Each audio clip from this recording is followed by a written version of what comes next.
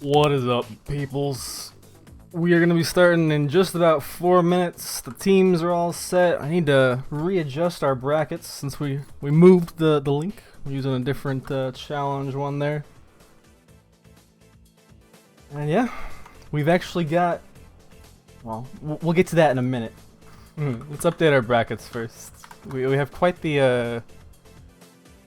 what to say? Is it a surprise? Is it a... controversy? You may be familiar with a Mr. Windy, who has recently been the subject of a lot of attention. We'll get to see him play here in this first game.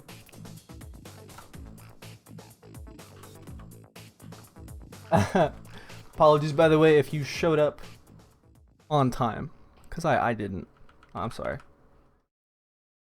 But you know who is on time. It's this is the players. We have, let's see here, Mr. Pithy himself. Indeed, Mr. Pithy's team did not pick a name, and in true Player TV fashion, you know what that means in a draft cup. It means that we have to make a name for his team. So his team is composed of Vigilante, Jet Donkey, Pithy the captain, and then Mr. AE Wind. Mr. AE Wind, again, if you're not familiar with the controversy surrounding him, then, well, you don't keep up with Quake drama and I guess Reddit drama and all that good stuff. It's alright, someone will fill you in eventually. Not, I'm sure a little Googling will take care of it right away. But not to get too sidetracked on that, we have a double elimination bracket today. Make sure our bot is back up and working. You have the flag. Brackets are, yep, indeed good. So we got 6 teams this time.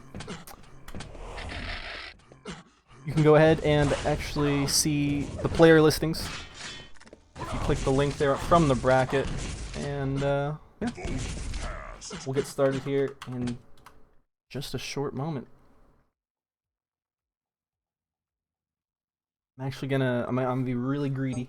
I'm gonna ask them to wait 2 minutes.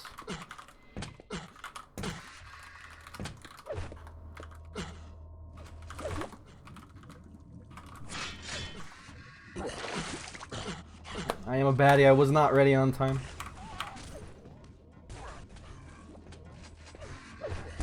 Awesome, so cool. Alright, so they are gonna go ahead and do that, and I'll be back in just a couple minutes, guys. Thanks for tuning in. Let everybody else know that it's going on. Should be fun. If Jahar ends up showing up or getting done with his stuff, he'll probably come and cast with me. If not, I have a few people who have been asking about it, so no worries. We'll get some stuff going here.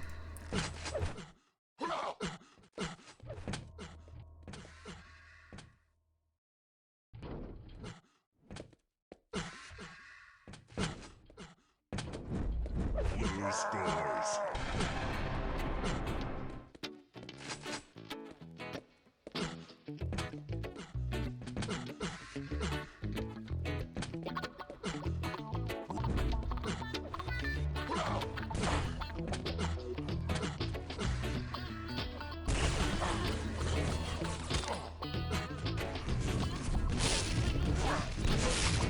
You have the flag. Blue scores.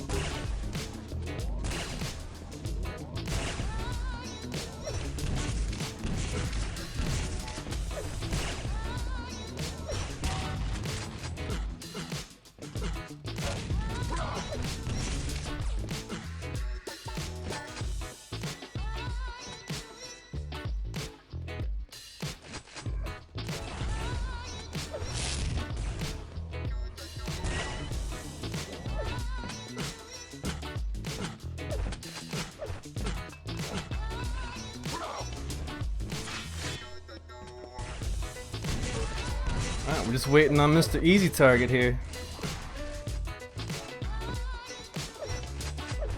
Where's your clan tag, nub? They ain't got one.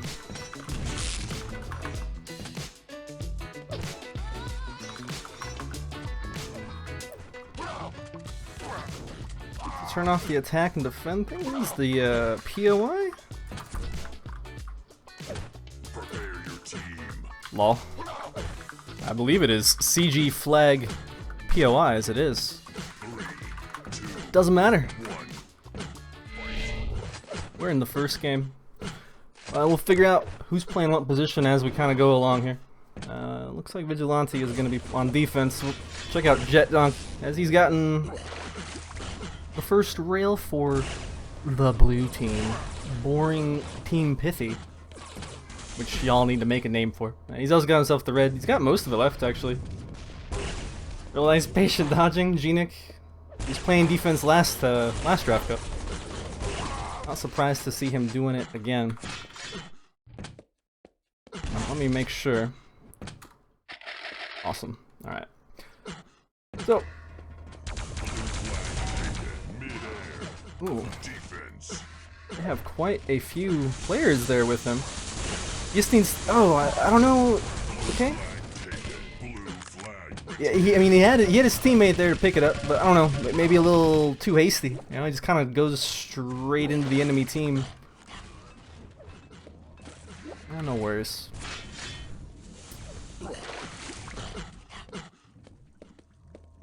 That homie gonna pick up that LG. What's up, Bad Religion? Did 125 end, by the way? I had to stop watching because of this. Blue flag taken. Easy target with the flag. There's no way he gets out of here alive. No way. Unless everyone... Okay, unless everyone just misses him. He will not be making it out of there. You know who I want to watch? This guy right here. I ain't gonna lie, I mean, it's kind of interesting how much controversy is surrounding this gentleman. That's all I'm really gonna say about it. Y'all can be the judge of it yourself. Got a pick up here by Jet Donkey though, looking to try to make a torch jump. No, just flat into the enemy team. Oh, the Mega though. He's got a shotgun. Oh, that feeling though when you pick up the wrong gun to make things happen. Now he will tag Easy Target trying to sneak underneath. That gun, just get rid of the heavy machine gun, guys. Please. There will be much I won't rant about this particular gentleman and his drama, but you know what I will rant about is the heavy machine gun and how it needs to go away. Or just make all the guns heavy machine gun, put a bomb into the map, add an extra player, and then, you know, we can rebrand the entire game. Kappa.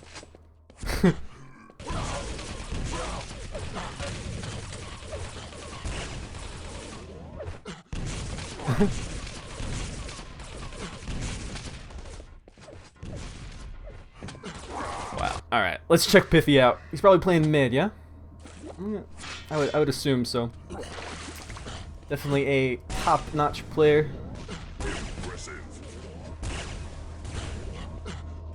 He did really well last time, guys. By the way, as well. Need a name for Pithy's team because I refuse to call them Team Pithy because it's boring, man. Like it's just straight boring. Really is.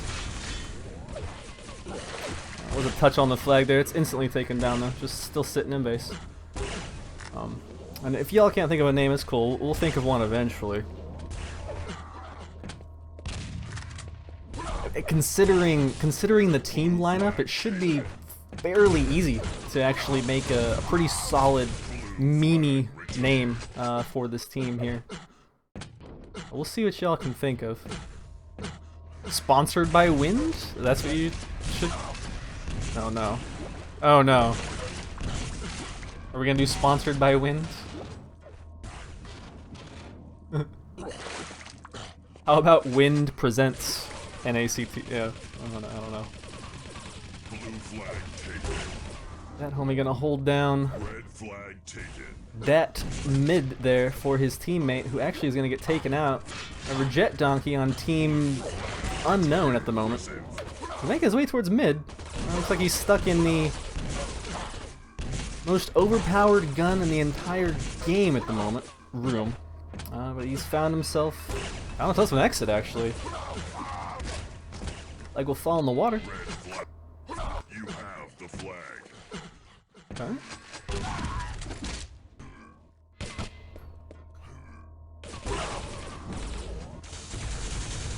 Superstar himself, still stuck on the flag podium, if you will. Flag returned. Not much gonna happen there. Should we just do? Why not? Sponsored by Wind. It's okay. I feel kind of bad for Pithy though. Does he want to be sponsored by Wind? I don't think he has a choice, does he? CG blue team name.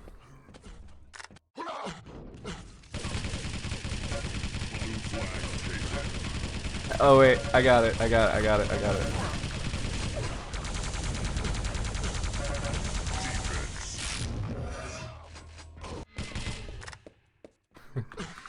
Y'all can tell me if you don't like it, and we can change it again. How about Wind and Friends? I'm thinking Wind and Friends is a pretty solid name for this gentleman's team here. Pithy was one of the captains. We did pick his team. I wasn't there for the picking, so I don't really know the order that they all went in. I assume it was a bit interesting when that particular name came up, but I'm glad because well, now we have an awesome team name created by you guys. I told all the captains when this started. Fair warning, if you guys don't pick a team name, we will pick one for you. You ain't complaining, Liz? Nice. Alright. Let's throw on some follow killers since there don't seem to be too many flag touches. While Pithy is fun to watch.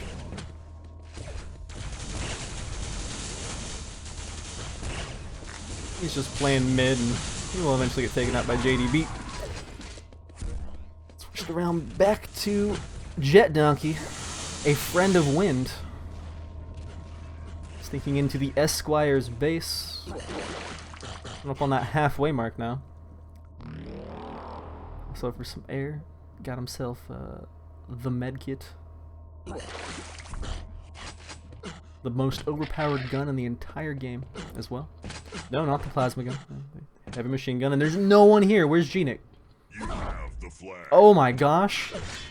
A flag leaving the flag room with 100, 150, and team support? All they have to do is not block him, and he can take 2 more rails. There's 1. You got a teammate right behind him. This should be first cap. Should be first cap unless something real crazy happens, but nope. Where was G-Nick? Esquire's base was just empty. I mean, Jet Donkey he walked in. He's like, well, I got the red already. I didn't see anybody. Woo! Nice. Nice shot, bro. Pity you didn't kill the other guy. Hell of a run here, though, from Mr. Jet Donkey. The player formerly known as Jet Monkey. Who has not died since his previous cap. He will get taken out by this thing. I mean, just look at it. It's even ugly to look at.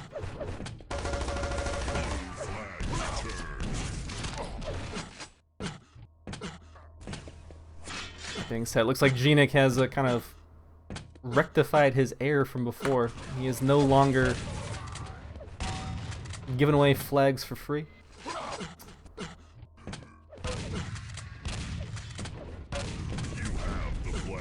Oh, nice shot. JDB is a man who I would rely on to make a torch jump if needed. So, I think he could have got out there, Vigilante. Was not able to hit that one. What's up, Bamfu? Lair TV and People Renos. Brain Slug. Kenneth wins Spaziani interview, please. We need to get Memento Mori up in here, man. I don't think I'm qualified. I don't think I'm qualified to interview Wind. It's a high-profile name, you know. Like I don't want to mess up. I'm not a pro, you know. But screw it. I mean, maybe we will. We'll just go for it, right? I mean, we'll interview Wind. We'll get invited to come cast QuakeCon. Next thing you know, IEM's hiring me, and I bring Quake Live back to the circuit. They're like, we don't need Counter-Strike. Here, take the $1 million. It was all because of a man, a legend.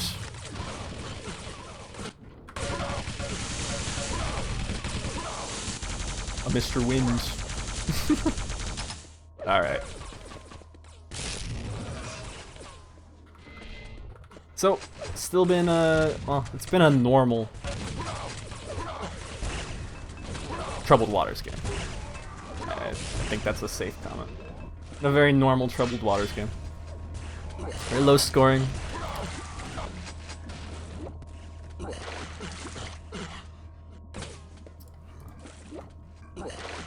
To be honest, wow, what are you doing, man?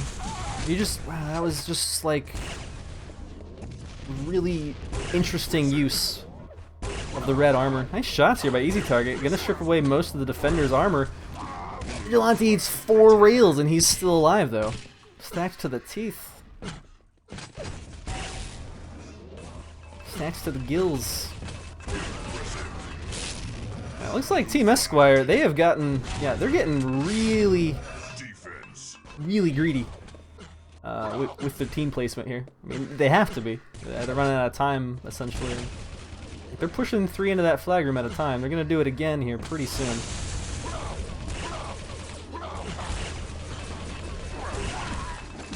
They're whittling them down, but Wind and Friends, they actually have a pretty decent defense setup here.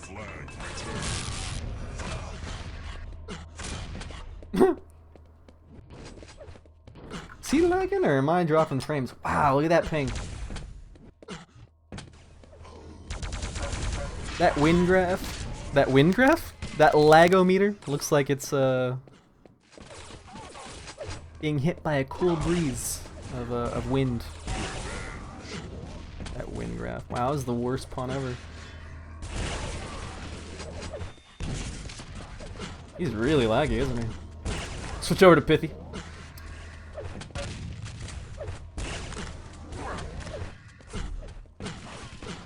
Captain of Wind and Friends taking back his position here in center map. Is he gonna be able to find the flag? It doesn't even matter. It looks like Vigilante able to clean it up.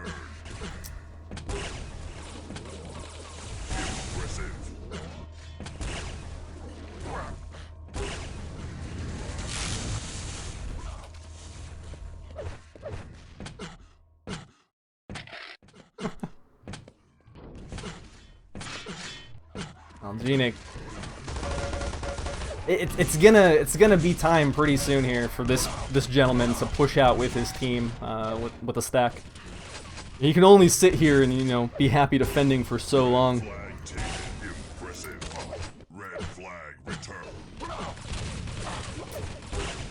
His team is just, they're fighting desperately to try to get something done. And it's not even gonna be them getting the next flag touch. It will just be Wind and Friends constantly harassing. Vigilante, I mean, he's fine. He's like, I got a cap advantage, and I can just call my team back whenever I want. Like, come at me, Genic. I mean, seriously, that's what's gonna have to happen. The defender is gonna have to push forward for Team Esquires.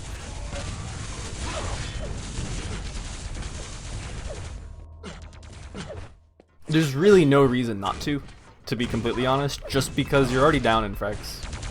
Like, you're already about to lose, right? So, oh shit. Wait. Ooh! That feeling, excuse my French. flag That feeling when your monitor turns off and you don't know why. But then you realize it's just because Blue flag taken. you hit your elbow against it. Sorry, kids. Ask your mother and father if using bad words is okay in your household. Blue flag returned. Impressive. They say no, I didn't tell you to do it.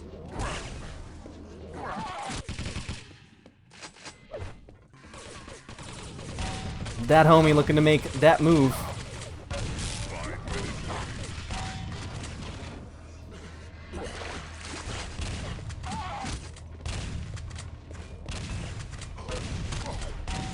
The initial cap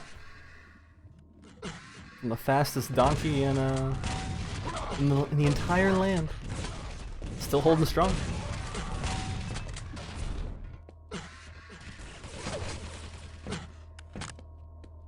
You know, I assume, and this is a question maybe someone in chat knows the answer to, but I assume that there is a version of this map that has the old weapons system, where there's no heavy machine gun. It goes back to being a shotgun. If I'm not mistaken, yeah, it's a shotgun. I think we should Flag taken. potentially use that. Mr. Esquire's captain, holding strong on the flag podium, but that grenade's just gonna tick away eventually and take him out.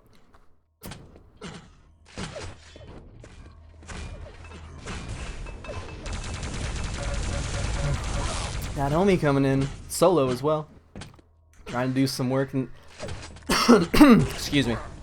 It's kind of the problem, isn't it? They keep coming in solo. Nothing's ever gonna happen. Red flag Yeah, see, I told you, I said it at the beginning. This is a man who will make the torch jump if you put him up to it. He will make the torch jump. However, he isn't always gonna hit his shots. returned. But what a dumb spawn, he says. Well, Blue yeah. flag taken. Got another pickup here. Is perfect. It is our defender from Team Esquires. It is Genic picking up the mega health, and I wonder, maybe thinking that he's actually back in his own base playing defense, because it's a very calculated or a very stupid way to go with the flag there. I just been some odd comms there. Sent him the wrong direction. What's up, Lars? Yep, one and the same, sir. One and the same.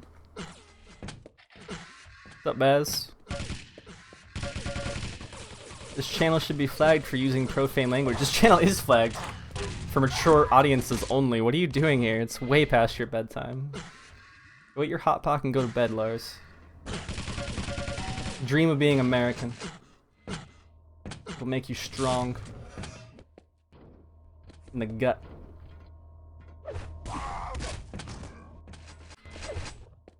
Genic will get taken out by the defender again, and I mean they're all on offense at this point.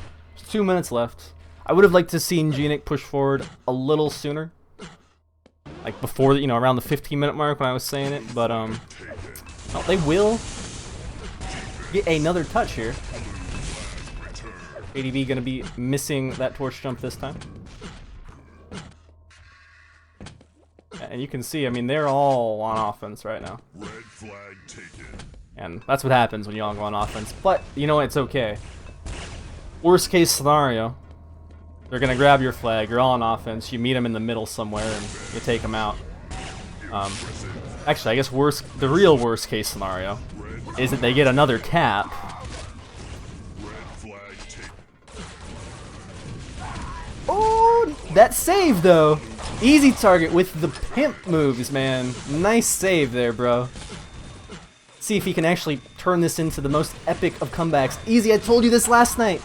You don't want to keep gaunting, bro. I know it's not TDM and it's CTF, but put the fisticuffs away, yo.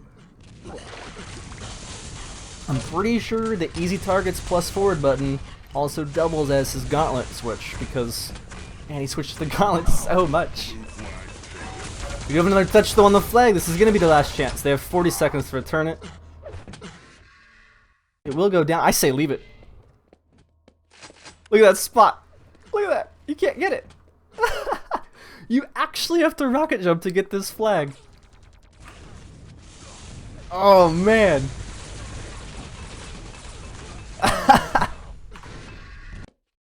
Oh, rip. Alright. Well, nice save by Easy Target, preventing them from getting their second cap. But, it is gonna go over to Wind and Friends. You can add another victory to the legendary history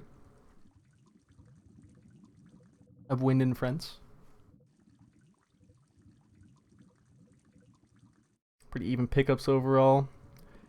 Actually, way more touches for the Esquires in comparison. Oh, GG, that's game one. The upper bracket is going to be all best of threes.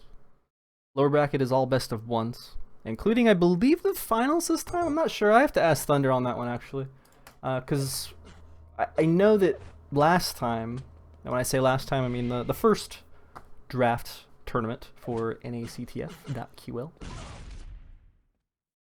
It was best of three the whole way through, and man, that takes a long time. I felt bad for Jahar. I was the co-caster, like, so as soon as what was it, Effortless was knocked out, and he's like, "Yeah, man, I want to cast." I'm like, "Yeah, get in here." As soon as he showed up, I'm like, "All right, I'll sit on the mic in case you need me, Jahar, but let him take over." That was a long day for that man. He casted some Dirty Bomb before that as well. I think he was casting for about 12 hours. You have the flag.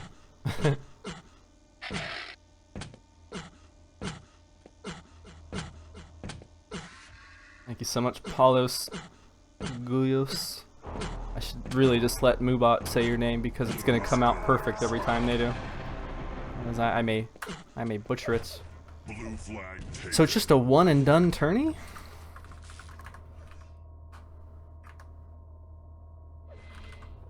Is it a best of one for these? Blue flag return. Hold on. There's a loser bracket, but I'm pretty sure that is the upper bracket all best of one to start off with? Did we really reduce it that much? Is that what I get for not paying attention? Let me ask Thunder.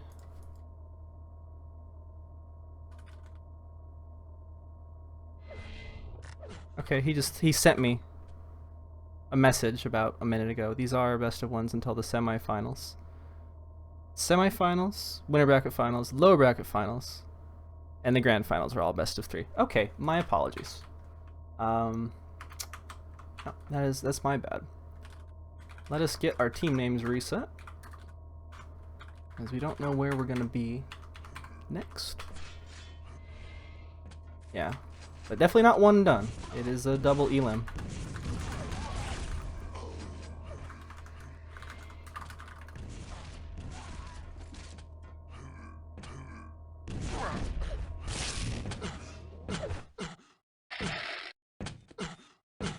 I don't know why I thought it was different.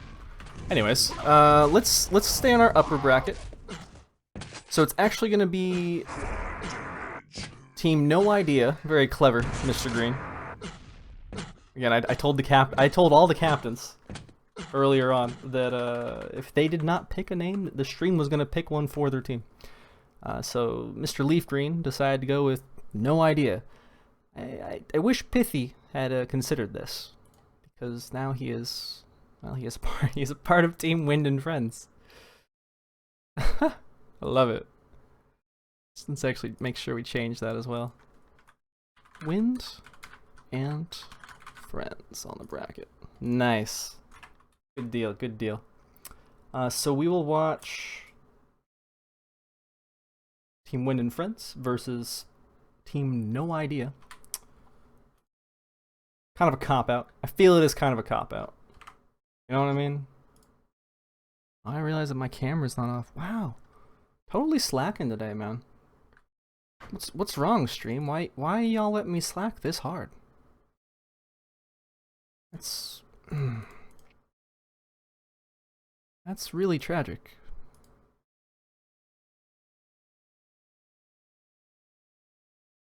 I mean, I'll forgive you. I will forgive you, but it is quite tragic. Get our next game set up here. Thanks again for tuning in, everyone. You know, let people know. It may not be 125 FPS playoffs, but that's because there's flags. And wind. And pithy.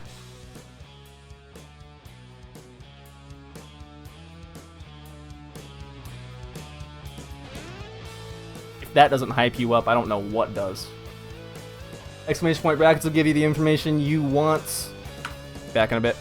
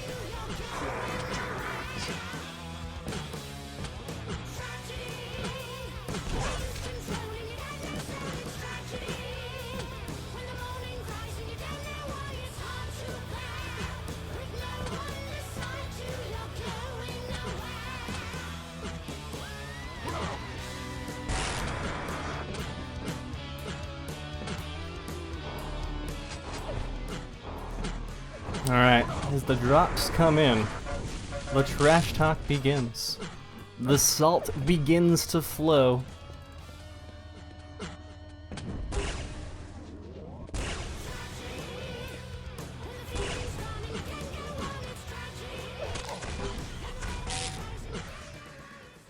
Wow, what is chat? I'm disappointed, chat. Lars Madden setting everyone correct here. You guys are going down a dangerous path, everyone. Don't be doing that. Don't you want to keep playing Quake?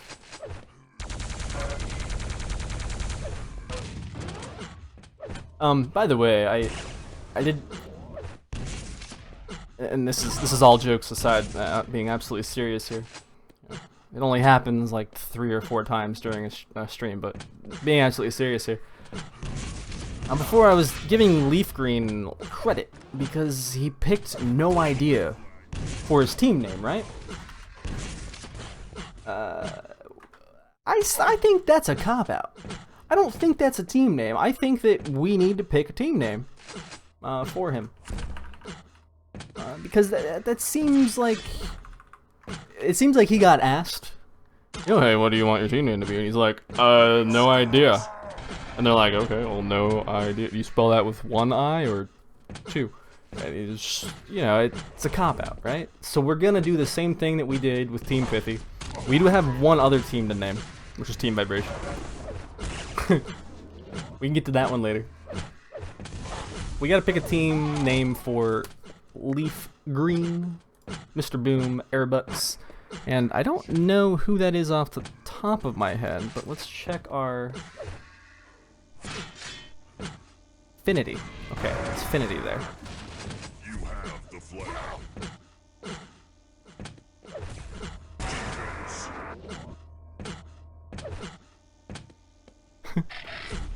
He's gonna hate me. He's gonna be like, "Dude, I totally picked a team name," and I'm like, "Nah, but we decided to rename you anyways." It's all in good fun. It's gonna take a while to drop our maps here. I did end up vid restarting, so I lost a lot of the information that I had before. Let me try this as well. Spec, what is it? Spec, team vitals. Is it Y?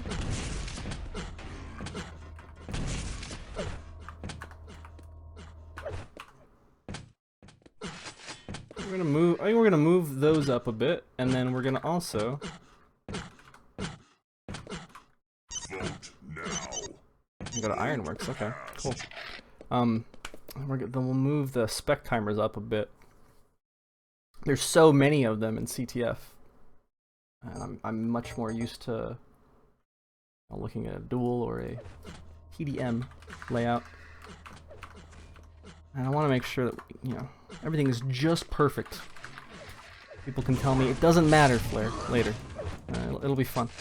We can all have a good laugh.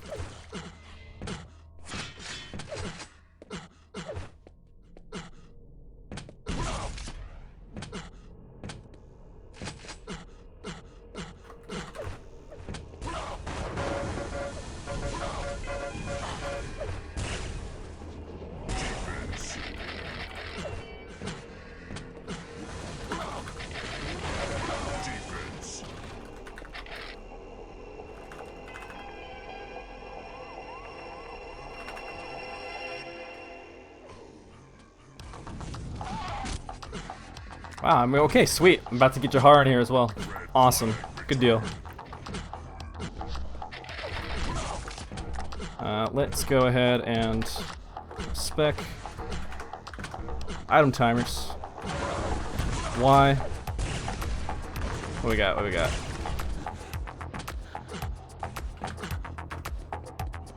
Perfect. Oh, maybe actually, never mind. False alarm.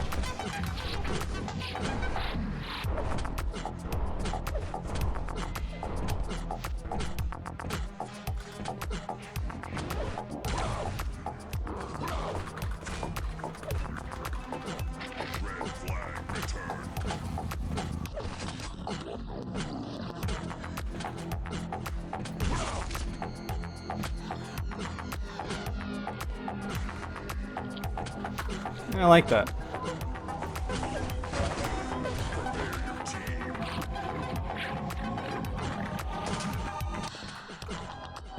Alright. Team that we need to come up with a name with, aka the red team, aka the team that this man said the name, no idea. And he is also currently playing defense, so let us switch away from him. As Boom will take out Wind, and he is now currently gunning for Wind's friends. He is going to be waiting for this particular red a very long time. Airbuck's not able to make any sort of dent into the flag room. It will be Airbuck's to take away the region, but yeah, Pithy gonna mop it up. Woo, nice. Blue flag taken. Blue flag returned. Again, a lot of very early reds here. Red setups, I should say. We'll switch over to him in just a second when it's about to spawn. Assuming he's still there. Okay, nice. Looks like Pithy's playing defense this time? Okay. He switches things up, so I'm never quite sure exactly where he's going to end up. Pushes out pretty far, just to get himself a reel. Probably wants to head back towards his armors here in a sec.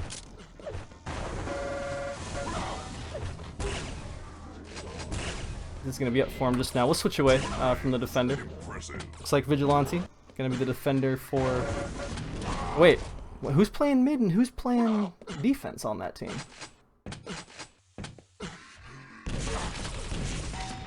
Perhaps Pithy is playing mid, actually. Anyways, Infinity?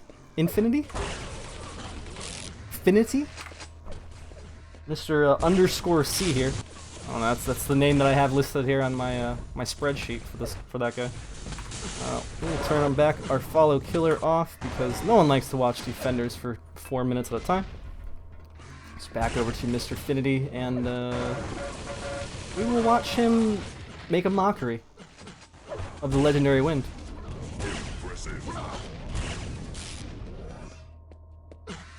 Blue flag taken. Blue flag returned.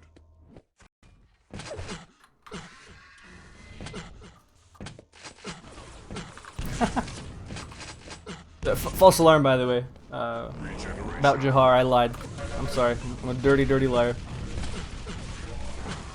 He's been he was in Africa recently, and then he came back and casted like 8,000 Dirty Bomb Cups in the last 2 days.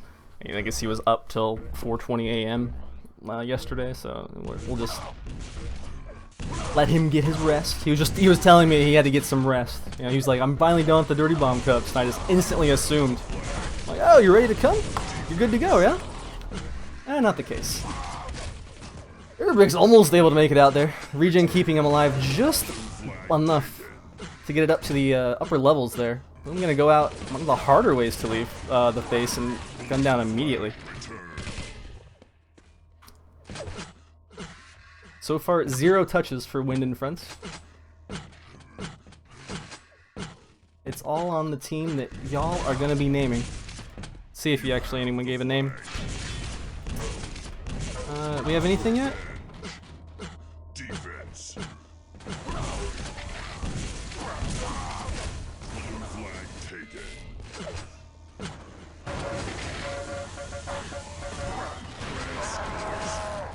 Nice. Well done, Boom. Yeah, ESDF.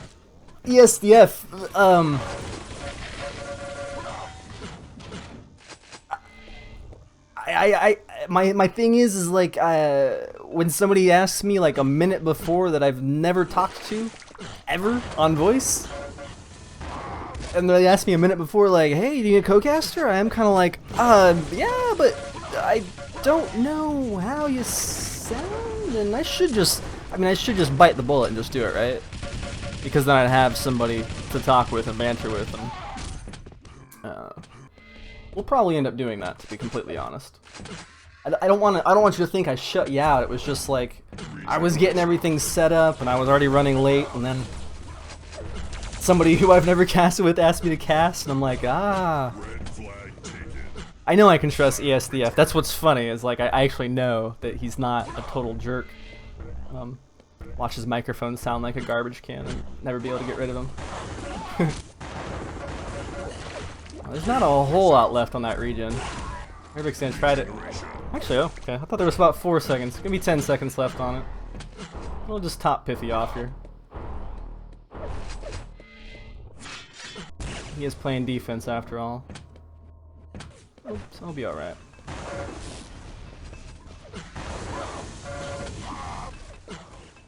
You'll take me to bed after the game? Not during. Yikes. He sounds like a bitch, don't worry. Alright. I'm kind of worried now, because what if I think he sounds, you know, ravishing and exotic? Does that mean I'm into you know, that type of person at that point, I'm a bit nervous.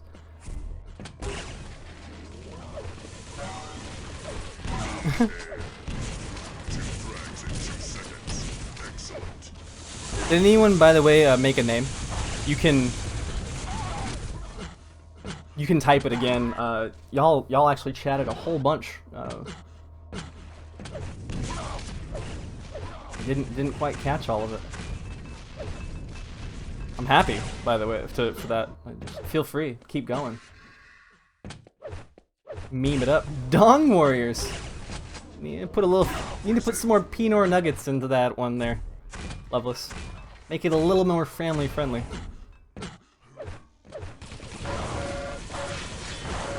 I'm not gonna rename them to Dong Warriors. I will not rename them to that either, dude. Nick. That's a we have to come up with a name that's not going to offend the general public.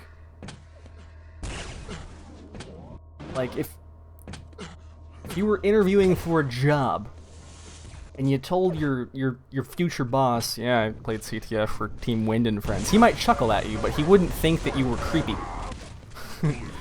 Whereas those particular names that y'all have been listing a little creepy.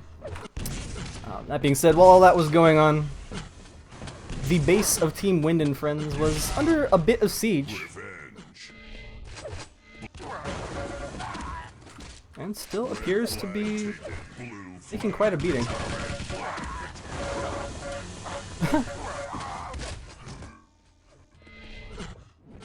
Okay. Half people watching this are probably... No, but that's... You don't know that, man. Alright. What if Gabe Newell is watching this right now, and the next iteration of Steam will have Quake Live integrated into it, just like, you know, Counter-Strike or something, and then we have $1 million tournament. But if we name him things, you know, if we show Mr. Newell names like this, he'll just be offended. What's going on with this game, by the way? It's Ironworks at the 8-minute mark, and we only have one cap. I am disappointed in these players. Airbucks, you need to step it up. You need to step it up. Alright? Oh, wow. That feeling when you make it out with 2 health because the opponent that hit you was a dummy. Oh, and then you get the direct rocket on the Pithy. You still got 2 health. You don't want to drop it. Your teammates are screaming at you. They're like, bro, drop the flag, drop the flag. And you're like, why? And they say, because they have ours too. And then you have that moment where you're like, oh crap, okay, it's time to square off. Ooh, nice shot there. Gonna be Airbucks to bring that one back. And good teamwork. Wow. That 2 HP run though. I mean, pretty much from base to base on 2 points of health. That was pretty sick. Ran into a couple enemies as well. Good job.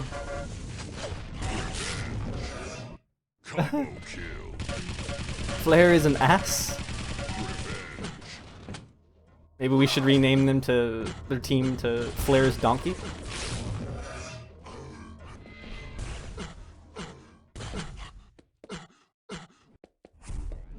Free the burrow. I think we're gonna have to go with the name, the cop-out name that they actually ended up picking. Just because you guys are ridiculous right now. Everybody's with a nice angle, actually hits a double rail on his exit there, but he's not able to quite finish getting across mid or being able to pawn off to a teammate. I'll stick on him for the time being.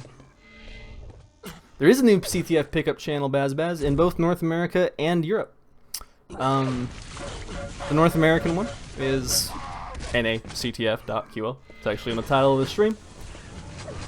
And the European one was it Spontan CTF? Someone feel free, yeah, Spontan CTF. There you go. I was gonna say, feel free to link it. Feel free to link it. Blue flag taken. We have another standoff here between both teams. Blue flag will end up going down.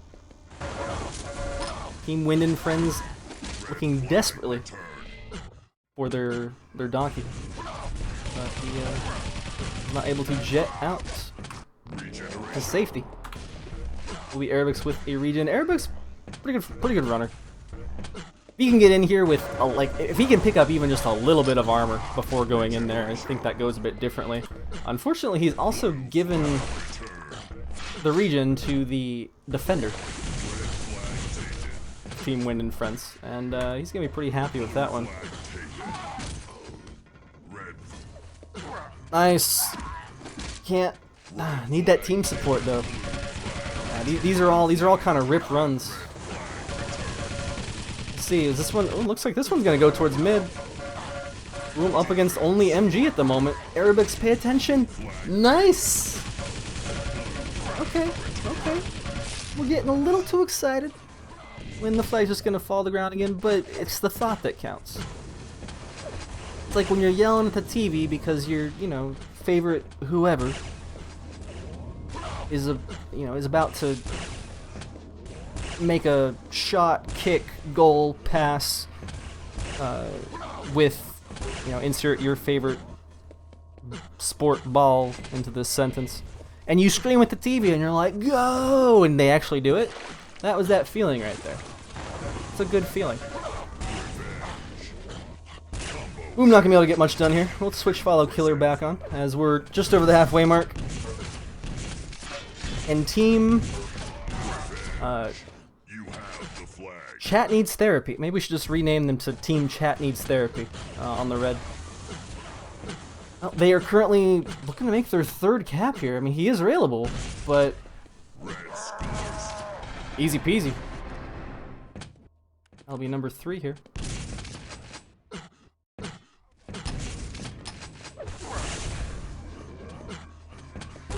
Team name is Quim? What is that? What does that mean, Lars? Are you telling me some sneaky Danish word? Did you basically just tell me to rename them to Team Swaffle? And I don't know it?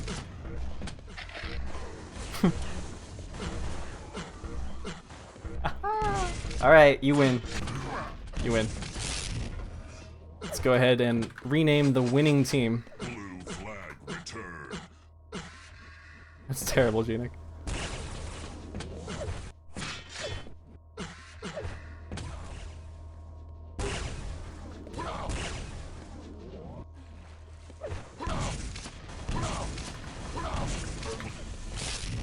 Now, see, the fun thing about this is, if someone thinks, that name is stupid, why did you listen to Lars and name them Team Leafy is Beefy?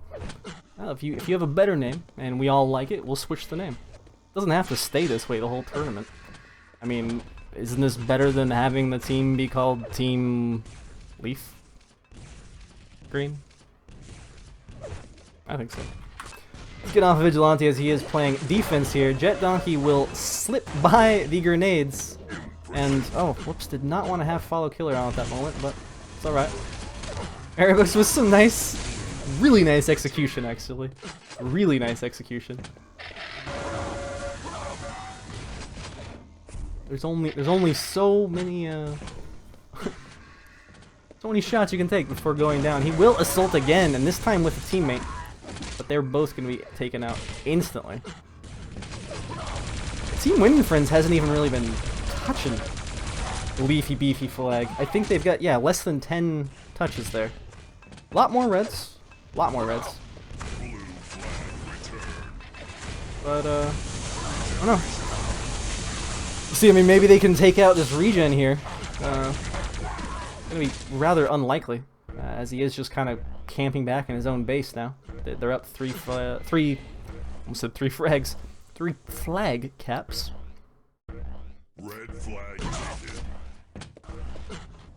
Red flag taken. And upon hearing that, that will kind of trigger him to go straight after Jet Donkey, and he should be able to get him, but it's going to be Wind with the pickup and the strafe straight into the wall. Whoever's behind him, you need to go back to the LG school, man.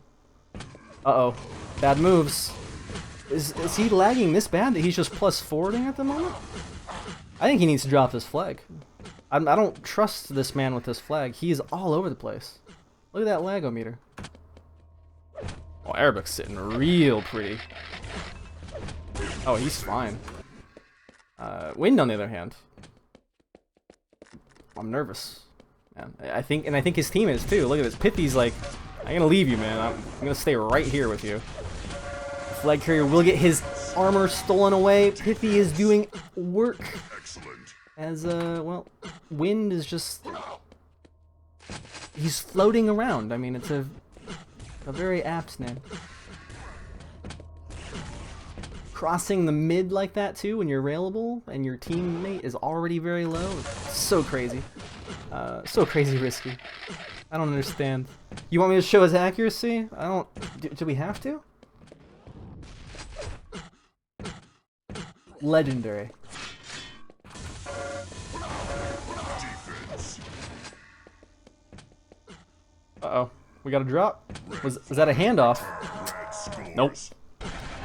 Well, that's what happens when you try to check the other flag carrier's accuracy. We'll never know if he was walking into a wall or if Pithy just happened to go down and wasn't able to protect his little sheep. I feel like now we need to rename Team Wind and Friends to Pithy's flock. Red flag return. It is Pithy's fault that he did not pick a name, but like I said before, unless the team actually gives us a name, you know, it's a free for all. I feel like that's fair, right?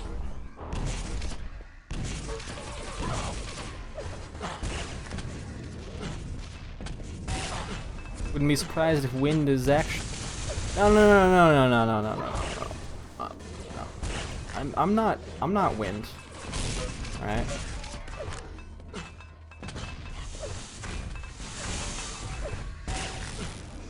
I'll prove it as well, right? Because obviously you can hear me, right? Here I am. Blue flag taken. I'll rock you like a hurricane, alright? Not a... not a gust of wind. By the way, ESDF, you are on IRC as well. If you want to message me on QuakeNet IRC, and then we'll get in touch that way. So we'll have to do it over, you know, the stream. More than happy to actually have you as, again, a co-caster. I just, like I said at the beginning of the match, it's always very awkward when somebody's like, do you want a co-caster? And you're like, I don't know you. You have the flag. What's Pithy? No. Actually, you know what? That's kind of funny. That fake out almost works for him.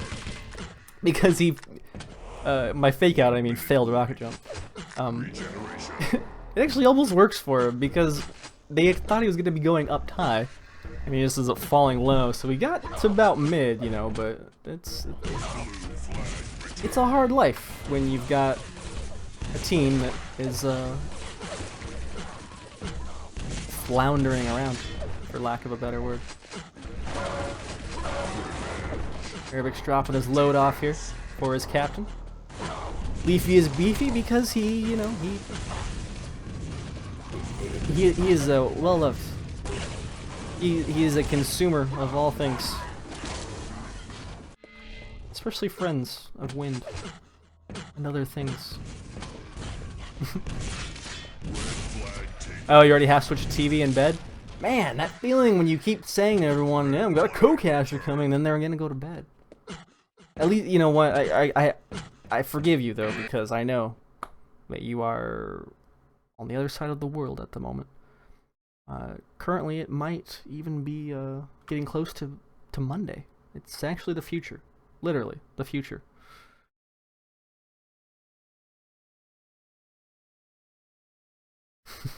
Can I watch one more and then go to bed? That's fine, mate. Don't worry about it. It's my own fault for brushing you off at the beginning because I wasn't ready myself to go. Anyways, I think we need to go check out the other side of the bracket here.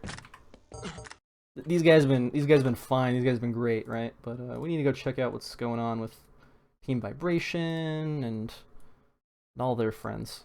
We may come in the middle of a match. That's fine. I don't really care. But oh wait, was he waiting on this? Red flag taken. That moment when you join the server that you're already on. Oh lord. Red flag. No need to feel bad. There's going to be more cups. There are going to be a lot more cups. As I understand it, Thunder, who is the admin for the nactf.ql channel, the one running these events. So, thanks to him again for keeping team modes alive in North America. He is planning on kind of working around the NA Duel Cup schedule, which that's happening every 2 weeks. I don't know if he's going to be planning on doing every 2 weeks, every month, or what the plan is. But I do know that he is wanting to run more cups.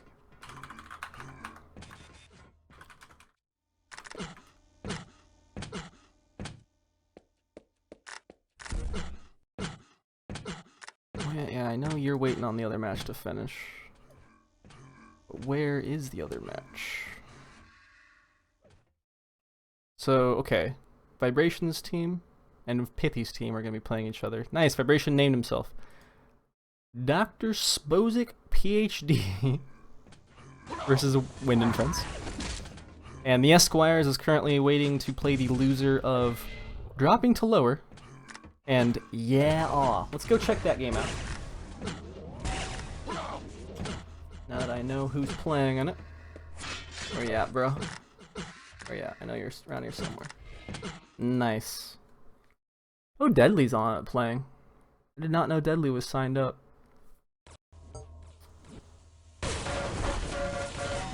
Very nice. Alright, so another Ironworks game. And we got ourselves, who we got here as far as teams go? More than halfway through. Got 8 minutes left.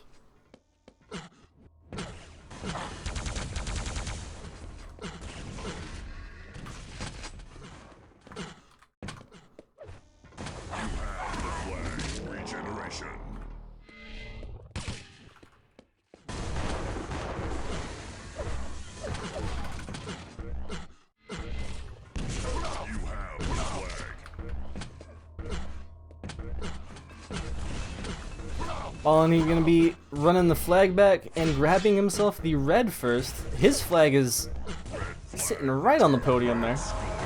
We came in just in time to see them take the lead. Good deal.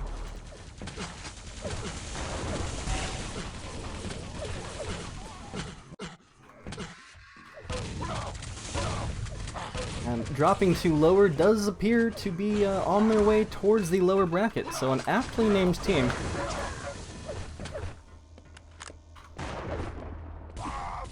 Whereas team Yeah Aw kind of sounds like another cop out here. They will be picking the flag up. Well, they will not be picking the flag up, but I'm completely backwards here. Ballin does look like he's gonna be playing mid, dealing massive damage to the enemy team. Wow. Nice job, mate. Oh, Effortless is on. Okay, Effortless is dropping to lowers. Let's check him out. Blue flag taken. He's the Ventrilo poster boy himself. I think that he wasn't the captain, but I think that they should have named their team 20 grand.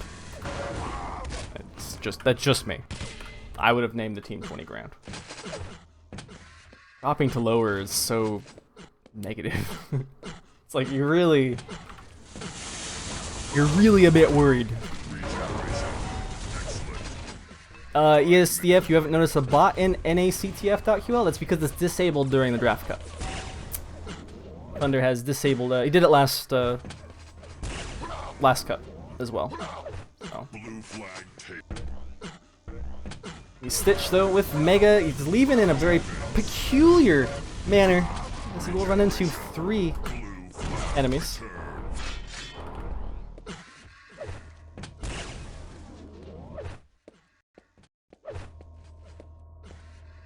With Effortless kind of checking over his shoulder here for the Mega, I have to assume that he is indeed playing defense for his team.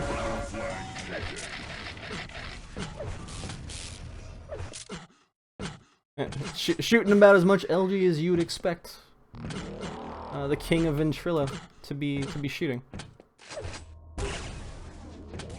Decent rail as well. However, I don't feel like watching defenders for the next 4 minutes, since his team has to, they gotta get another cap. They gotta tie it back up. Captain of dropping the lower is Mr. Baked here.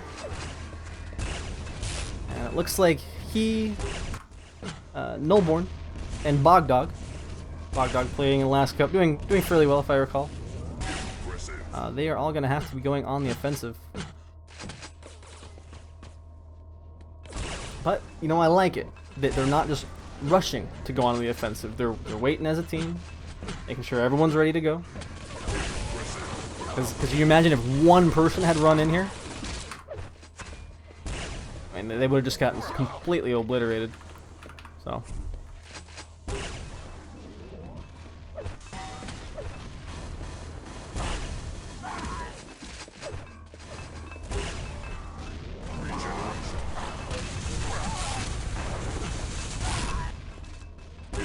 No one's able to get this this regen here. Finally be picked up by Baked, who's actually gonna take it into the enemy base. I mean, he's taken out the first person at mid there. Loops back around for his own red and a yellow as well. He's super stacked, man. This is it. This is the do or die time. I like it too. His team goes in high, he comes in low, so he's gonna stink the flag while their attention is drawn. Rocket jump out as soon as they hear that flag, they're gonna rush up. And he can even rocket jump one more time if he needs to.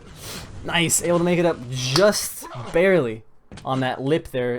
Perhaps even a good thing that he didn't actually end up going high, as he would have been falling onto Stitch's LG in that particular scenario. Stitch will get himself 50 armor in the flag, but he needs to book it. I mean, if that was going to be a kind of a revenge cap, if you will. He needed to get out of there a lot quicker, but really good teamwork, sitting in the 2 players up above first, while the stacked player comes in low to take the flag. Bit of a deceiving tactics. I like it. And what else we got here to watch? Deadly. Kind of want to check accuracies real quick since we just came in late here.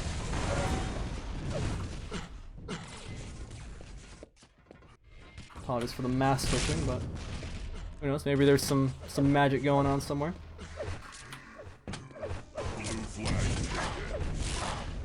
Stitch able to rush down to the exact same spot again. It's a hard way to leave, to be fair.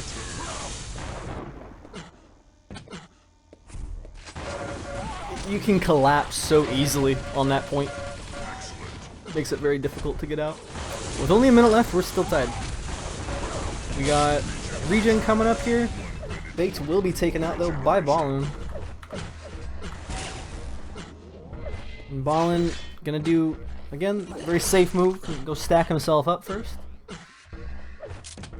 And if I'm not mistaken, Deadly is the one playing defense for Ya'ah. Team Ya'ah, I should say. So yeah, Ballin will be able to come in here with a pretty nice stack, I gotta say. And kind of juke out the enemy team. What, did they all just drop? Oh no. Oh no. Red scores. Wow, okay. I mean, he's even got a med kit left, and he's even got 170 health left. Like, GG, mate. That is definitely gonna be game. I don't even care if you got the world record cap right now on Ironworks. Kind of a big mistake there not to play a bit more conservative, I think. But they were going to be dropping to lowers anyways, so dropping to lowers will be descending below. And we will move on to our I believe our first semifinal game. Yeah. So, team No Idea will be playing against Team Oh Yeah. Oh yeah. I gotta rename them to Team Aw Yeah, right? Like, I know it's Yeah Aw, but that doesn't roll off the tongue no matter what kind of accent you have. I mean, unless you're pausing, like you don't know what to say, and you're like, yeah, which is probably how the name came about anyways. But let's go ahead and just sit right here as we have both teams ready. Make sure they know it is a best of 3.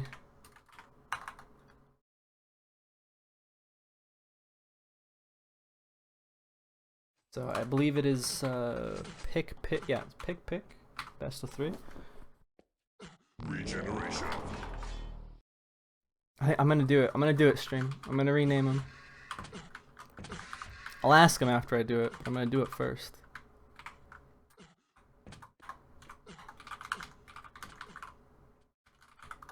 Quad damage.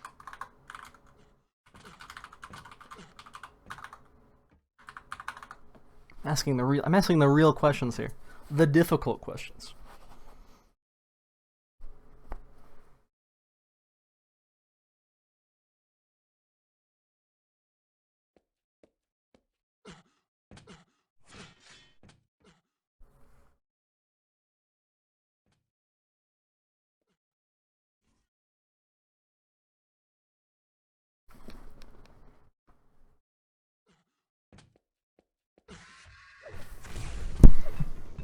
Stop that. No one even cares. I'm the only one that cares about the names. I don't know. Someone else put the name there on the spreadsheet. Wait, they didn't get named? Wait, so you didn't pick your team name? Cool. We will pick one for you. Kappa HD. Alright guys, let's pick one for the semifinals team. We gotta do it now. We gotta do it before they get into game. So we have Deadly, Ballin, Stitch, and Solanius.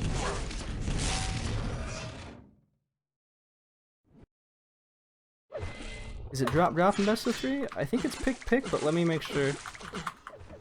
Yeah, pick says Arabic, so we'll take his word for it. What are we gonna call these guys? Got a bit of time, but we are gonna see who's gonna go up against Beefy Leafy.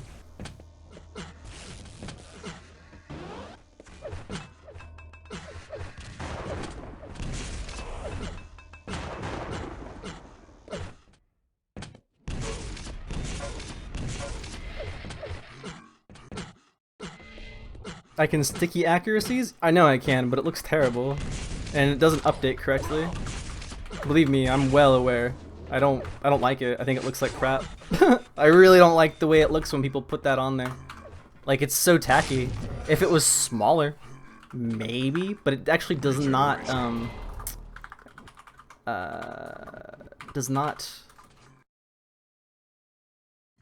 update correctly if you leave it on like that. It'll get bugged out sometimes when people will be switching around.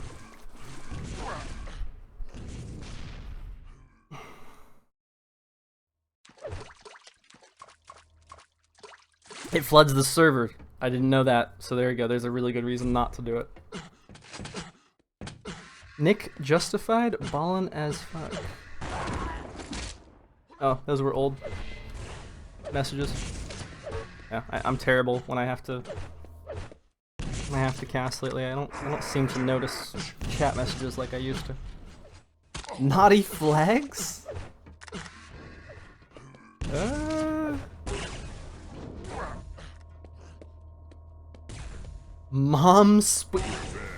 Oh my gosh. You are a man after my own heart. No one, like, this, people are gonna hate us. XDS TV. But, we're doing it. We're doing it. I don't know. Mom Spaghetti versus, I believe it was Leafy Beefy or Beefy Leafy.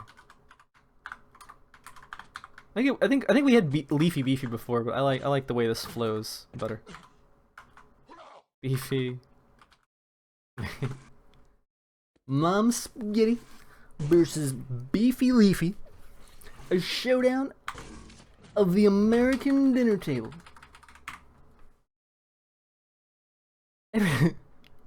Butter and Sketty? Now, this is getting too goofy. This is getting too goofy, guys. While they figure the server out, I'm gonna go get myself a glass of water. I recommend you do the same, as you will not have another opportunity to get up. You will be forced to watch the remainder of this cup along with me, or at least, you know, the first best of 3 that we're about to have here between Ballin, Deadly, Solanius, Arabix Boom, Finity, Leaf Green, also known as Beefy Leafy, and Mom Spaghetti. Pick what name, Lars? Hold on, wait, what? You're ruining it, man. Butter and Sketty is for Patriots? Who's Butter and Sketty? Is Butter and Sketty red team or blue team? Lars. You tell me that, then we'll go ahead and we'll take our break. Alright? The break's all on you. You're holding everybody up right now, Lars. Alright? I know it's a dish. I know what Butter and Sketty is. I'm American, okay? Spaghetti and butter ketchup. Thank you. Blue jean? You're just saying words now. You're not. You're not even making complete sentences, sir. You're actually just saying words at the moment. Yeah. All right. You're holding this up, man. Everyone wants to go to recess, but you didn't put put the blocks away. All right, so Butter and Sketty will be blue team. That's just weird, man. Blue flag. Yeah, recess. You're holding this up. We're about to go outside.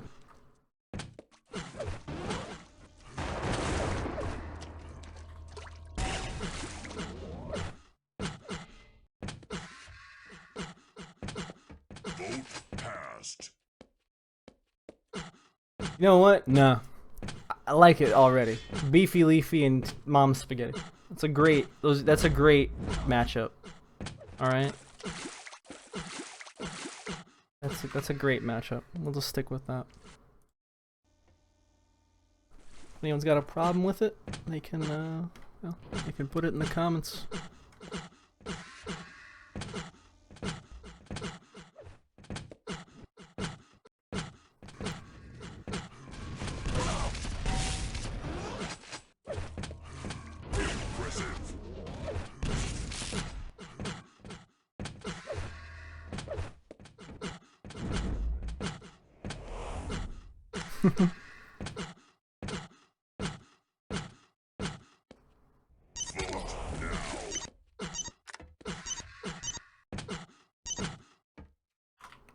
We playing on this server? Japanese castles, ironworks, and then spider? Vote passed. Okay. So why are we going to ironworks first? Suppose it doesn't matter if those are still the first 2 maps, but bit odd.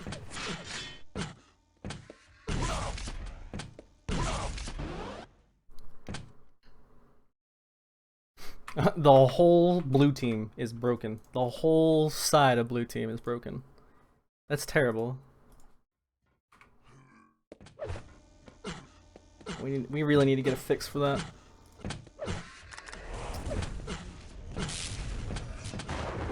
Let's do it right now. 2 flags in 2 seconds. Excellent. Regeneration.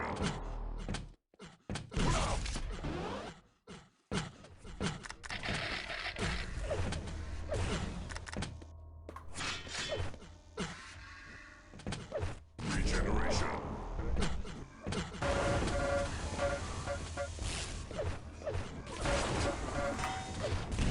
They are all ready. Who we got? We got to put in there.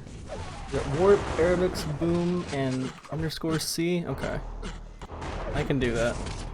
I'm gonna do a real quick fix here on those names. It's gonna bother me that we can't see them. Defense.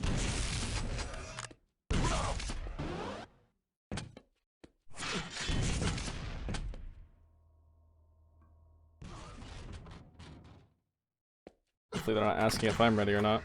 I doubt they would be. Defense.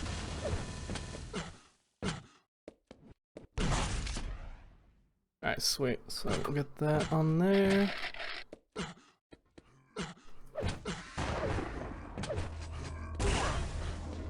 Defense. 2 rails. Impressive. You have the flag.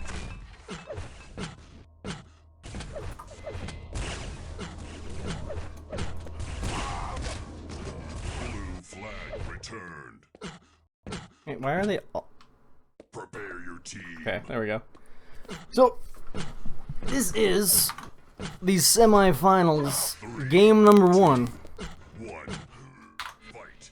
of the North American Capture the Flag tournament. Best of 3.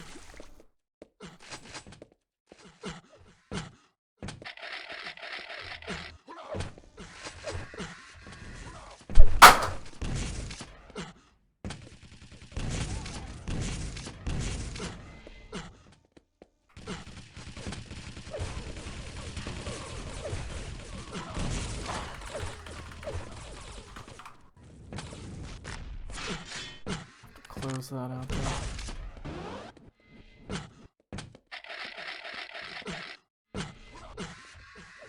What's up, Yellow Shiv? Regeneration. USA is number 1! Elemental, why aren't you playing in this? Or did you and you got booted? You may have. I didn't pay enough attention to the team listings this time.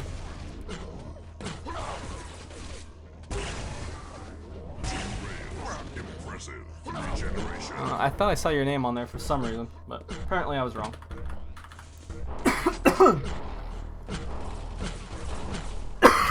Excuse me. Apologies.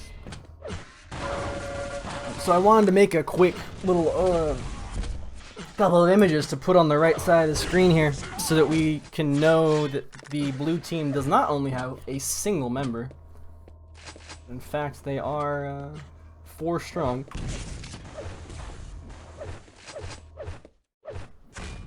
And it's just a glitch that actually cannot be fixed until I think like a certain amount of people leave the server or it gets reset a certain amount of times or something. Like I've even tried restarting Quake entirely and rejoining and the issue persists. It's like server side. So I'm not really sure exactly how to fix it at the moment. If anyone has a hot fix for it, let us know, because I know it's an issue that a lot of people have currently with the game. And they are spectating these.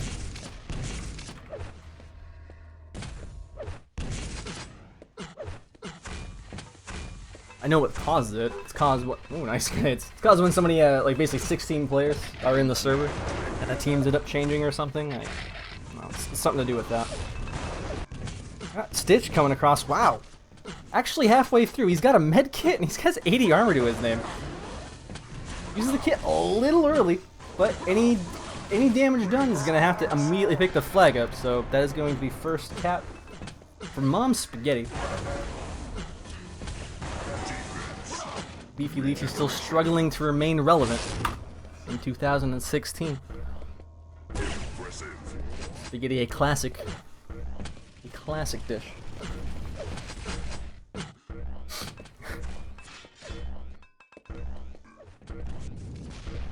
Yeah, you should have signed up.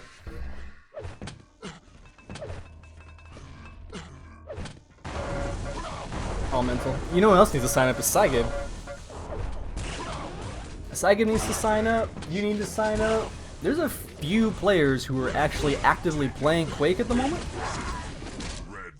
and they're not playing in these tournaments. And they're you know, people who like CTF and play CTF. So I don't know. They're going to be happening frequently. So keep it in mind. I don't know if Thunder's quite decided on an actual schedule yet, but like I said in our last series, he's going to be working around the NA Duel Cup schedule, which happens every 2 weeks, so in theory they could happen that often as well. Airbix, again, the man was able to do magic last time. Oh, Stitch! Okay, the rail wouldn't have really mattered at that point. He would have got taken out anyways. But yeah, Airbix did work in the last game that we saw, which was on Ironworks as well. He and his team were working really well together. I'm sorry, the game before last, I should say. We kind of caught the half of the game between Mom's Spaghetti and dropping to lowers before they dropped to the lowers.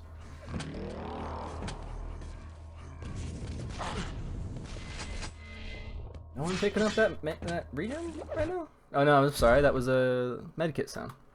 Stitch looking to just be hanging back at the moment. Let's take that auto follow off, as we want to be watching this guy right here. Got a lot of stack. Once again, I mean, Stitch constantly able to make it towards mid with a very, very healthy stack, and he still has his kit. He hasn't used it quite yet. He is just barely railable, but he's already made it back into his base. Might as well save that kit for the next run. He's doing really nice, actually. I mean, it's a team effort for sure, but he's getting in there.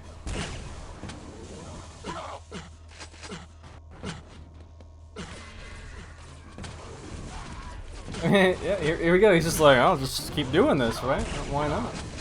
We'll get tossed over the edge, though. I mean, he should be going down here soon, but since he is the attacker, he might as well just stay around and see what he can do. Captain of Beefy Leafy will end up taking him out, though.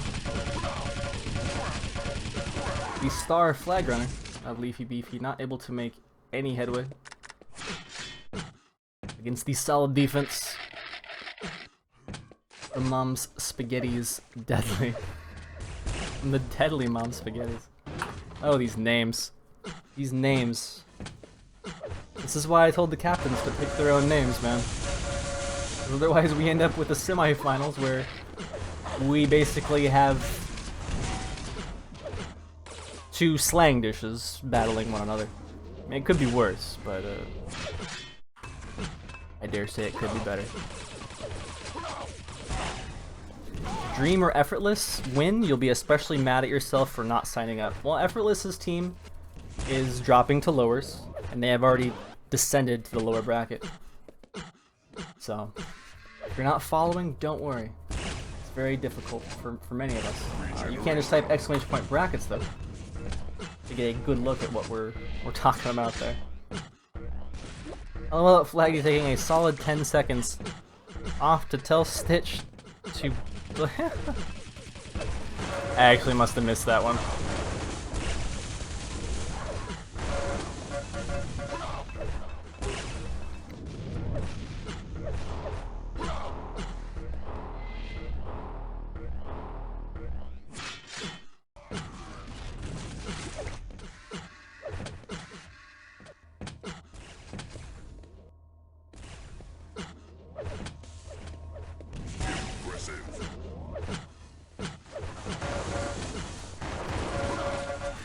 Ball is pushed in all the way. Beefy Leafy's base. He's got most of the stack left, and he takes a decent fight against the defender there initially, but eating his rocket as well as having to deal with Affinity's support. It will spell some trouble. Solania is finally going to be making his way in. Haven't really seen too much of him. Nice little dodge there by Stitch at the end. Eats a direct grenade, and that's going to be the end of his run.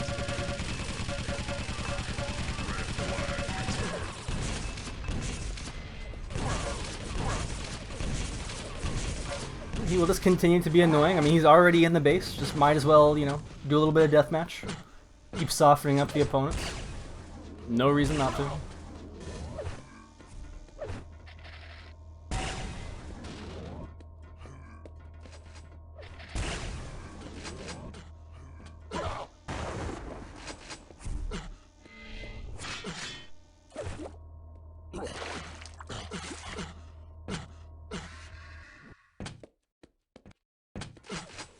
Regeneration. Red flag taken. Captain Mom Spaghetti has taken his red after grabbing the region.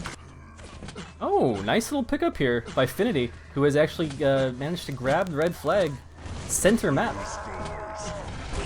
and get a return here. Now, very, very stacked Ballin will make his way in towards the flag, and he is able to grab it. But despite having such a massive stack, he will go down.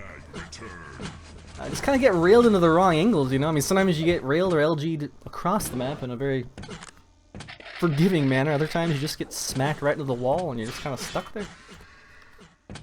That being said, of course, Ballin has again gotten his red. He's again gotten his med kit, and I mean, he's looking to, you know, just kind of increase that lead even more. It's Ironworks, so it's not a map you can feel safe on. Until there's just about no time left, and you've got, I mean, if there's a minute left, it's not even that crazy to have 2 caps from an enemy team, right? Like if things just start going wrong. But I don't know. We have seen a lot of this map today. I've only seen so far start off with Troubled Waters, and I believe we've seen. This is our 4th Ironworks match, if I'm not mistaken, or our 3rd. Luckily, this is a best of 3. Our 2nd map in this series will be Japanese Castles. If I'm not mistaken, Siberia actually is our decider. He'd be.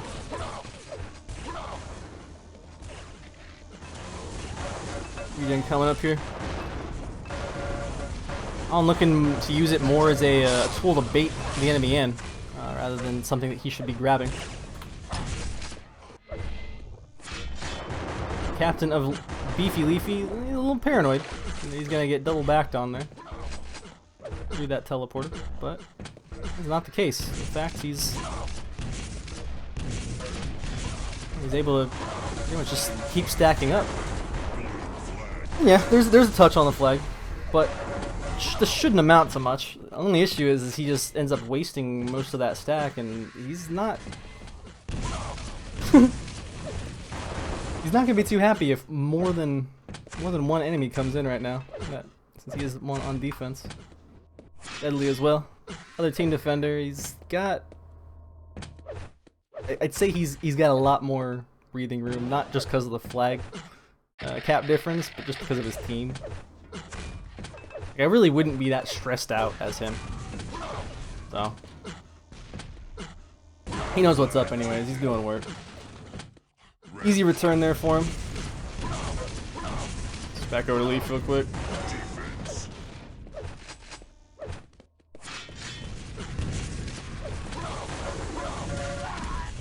Just a little bit of a seesaw effect here from both bases.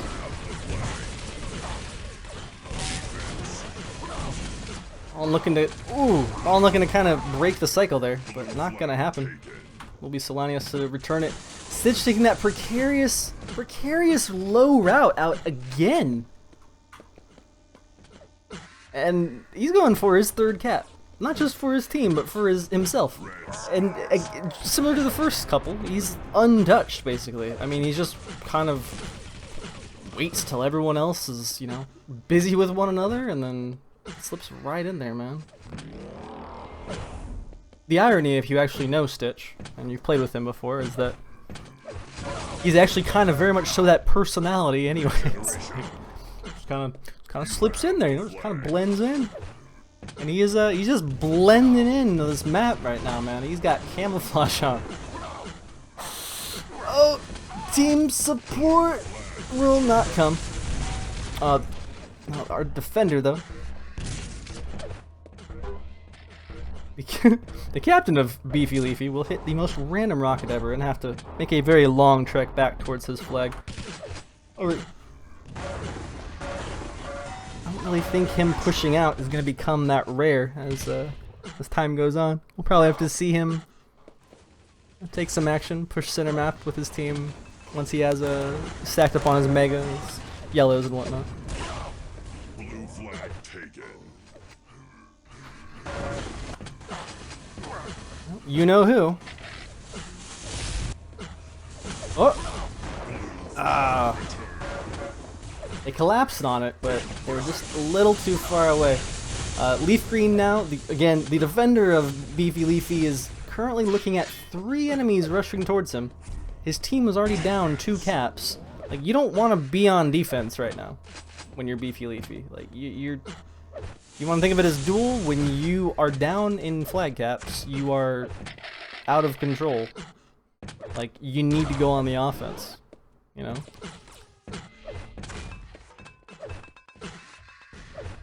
Whereas Mom's Spaghetti, they can just keep collapsing back onto their flag if things get dicey. And it looks like their flag room is starting to get a bit more interesting. Keep switching over to the blue defender, so I'm actually going to take Follow Killer off. So we can see if the blue attackers are able to do anything here. Oh. Use that kit, man. Might as well. Nice. Gonna be able to pick up Mega. Does he get hit on the way out? Oh, so lucky. Everyone was... Oh, so unlucky. Everyone was so focused on everything else that was going on. I thought he was going to get through there for sure. Very fortunate for Mom Spaghetti that he was actually... Or that they had a member coming out just then. Boom, what can you do?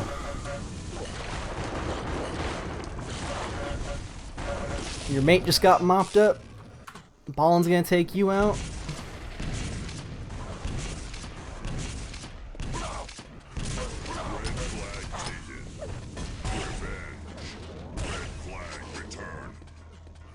We got Finity just trying to hold mid so his team can keep pushing, but it's getting hard.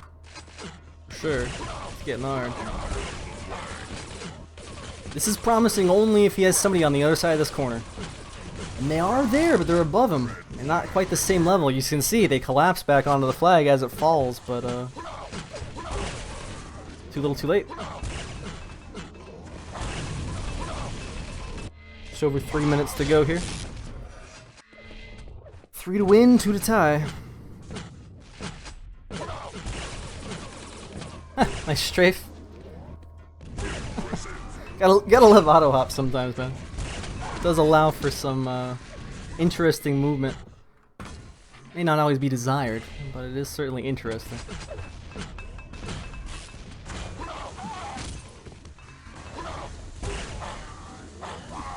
Infinity, again, like he's not really. We don't really see him getting towards the flag. It's mostly aerobics, occasionally boom. But Finity, this man right here, the _C. I don't know what's up with the name. I don't really think I'll even bother asking. Something tells me the answer will be confusing. Regardless, he's not really pushing towards the flag because he's trying to create space for his team to run through and get it themselves.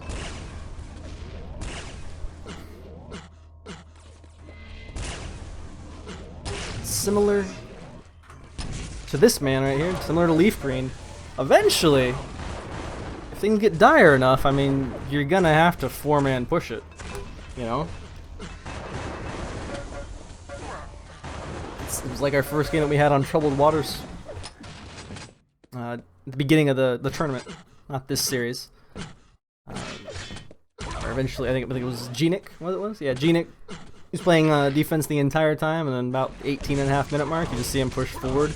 And they actually almost made it work. There was a really sick save by Easy Target. And then he was able to grab that flag and almost make it all the way across. Now, Stitch, again, He's going for number 4 here. Red flag has been returned. Is there anyone there to do anything about this? No. Stitch having a great game. Blue flag taken. Revenge.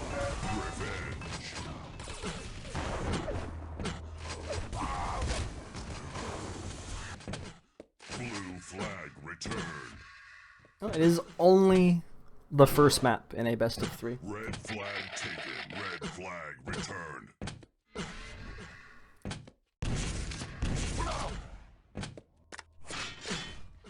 Why are blue names messed up? Because that's just the way that Quake Live works at the moment. I can't fix it. I can't even rejoin and like reload Quake. It's a server side thing. It gets messed up. I believe it's been explained to me when there's like 16 players or something in this server, and then oh nice, there you go. There's your second cat. Let's get some world records going here. Sorry, I completely botched following that until the very end. Just trying to explain the team things, but I guess when there's 16 players in the server, and then when people start to leave, if they start playing again, like it messes that particular HUD up, and I don't know. It was a bad example I just gave you guys, bad explanation, but it was explained very poorly to me as well the first time. Oh, what? Number 5, Stitch, not the only one on Mom's Spaghetti with that killer instinct. That was funny though, man. I swear he was just on autopilot. He just ran the same route repeatedly over and over and over again. He got 4 caps because of it.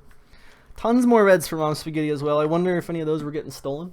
I didn't quite catch that. At least his game of his life. Oh, I don't know. Deadly as well. Worth pointing out that he, what was he, 57 and 5? Something like that? Something crazy. Team rosters? If you are ever watching a broadcast on this channel, guys, you can always type !! brackets. It will give you all the information that we have. There is a link on the brackets page underneath the big bold text that has the team rosters. Oh, is that what it is, Sinker? How you doing, by the way? Sinker, come cast with me. Sygib, why aren't you playing? Vote now. It bothers me that you haven't played in the last 2 CTF drafts, man. Vote. You're too damn good at CTF to not be in here, yo. You need to be in here. That's just players that sign up, not players in each team? That's not true. If you click on that, and then you go to where it says team, players, and listing, it has a link, and there is a spreadsheet.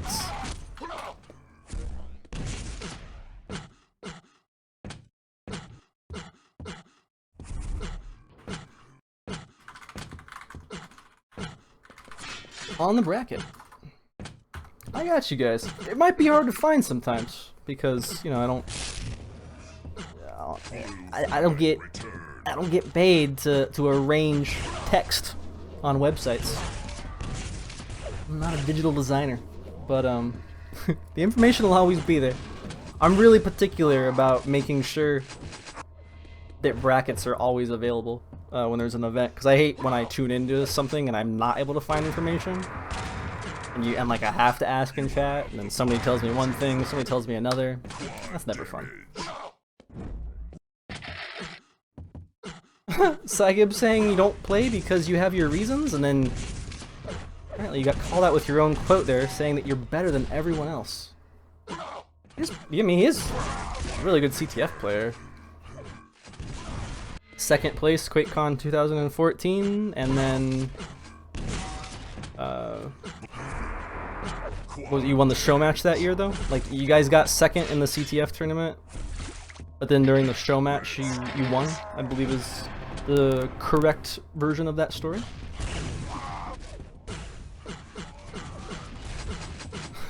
Either way, we'll go into map number 2. We currently have Mom's Spaghetti up 1-0 in this best of 3. We'll see if Beefy Leafy can tie it up. Beefy Leafy is not composed of Mr. Green. He does have Arabix, Boom, and underscore C is hereby known as Affinity. You have the flag. Yeah, Win signed up, Fear. We actually, if you missed the early games, we caught him playing on Pithy's team, who I think has had like 4 different names now. Red But flag. we've settled on. You can see it in the bracket yourself. But yeah, they ended up getting the first game was a win for them, and then they got knocked to lowers afterwards by I believe Leafs team. Pretty sure. Yeah. Aggressive. Best rail in the world, Sagib? I'm pretty sure that award goes to Vibration. And who's currently sitting in this server. Looks like we have a minute, so I'm gonna go ahead and try. Oh! Yeah. Calm down. Nice. So this will be the third time that I think I've had a co-caster. But this time I'm feeling positive about it. Mostly because the gentleman is actually in the server already with me.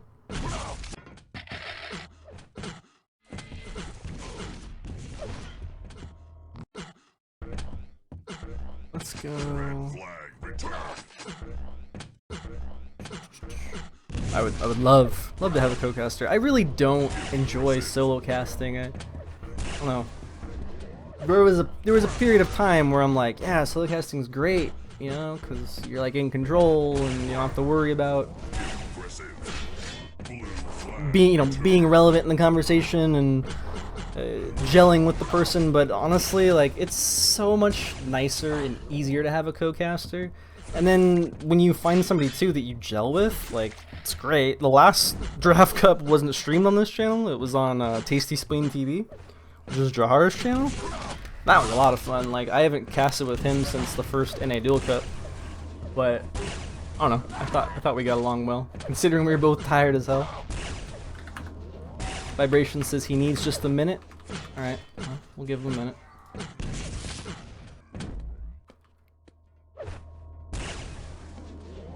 What is? Boom, having keyboard issues.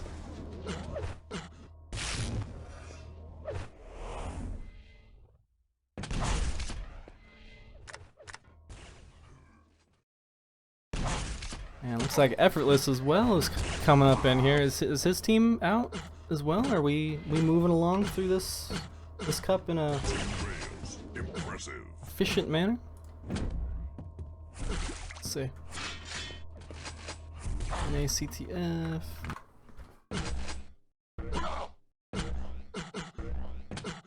Yep.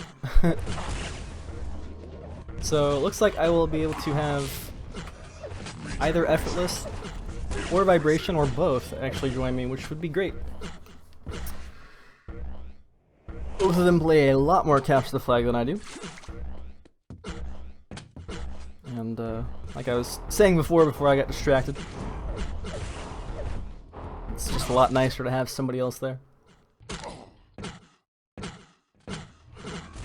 I am an expert at talking to myself, though. Don't get me wrong. I will talk circles around you. Not to you, but around you. To myself. It's proven. Check the VODs. We'll see. Let me go join the proper channel here. Regeneration.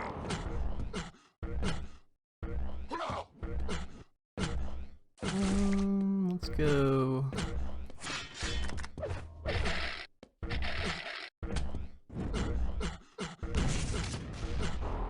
Perfect. Alright. We'll sit right there. Boom appears to be relieving himself.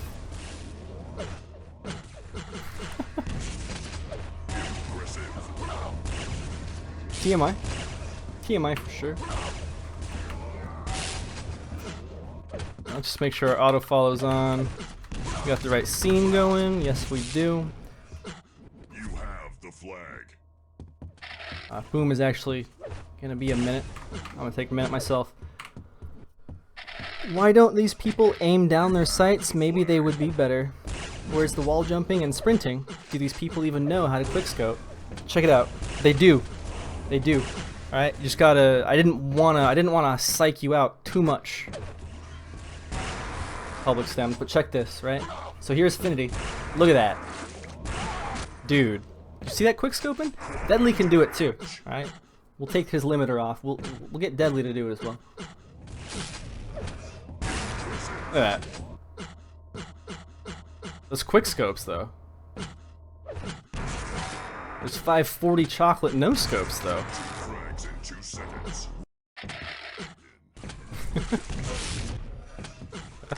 Red flag returned. Red scores. Assist.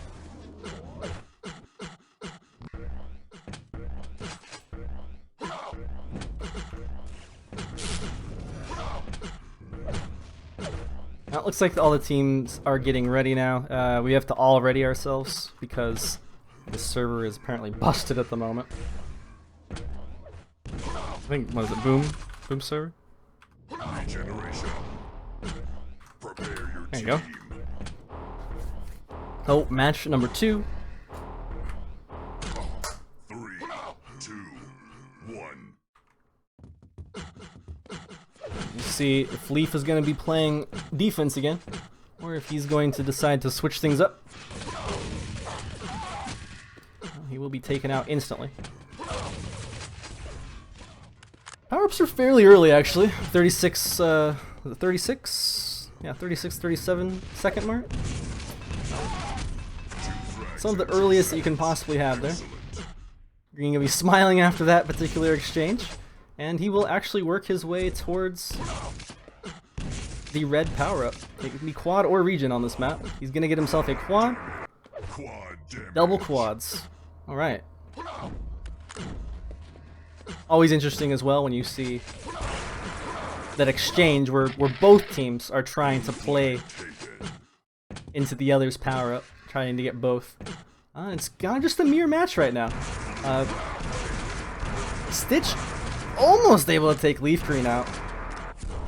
And both flags will be passing center map at about the same time. Deadly under a lot more pressure though. He looks to be in trouble here. Just running out of quad, but he will be able to take Arabics out anyways. Passing it off to Stitch. And what do we got for Leaf?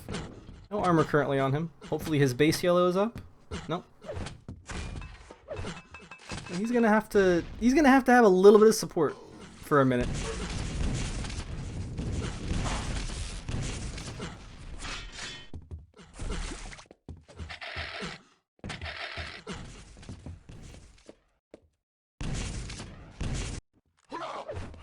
Eric's making a move now onto Beefy Leafy's flag carrier.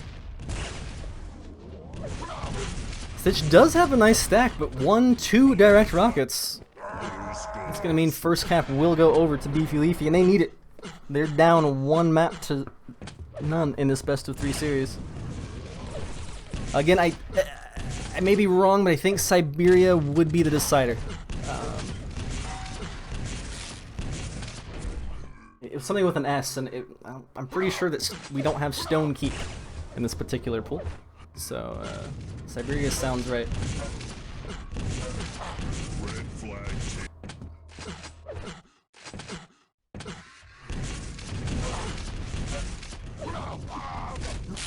Cannot quite dodge off that rocket. We'll stay on Arabics for the time being, as he is a very capable flag runner.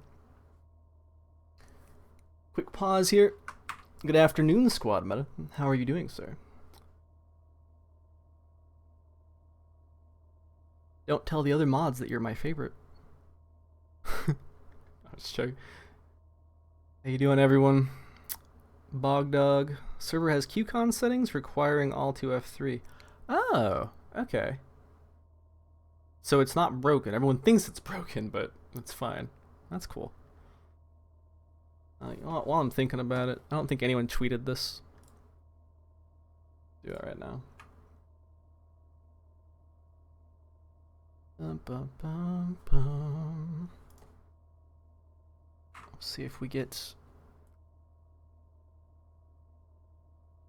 Oh wait. Prepare to fight. We did get a tweet. 2, Ah, 1. a Quake. The Quake Live Twitter account has us covered. He was probably waiting. It was just like, where are you? Why aren't you letting everybody know that there's Quake going on? 3, 2. So it just took care of it for me. Thank you. Power-ups will be coming up. This time it will be Arabics grabbing enemy power-up, and can't see because the overlay. Deadly.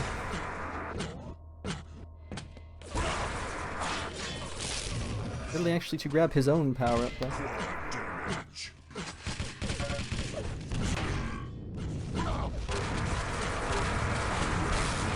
Well, this is scary. I mean, we got quad on the carrier, quad on support, running out just now. And that is classic. Classic. It's classic Japanese castles. Flag return. Can't tell you how many times that we've seen that, like, the flag carriers dying in that particular spot. It happens all the time, man. And then you have so many spawns that you can get from the gator and the garden, spawning in, no less in the enemy's side of the map. So having it drop center map is scary.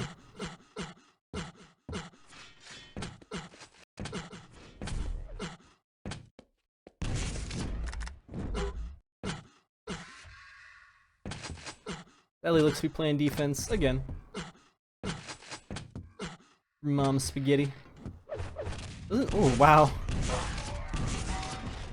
I don't know how Arabics ended up missing that one, but he certainly did.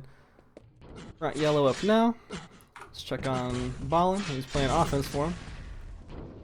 He's actually stolen the enemy front yellow. Pretty big deal. Not a lot of armor on this map. You got what? 30 in shards right by the flag, and you've got the 2 yellows. One inside the base, one outside. An actually perfect example right here. I don't know how many shards and bubbles there are there, but almost a negligible amount. Ah, it sucks. It sucks that there is somebody there guarding that particular position. So he was not able to get a power-up for his team during this run, and the miscommunication is real. I mean, yeah, they double back for it and end up grabbing it, but yeah, it's gonna be a double region. One on the defender, and one on. Okay, Finity was actually able to. Never mind. Finity was able to kill the other regen, pick it up for his own, and hopefully he can do a little bit of damage here to Deadly. By a little, I mean a lot. Like potentially kill him, because. All right, there you go. You want to take away most of the defender's armor. Like I said, there's just not a lot on this particular map, and he's gonna be forced to keep pushing out like this to make sure he can stay stacked. I like to see people play it like that though, getting that front yellow and pushing out. It requires some teamwork, but I don't know, it just works out a lot better. Ballin with some good plasma will take out Finity, but he's left way too low to do anything. Spawning in his own garden there.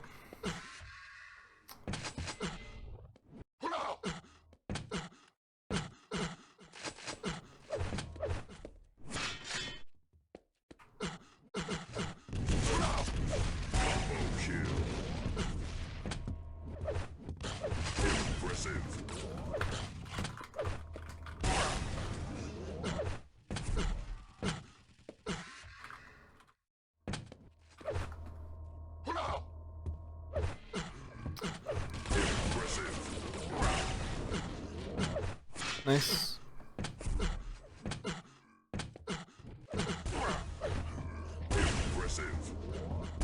And this is a map that does usually go very back and forth. Not a lot of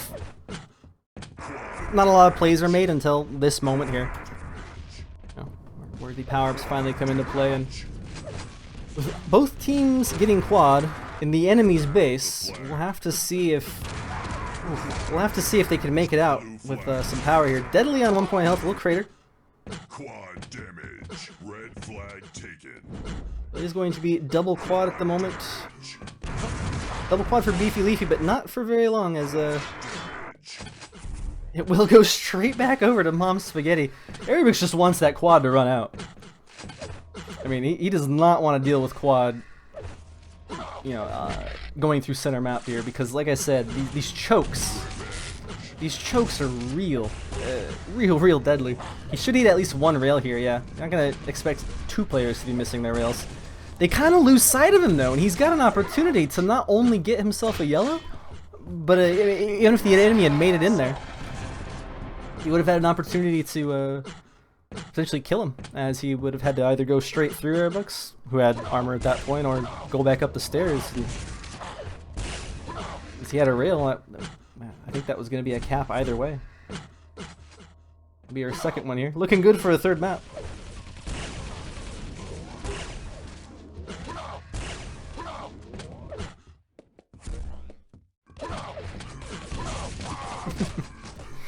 You're good, but you ain't that good. Ain't that good. We're just spamming out, playing base D. Hasn't fired a single rail. Currently does not even have a rail. Kind of concerning, actually. I mean, potentially in theory, if you're playing this far back into the base, you're not pushing out towards the middle, you know, that front yellow, like we were seeing Deadly do. If you're not doing that, then I guess you can just defend the flag room with rockets, but I don't know, man. It's dicey. It's dicey, because what if you get that guy so low and he, you know, the flag carrier ends up running away, but he's not quite MGable and you have to rail him? It's a pretty big deal. That being said, Airbucks, he's mopped himself up 4 frags. He needs to be careful coming around the corner here. It's the shot that matters. That'll be a 3rd cap. He is even able to help out his own defender to clean up the base before he's probably going to go in for, I guess you call it round 4? Up on the halfway mark of the map. Oh, that was a good shot. I think if that lip wasn't there, he actually would have had that rocket. It's always really funny when you can tell somebody knows how to shoot air rockets.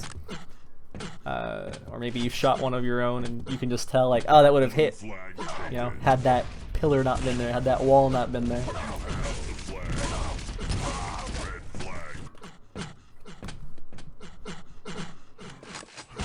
Oof, makes it through 1 corner of the choke, but I think kind of just goes a little too fast there. He had a teammate right behind him. If there was just a slight delay, Mom Spaghetti may have been able to get themselves onto the board. Solanius will be pushing into a rail, should he go up that pad, and he should just be telling his defender that they've got 1 high.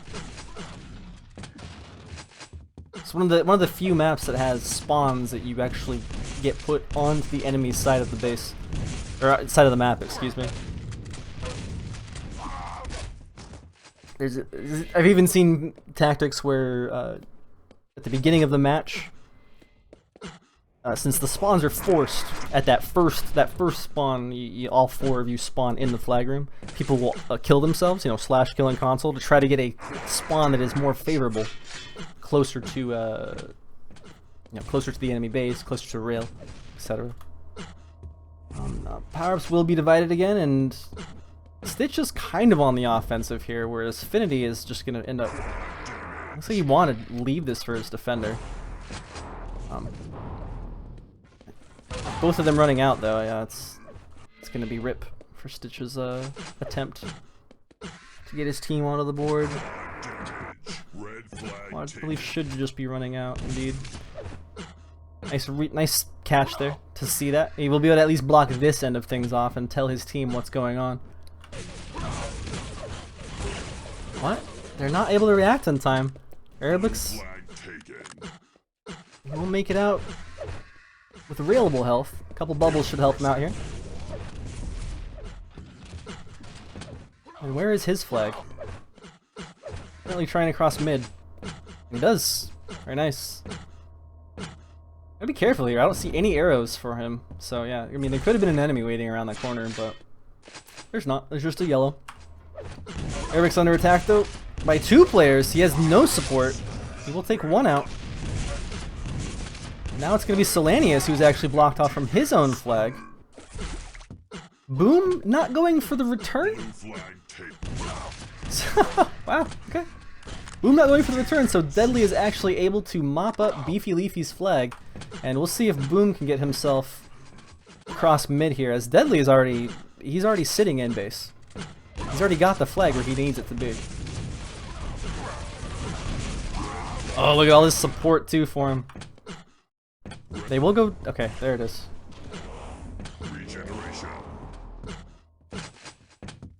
We'll see what he gets. Affinity gets, rather. Regen or quad. It is going to be a quad. And he doesn't have a lot of stack, and he is holding the flag, but that's okay. I mean, you know, what is it? Best offense, or best defense is a good offense? Blah, blah, blah. Wow, this is an easy big shot, and no. They're not able to just clean sweep. Now they are in danger of, you know, losing another one, as chain caps are a very, very real thing on this map. And just like that, boom. Yeah, chain caps are real on this map. When you have that many players trying to help out and keep a flag in their base and keep the flag safe, and all 4 of them are, you know, sitting there, as soon as they all go down, it's not hard to run across as the opposite team. That's how I lost this map at last QuakeCon, actually.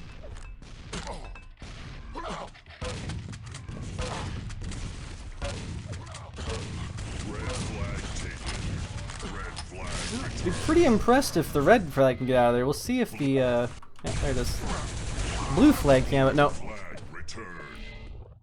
Mama Skitty not able to mount up enough of an offense. And last attacker will go in, just trying to get a touch there. Let's go on to Solanius. He's actually got himself into a great position to not only help out Ballin here, but he's... Yeah, I'd like to see him just hold right now. Like, the power-ups are coming up so soon, and the particular one that they're at is actually going to be second.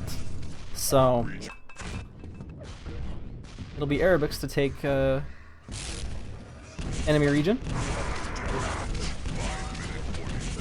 Looks like Ballin will get himself a quad. Great player to give a quad damage as well.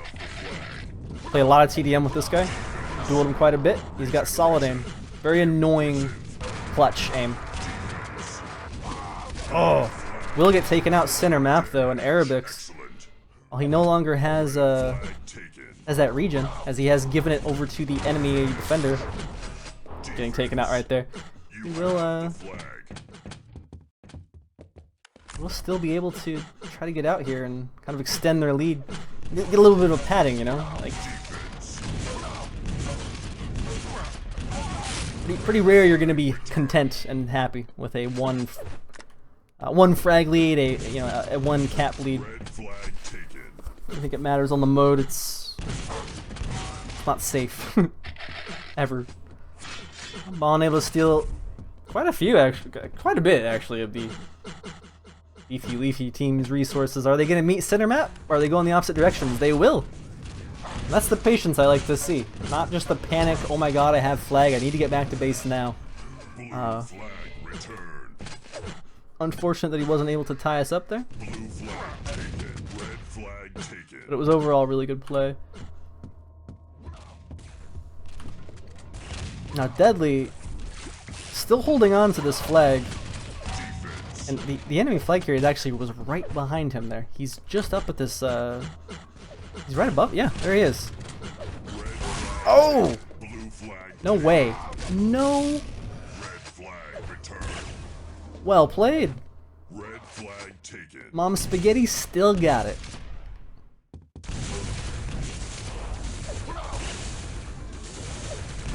You can tell Solanius just had that feeling of, oh hey, there's a power up behind me. Should I stay or should I go?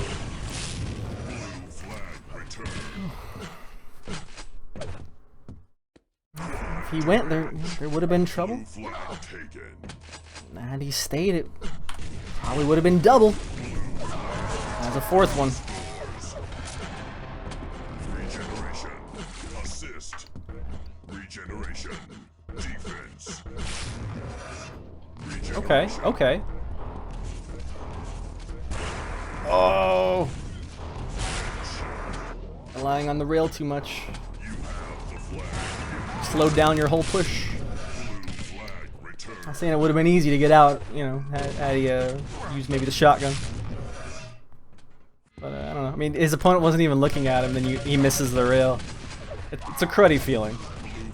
Yeah, I think most of us have been there.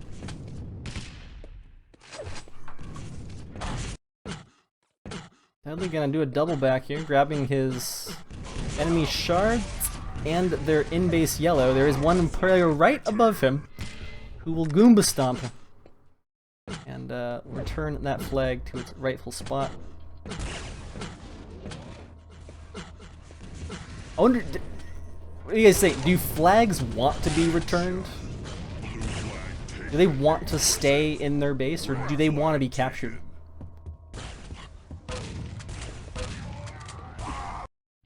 And what do you, like?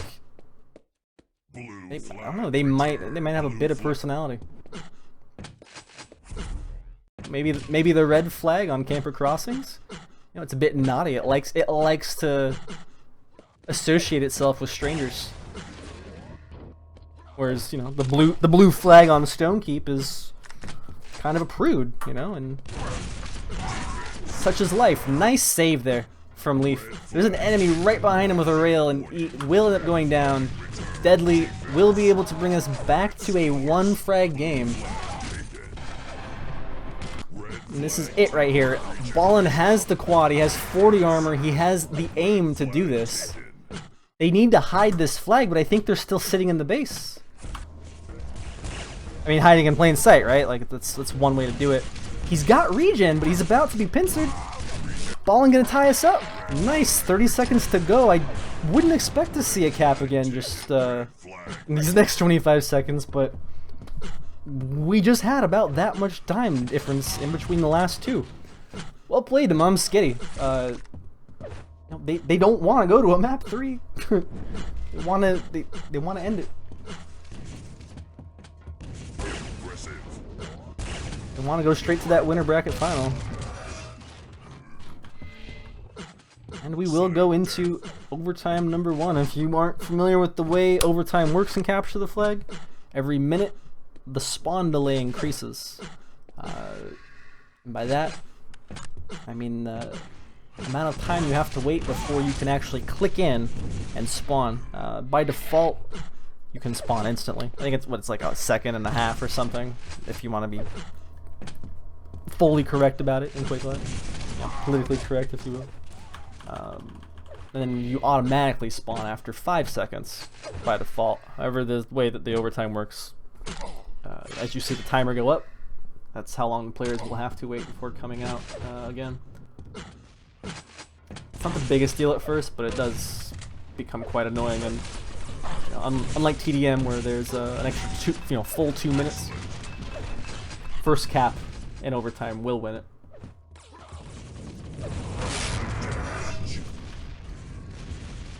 Lanny is able to take enemy quad, really being patient on his way out, and it pays off. Excellent.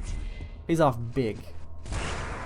Now this other power-up is very, very delayed, and actually able to get picked up by Deadly. Yeah. Red team picking up red power-up, that only makes sense, right? We'll see if Slanius can go and continue to support his flag carrier here, and actually Deadly's moved all the way out to help Ballin, who is down to 19 points of health and 50 points of armor. That 50 bubble is so juicy. And he meets 3 enemies on his way out. Infinity is just running, Deadly is right behind him, and he will be cut off by Stitch in the end anyways. Well done to both teams. We will see another increase on the spawn counter. I'd say it doesn't usually come into play until it gets to be about like 8 seconds. 7 seconds, I guess. On a map like this especially, it can become a real pain because, well, ironically, because of what I was talking about before, how the spawns can kind of favor you. You can spawn in the enemy base and on the other side of the map, but in real tense, you know, overtime situations like this, you don't necessarily want to spawn on the other side of the map. After having to already wait an extended period of time. It is looking, though, like Sketty is the one that is most hungry for this. Deadly is under attack at the moment, but I feel like Leaf Green and Arabics, well, Arabics pushing across there. Leaf Green and I guess Finity is usually the man who's going to be playing center. They're under a bit more pressure here than Deadly, as he's able to stack himself up to just about 100-100. Blue power-up will be another quad. Let's see who's going to win this battle here. We're switching over.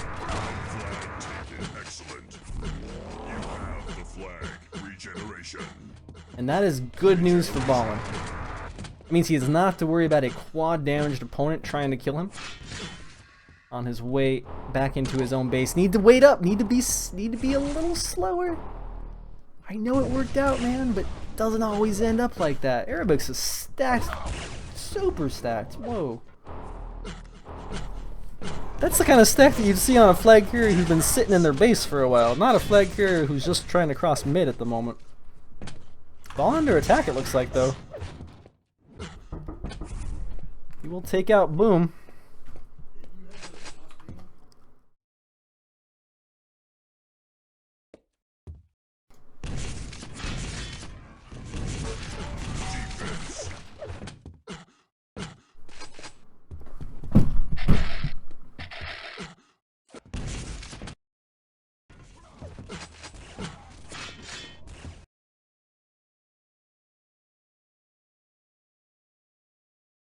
Knock on the door.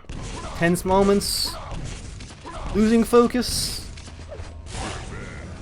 Oh, Ballin is feeling fine. Oh, that save. Leaf Green. That save. He needs this next. He can't really push front map unless the enemy is going to come swarming in and then they just rotate it like out. Another interesting aspect of Japanese castles. Like, he really shouldn't be pushing too much farther here. He just wants to go towards his power up.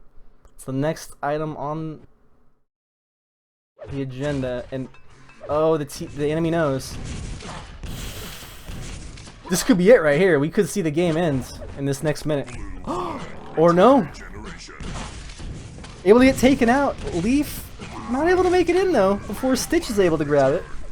And now Stitch will go down as well, and it's a complete even trade. Red power-up still has yet to be taken. There you go. Okay, sorry for the mass switch there. Mashing that power up mind and no one was picking it up. Oh, just patrolling his own base. Gonna get the return. Good job.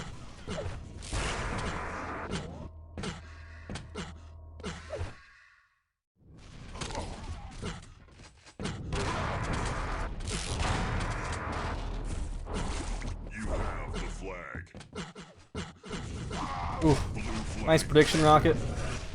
At least, yeah, Stitch is left way too low. Unless he can somehow manage to kill the guy behind him before. Ooh. Good read there, the situation by Stitch. He actually may be able to pull this out. Very nice. No immediate enemy spawn. He's got team support coming. He needs to be cautious of corners. One rail and a little bit of MG will kill him, but he will end up bringing us 5-4 in the 6th minute of overtime, making us a 2-0 for Mom's Spaghetti. Still got it. Don't order no pizza. You thought I clicked the knock knock link? You heard that all the way through here, huh? Wow. It sounded like it. It was very intense. I've not had an intense knock like that in quite some time. Startling. It's triggering, no less. How to Gamble Japanese Castles Edition. Not every game on Japanese castles though. Like, let's be real. I'm pretty sure. Let's check our brackets. Those of you who maybe you're watching on a phone as well. I know it's sometimes very difficult to maneuver around all the various links. So let's actually go ahead and throw them up there for you. That way y'all can see it.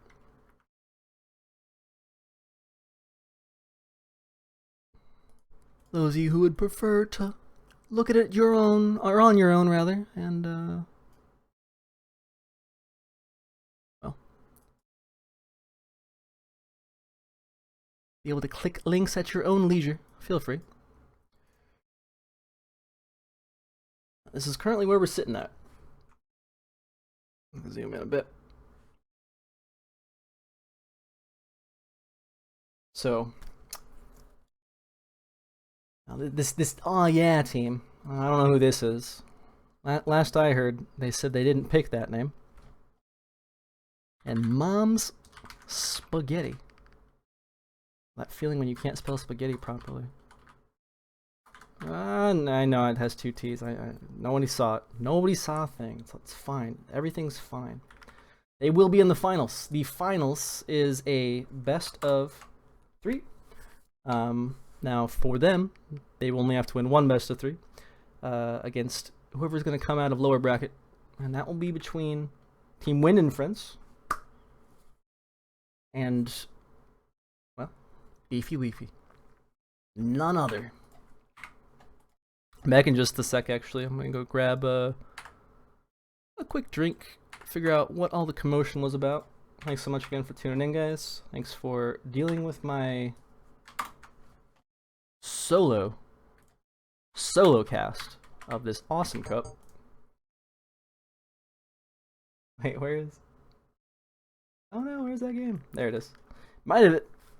I think they might just be dropping maps now, so I'll leave it on there while I go and get myself situated. Hopefully the team HUD is going to be working on this server. Nice, it is. Awesome. So I will leave it here for y'all and be back in just a moment. Thanks again for tuning in. Grand Finals will be coming up pretty soon here, so if you guys have a friend that you're trying to get into Capture the Flag and or Quake, let them know.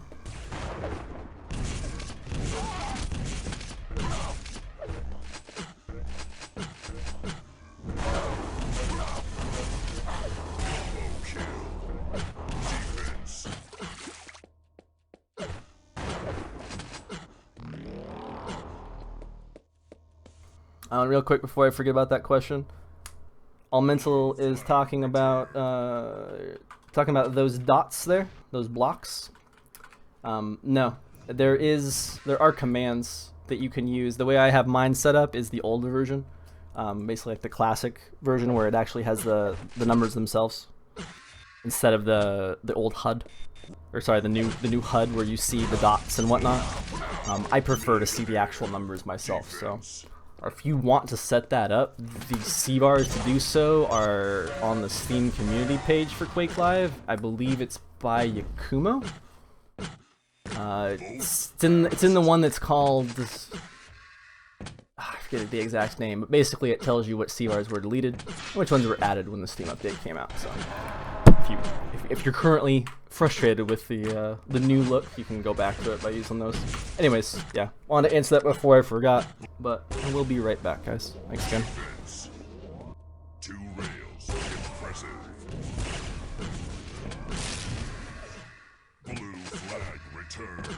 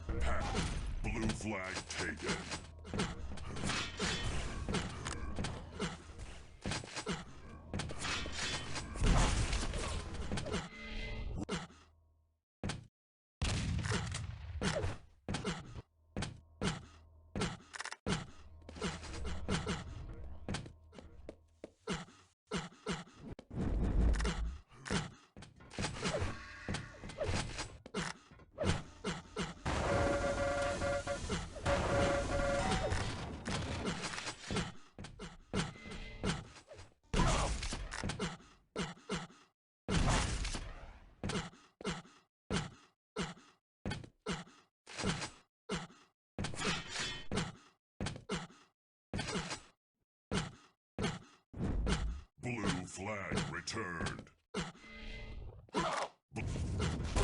Impressive.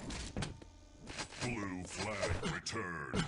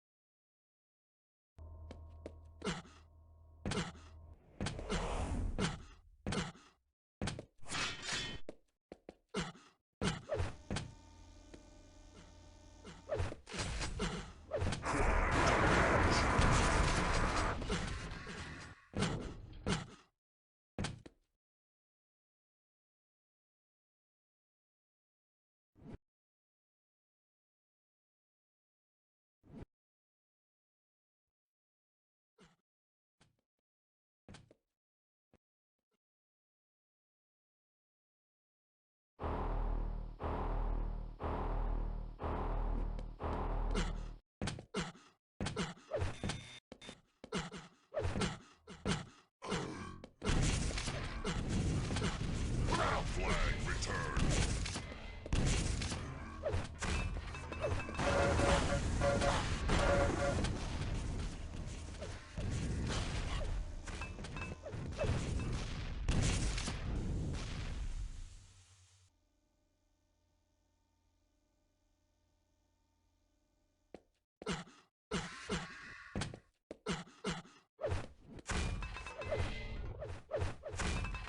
Humiliation.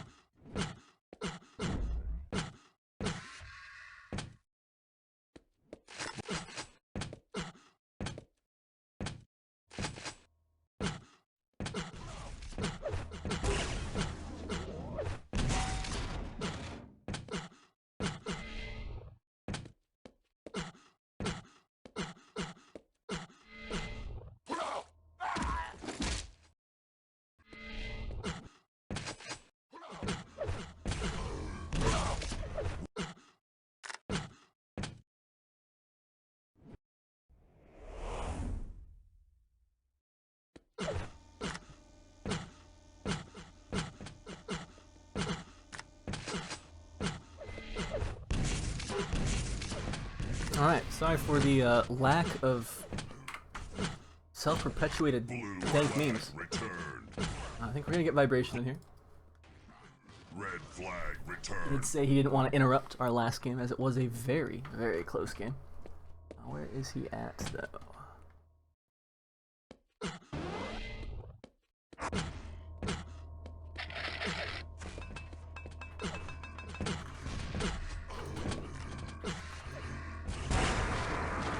Blue flag returned.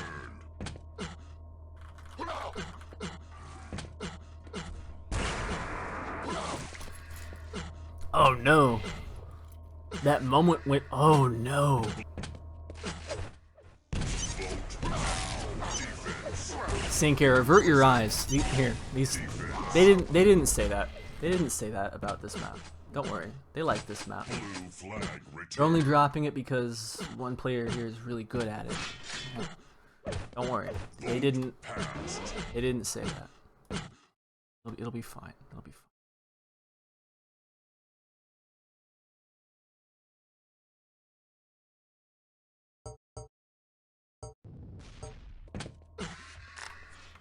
But we'll be Ironworks for our first. Oh, sorry, not our first.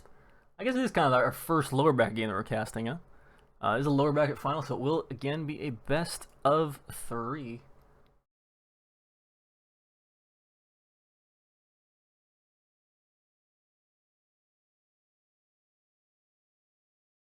Get vibration on there. Awesome. Good deal.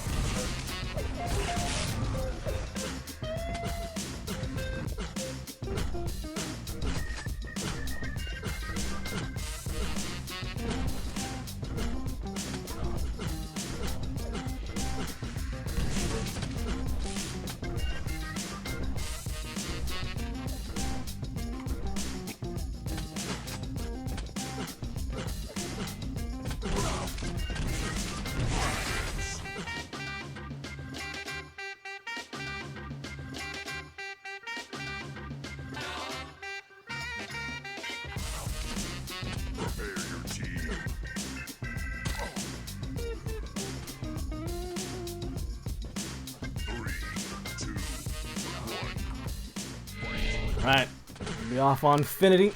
He played mid last time on this map. Was not able to secure a victory for his team.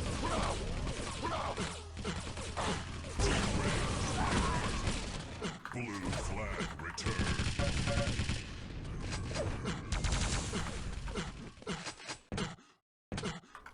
And we have once again come to be able to watch Team Wind and Friends.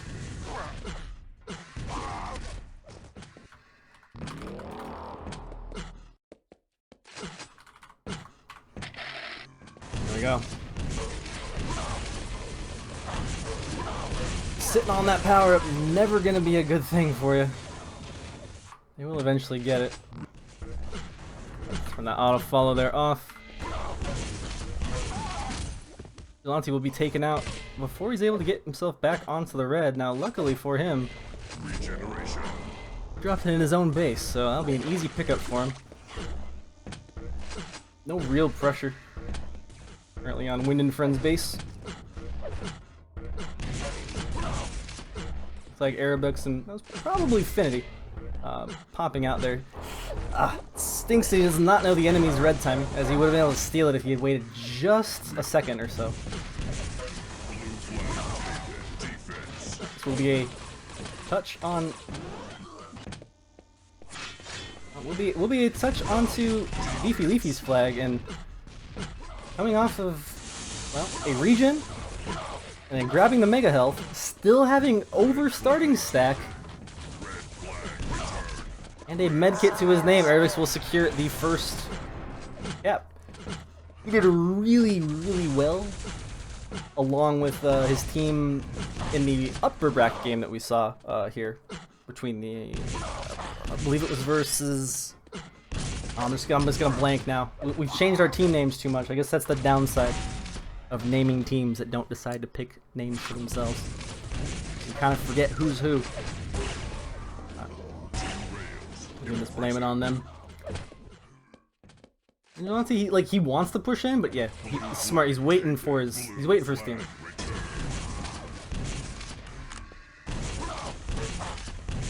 There's a lot of deaths on Beefy Leafy, so he's gonna have to deal with a lot of sub-in defenders, I should say. Looks like Jet Donkey is going to be the man playing D here at this time for Wind and Friends. So I assume that's gonna mean Pithy's playing mid, which will leave Vigilante and Jet Donkey to be on the offense. Flag seems to be crossing right now. Will be cut off by the regen though. Easy return for Leaf. And as he caps out towards 200 health, he's going to want to go on the offensive here, make the best use of this regen.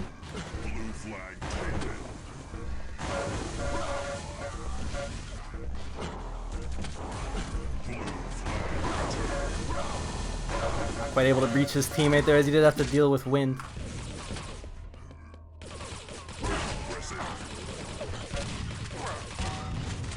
Hey Drake, how you doing?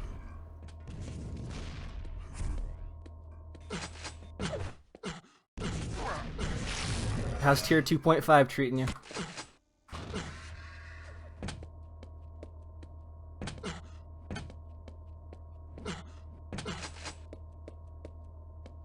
Those who don't know, Drake is a 4,000 elo player on Cure. And oh. Playing with a trackpad, or a touchpad rather, on every other map. Both flags will be taken. I don't think Pithy's gonna be able to make it out of here. Ervix looking a little more promising, but he has yet to cross mid. Nice, he's actually able to come up behind the enemy as they're chasing down the offense. Fortunately though, it will not pan out, but there is a 100-100 Vigilante looking to tie us up. Very nice, very nice. Blue flag return. Red flag taken. Red flag return. Impressive. 85 real. I know it's early in the game, but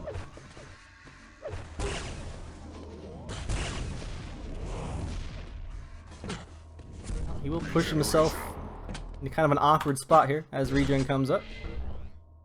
His team will grab it, and we'll just be waiting on their own red there.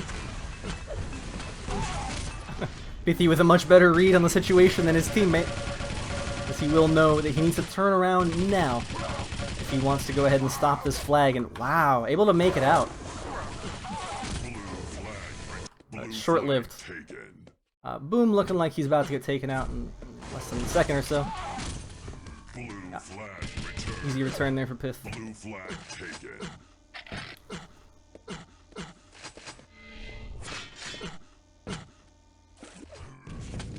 Ah, that was quick. I feel like when you look at chat to try to make fun of a regular, and they just zoom all the way across. Ervix though, not to be outdone. He's like, I can do that too. Let's make it 3-1.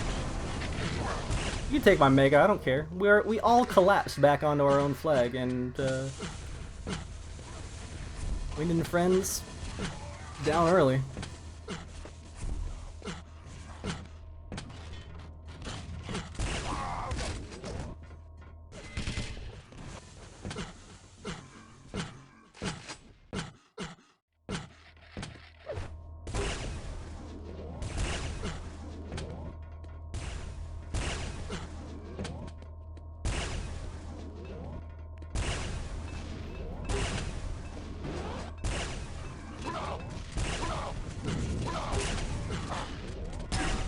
Herbeck's not able to get anything done really with the flag, but definitely being a nuisance to the defense.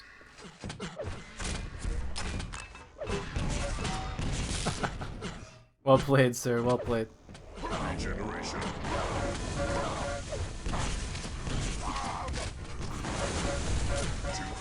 Looks like Herbeck's going to take this straight into the enemy base.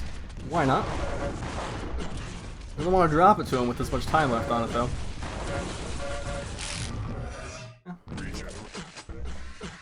I think that's okay considering the damage that he did while holding it. Shouldn't really amount to too much here for Pithy, who is just going to end up getting his own red anyways, and no. He'll have a little bit of stack to push. He got himself a kit. He's gonna, I mean, I assume he's probably, okay, never mind, the flag was already returned by his team. Because he's gonna be looking to clear his base out. And Rick's just being annoying again. Keeping everybody inside the base, so mid can't do their job. And open up opportunities for their offense. Finity with a lot, Finity with 150 armor will be taken out almost instantly, but he has team support behind him. And actually they're able to grab it mid-jump. Missed the switch there almost, but Leaf sent up the jump pad with LG and actually pushed into the flag. I think he was sent far enough away that he was able to cap that out. Crazy stuff.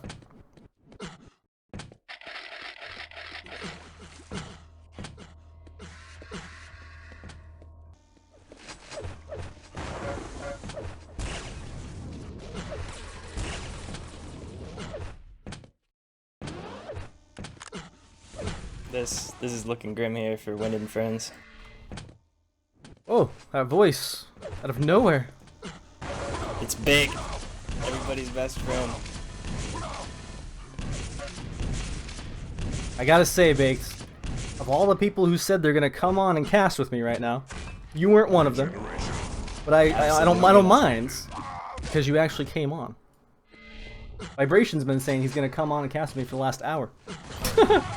I'm here. I'm here to find the good in Wind and Friends. Do it.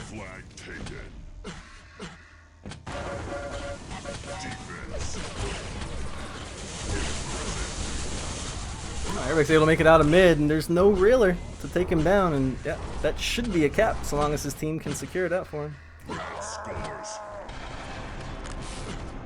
Yet those captures, they have to keep them off their armor. Did you play against Wind and Friends or Beefy Leafy's team? I did not. My team was defeated pretty early. Well, that's unfortunate. Yeah, best of one didn't play to our team's strengths.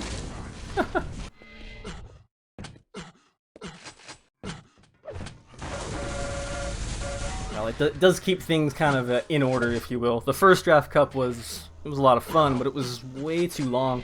Classic mistake usually when someone runs their first tournament. They want so many games. I've done it myself. We weren't just expecting like, so many you know. teams, though. We, you know, in an average week, probably 15, 20 CTF bugs that are happening right now in pound NACTF QL. Huh? But And it's still something. I think the flag is still sitting right here at the podium, so he's just going to be able to kill him potentially. As long as he doesn't need a rocket, yeah, that'll be another one for him. And I wonder if we're actually going to see this end early. yeah, I mean, there's really not a lot of forward offense coming out of Wind and Friends. I've noticed that they're, the offense for Beefy Leafy, they've just been very annoying. Like, they just keep being such a nuisance that mid has to fall back. The offense can't push out because they're just getting deathmatched down early in the base. Right, yeah, and then getting all those red armors off of, I guess it would be Vigilante as their mid. And one more, and we will actually just go on to map 2 early. Crazy. Pithy making one last stand. Gets dropped the rocket launcher. Poor Pithy. This is what Pithy gets, by the way, for not naming his team. I told all the captains, well, you know, I told all the captains, I'm like, hey, pick a name, otherwise the stream's gonna name you. And he didn't pick a name, so, you know, that curse. Now, of course, I say that, but all the remaining teams didn't pick a name, so... They're humble gents. you'll find the best players, they're humble. That's why I picked the name. Which name did you pick again? My team was named dropping to lower. Oh, yeah, that's right. You had effortless on there. Okay. I kept saying that team should have been called 20K. 20K. It should have been. That's pretty good too. 20K would have been good. But dropping to lowers made for some good puns. As I think we caught like the end of one of your games before you guys got sent to lowers, and it was a lot of. It was interesting to watch dropping to lowers descend to the lower bracket. Come on, man. Yeah. We're a fan of good comms, and dropping the lower is something you should probably not say on comms. DTL for life. Yeah. Oh, we're gonna play. Okay. I've not seen this map today yet. I'm actually glad that we didn't see another Japanese castle. I mean, I wouldn't mind Japanese castles again, but I think that I've casted. I'm losing track now, but at least 5 ironworks. 5 ironworks. It's been like 75% of our games today, so kind of funny. Yeah, ironworks gets voted when basically the captains think they're stronger than each other. Japanese castles, it's close. One of the captains wants to take a gamble. There's no free caps on ironworks. There are free caps on Japanese castles.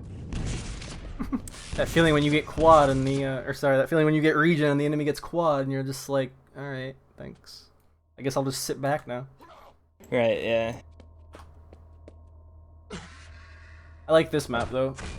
Last time there was a player, and the name is escaping me. Maybe you'll remember who it was. But they had the flag, they had 6 points of health, they were sitting in their base, and they had a teammate next to them, but they weren't dropping the flag to him, even though their teammate had just gotten like Mega and whatnot, and so they'd start dropping him weapons, and they had a rocket and a plasma, and they could have just console killed themselves, but they don't do that, they drop both the weapons they could have used to kill themselves. They have 6 points of health, and they try to use the jump pad to go up and then crater themselves, but since they had 6 points, it took 2 craters. Funniest moment of the whole freaking first draft cut, man. Oh, you can make yourself helpless for a very long time. But we're getting started here on camper crossings. Yep. Just watching Pithy right now. Pretty late quad.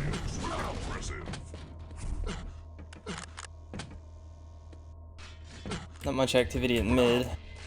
Well, I'm trying to figure out who's playing what, because even though you think it would stay the same, I mean, a lot of times, depending on the map, people will switch up their positions, so.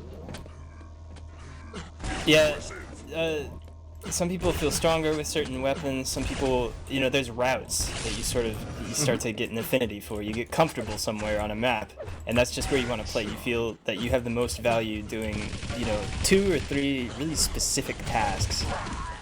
It's the same with TDM and Duel, too. I mean, Duel to a lesser extent, but there's just situations that you're more comfortable with. Boom will get first quad, and he's going to eat a rail instantly. He wants to probably, just give that to his teammates, so that way they can rush him and surprise the enemy, and hopefully not give it up. Boom's still pushing in.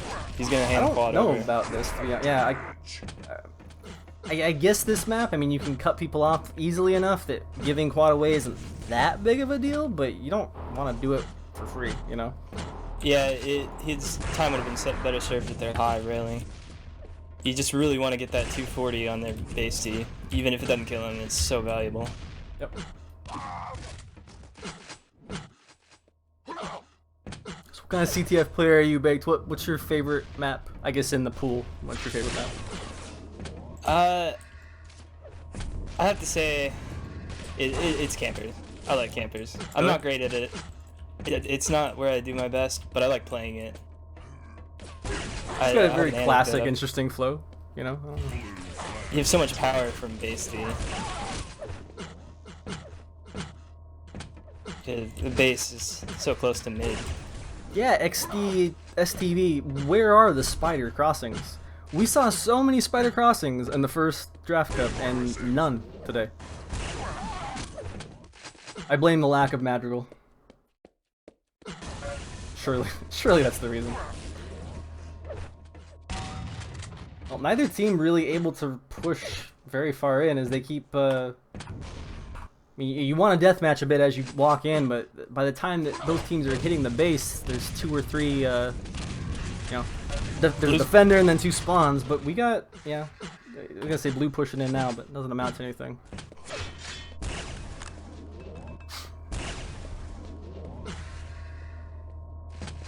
Leaf getting a little bleak as Red's base D. Don't know if they have that on comms.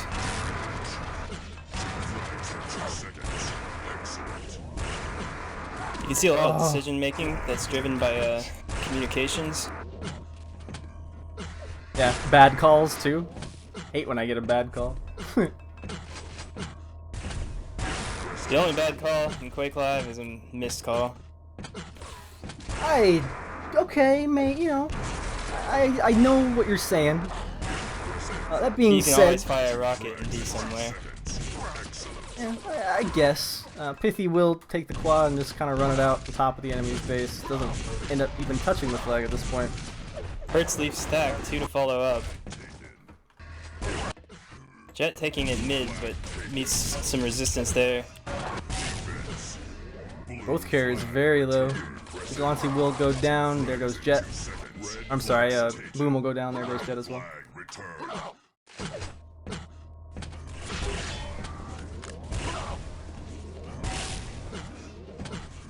Do you really think though, like, just this is a really primitive example. Do you think calling that someone's low when they're high is beneficial? Is that better than saying nothing at all? Really? Absolutely. You don't commit based on a call. You utilize a call as just that information that there's someone aggressing base at all is very valuable. That makes sense.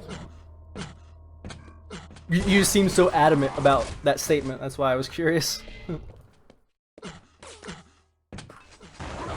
are we gonna switch over to?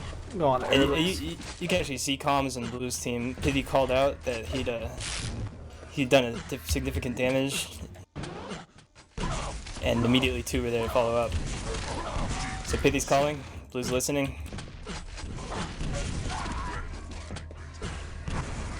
Pithy very close to getting that mid there.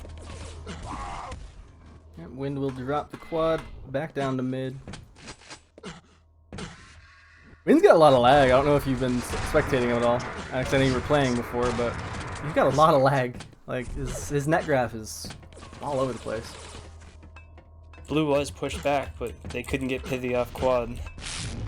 So Red has sacrificed their position for this power-up. Quad damage. Boom again. Doesn't want to take up center map. He's just gonna push with the quad. I know it's running out, but it's kind of funny to see him do the same thing twice.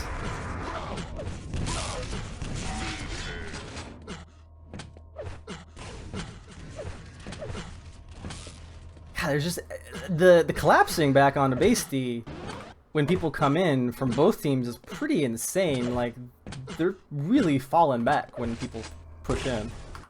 There are a lot of base spawns on this map.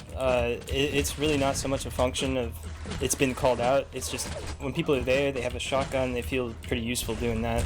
Oh yeah, for sure. I'm not saying they're collapsed because of calls, but just the fact that every time we see somebody get close to maybe making some headway against the defender, they have 2 friends, you know, to help them out. So it's the defender, I should say, has 2 friends to help them out. Yeah, that speaks to the communications of these 2 teams. Leaf communicating to the enemy team there. A little bit of thanks for the weapon.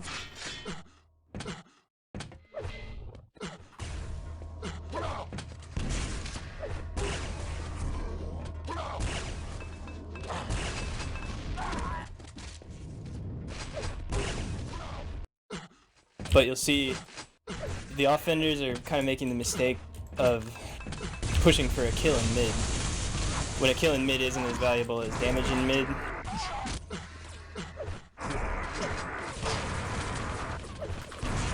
A weakening offender is often better than a dead offender.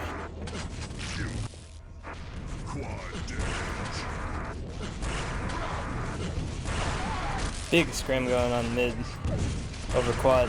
Boom finally gets it, goes high. See if you can get that rail on Vigilante. Oy. Nope.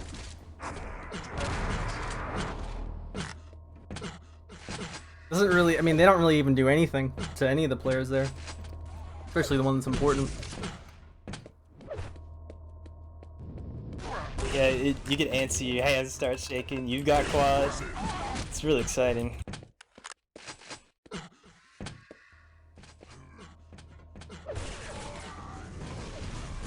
Pithy rallying, getting in there. Burns his stack on Finity at Red's mid.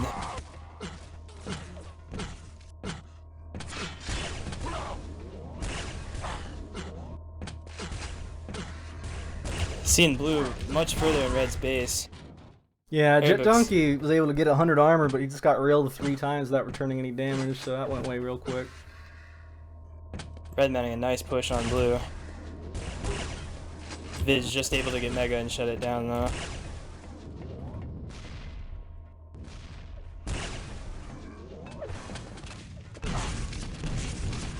Pithy YOLO rocket jumps out, gets the yellow, but he will go down in the end. That was almost a pretty crazy play. If he had had a teammate just sitting around the corner there, that could have been a cap. Everyone else was in the base. Don't call him out yet.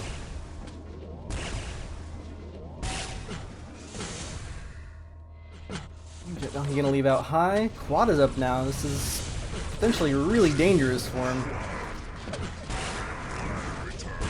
Flag gets returned, but they do give up quad. Pithy gonna work on that quad rail. The base defender still hasn't reset. Still not in a good position to keep blue off flag. If they can get a little bit more pressure in there, and Vigilante pushes out the mid, they're in good shape. Sick rockets, sick damage by Pithy. Going big, going real big. Airbix quietly slips out through mid. We're in a flag standoff, first flag standoff of the game. We're at the 10-minute mark. I think that's probably the only way that it would have gone on this map with the way it was going, yeah? I mean, it was so even. You gotta give it to Pithy though, like, for all intents and purposes, it is a shame that Airbix was actually able to grab it, because Pithy did work to get out of that base, man. It was a hell of a quad run. Vigilante might have just hit a little deficit in comms, just not enough to know that Airbix was in position for his flag. And that created this situation. Yeah. Neither flag currently under attack. Pithy pushing out to mid, just to kind of peek and get angles here. I'm sure you can deny anyone coming in. I like that actually, when you know there's no one else around on this map. Their plasma, yep. You get on their plasma, you're in a power position. You can see your low, you can see your mid obviously, and you can get back from high quicker than they can.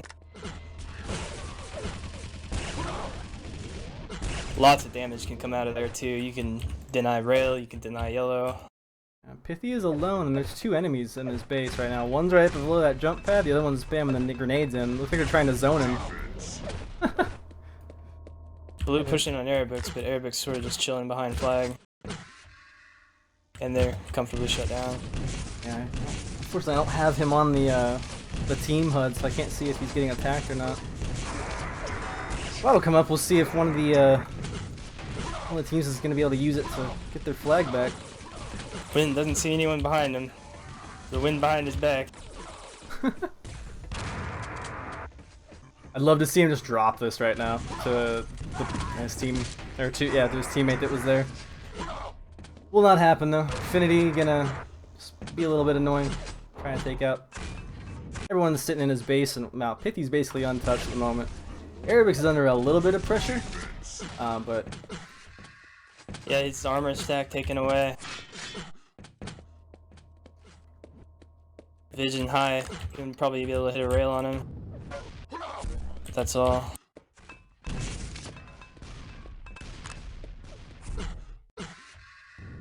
it's a bit of rocket damage in. You can clear him out. Still so even compared to Ironworks on this map. Oh yeah, absolutely. Strong defenses, probably plenty of damage at mid from everyone.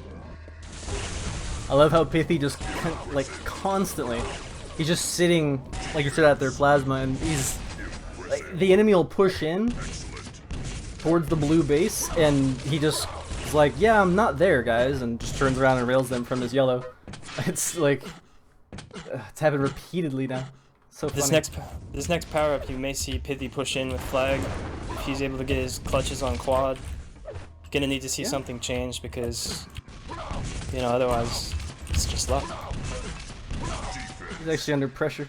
So he will take center map high, kind of loop back around. He should have his yellow before quad, and then yeah, we'll see if he decides to push out. Like you said, he does seem to be more confident pushing mid than Erebux. It's a lot of damage though from Leaf Green, so I don't think he's gonna be able to do that. Quad sits there Oh, uncontested. he's at 32 points of health. Just Pithy. Give us a heart attack. Win picking up a second quad for blue.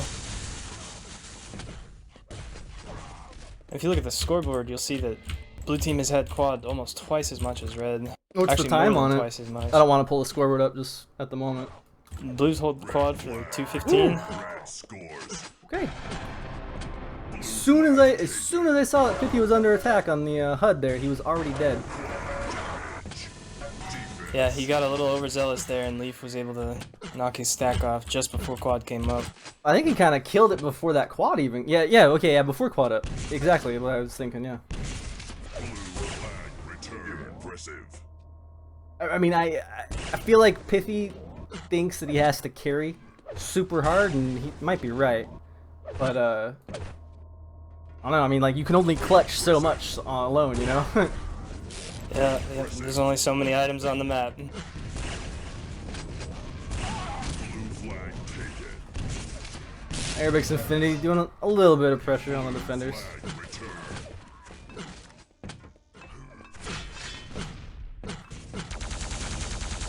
Yeah, but this quad time stat that's come to my attention just indicates that blue doesn't have the damage output they need in mid. Just not a threat to red's positioning. Now, in general, Wind and Friends has had pretty low damage output throughout the cup. I'm actually really surprised they've made it all the way to lower bracket finals, to be fair. I think it really just goes to show how clutch some of these situations have been. Wind not able to Minute warning. kind of redeem himself there with bringing that flag back further. Yeah, what we're gonna have to see is probably Jet, Vid, just someone take quad and just chill at mid, and Pithy needle a cap out the high as quickly as possible. Blue flag taken. See Vid getting quad, taking it back to base. Blue flag return. May even push with it. Yep. I think he pushes out with quad. Yeah, I think he should. I mean, they have 5 minutes left. The game's been fairly slow. Like, he needs to clutch his shots right here. There's one. I think they just mopped up the other. Okay, Leaf's still alive, but this is it. Yeah, this is still really good for him. He just has. Fully stacked out low, yes. He auto switched to mid. I can't believe he went down that hallway. That's so dangerous. I think Down he to kind of 50. got railed past the jump pad. I mean, maybe he wasn't gonna take it anyways, but I think he got railed past it. Now he will see the enemy carrier straight in front of him there, and Erebux. Yeah, looks like they will tie us back up. I don't see anyone able to get to this flag. Almost craters as he takes the rail there. That would have been a nice save. Sort of leverages that going out onto legend to another cap for red team, securing their position on this map and in this series. I think they're. I mean, I think they're the better team to see go up against Mom Spaghetti, Ballin, Deadly, Stitch, and wow, I'm blanking. Name that I can't say without seeing it. Ursuline? That's not even close to What? being right. Oh wait, hang on. Yeah, I know. Let me... As soon as I see it, I'll know it. I can't even figure out. Because I'm way off. Solianus? Solianus! Ursuline? Ursulon. Yeah. You know. Okay. You win some, you lose some. You sure do. You sure do. Hey man. Quad goes uncontested. I've been alone here all day until you decided to show up. It was a pleasant surprise. I actually almost said, Vibration, you sound incredibly different. It's been great casting with you. I don't mind staying for more if you don't mind having me. Oh, not at all. Are you kidding me? I would, like, dying to get a co-caster in here nearly all day. So you sounded like it.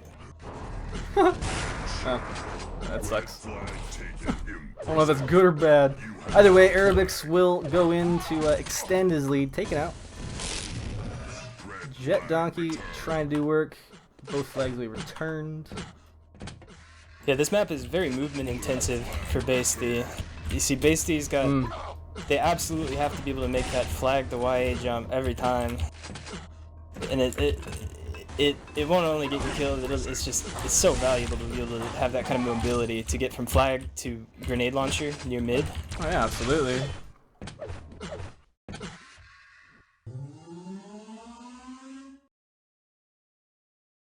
Leaf calling a timeout. Not sure. Clearly ready to actually play to hang because... Oh, you guys are trolling on people. You guys are mean.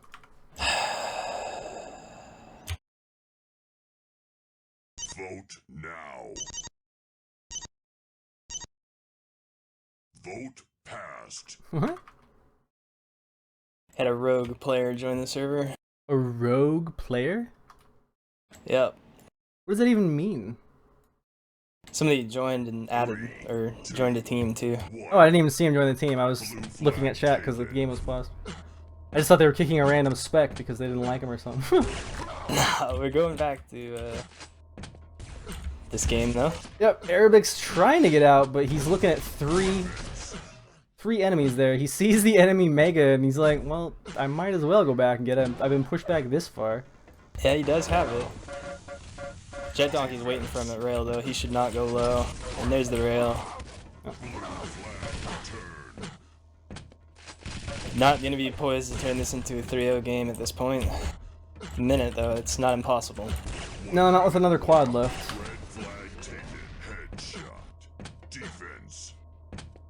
I mean, like, honestly, they're probably gonna have to 3 or 4 man push, get the quad, and then mop the other team up as, because they're probably, you know, the other team will grab the flag at that point on their way back, and then have somebody waiting there at the enemy base. Like, everything has to go perfect for them to do this. And Arabic's taking their flag again, and, well, what is he even doing? Just rocket jumping around randomly. Jet water buckets the quad to Pithy, but blue team gives up a cap to Arabics. Yeah. Last ditch efforts always inflate the scoreboard a little bit. I figured, you know, I mean, at the 19-minute mark though, it's worth it. Like, if you're down that, you know, 2 caps plus, why not? Yin and yang, you gotta take it where you can. Yikes. Look at the damage on Pithy compared to everyone else on his team. 12.6. That's, yeah, that's some killer statistics there.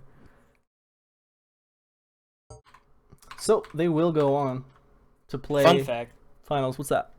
The elo system for CTF is based entirely, almost, around damage. The amount of, not just the amount of damage you do in total, but the amount of damage you do without taking damage. So basically the damage ratio then. Yeah. Right. Similar to TDM, if I'm not mistaken. Probably. I think it's that way for all team modes. There's a slightly different algorithm. You can look this up though on the GitHub for I think QL stats. Yeah, QLstats.net. The new QL ranks for the Steam era. Yeah, if you take more damage than you do, you can cut your contribution to your team in half, or up to double it. So it's very, very valuable that you do damage without receiving it. You know, grenades, plasma, anything you can do to just squeeze their team, basically. He's so salty. He's like, God damn it! I had to be the guy who got him on my team, didn't I? Yeah, you did. So we will see Balin, Solanius, Deadly, and Stitch from Mom's Spaghetti rematch Beefy Leafy. This is our winner bracket game. Our winner bracket final game, so pretty common, I'd say, to see winner bracket final be repeated in grand final in almost every double elimination cup. It's see, it happens over half the time easily. Yeah, shallow pool of CTF players. We need you. Pound in actf.ql. Do it. Go here. You see this thing on your screen? Don't be afraid because it's IRC. There's this awesome thing called webchat for those of you who are too afraid to download a client that will use less resources and be easier to manage than an actual IRC client. It's fine. You just go to that address. I'm not hating on webchat users, by the way. I just think it's funny when people refuse to actually get into an IRC channel. Like, it makes you think, like, did you lose your mom's credit card information back in like 1997? Like when you downloaded some DCC from somebody? Like what happened to scar you that hard that you're afraid to log in? Oh yeah, MIRC is horrifying. Though I have a registered copy. Not running any I do too. I don't actually use HexChat at the moment. But yeah, I don't know. It's like, as long as you don't click on stuff, it isn't being an IRC and being responsible with it kind of the same as being on the internet and not screwing yourself over. Like, don't click on random things. I don't know. I can't tell you that. Is that because are you the guy who messed everybody over? Are you that guy?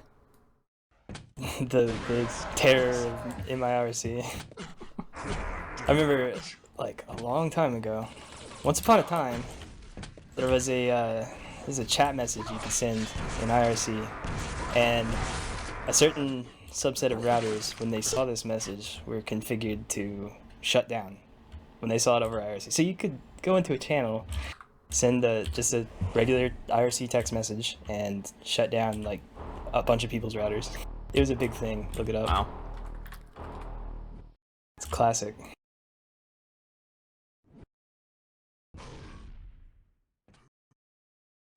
I feel really, really stupid for not knowing how to spell spaghetti, by the way. Like, I just had to Google it.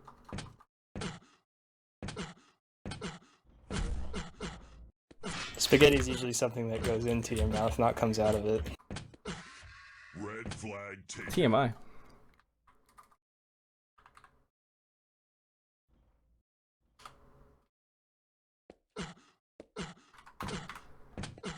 Alright. So there's gonna be some dispute about ping. There was last time when these guys started, except that pretty sure that we've been on this server the whole time. They played their last match here.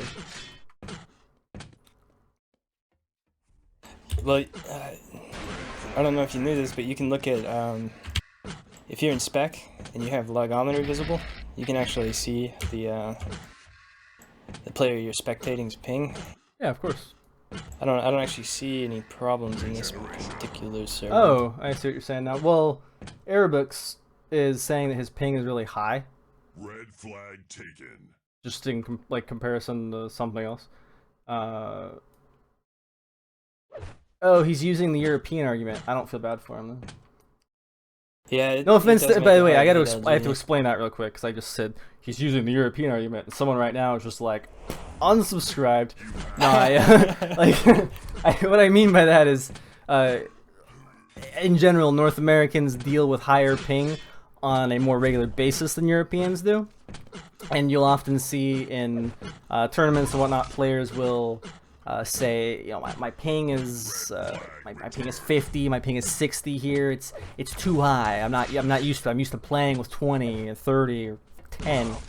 You know, it's like, and I get the argument. It does make sense in my head, but I don't feel pity for it just because up until the Steam release, I actually was not able to play Quake Live with less than 50 ping.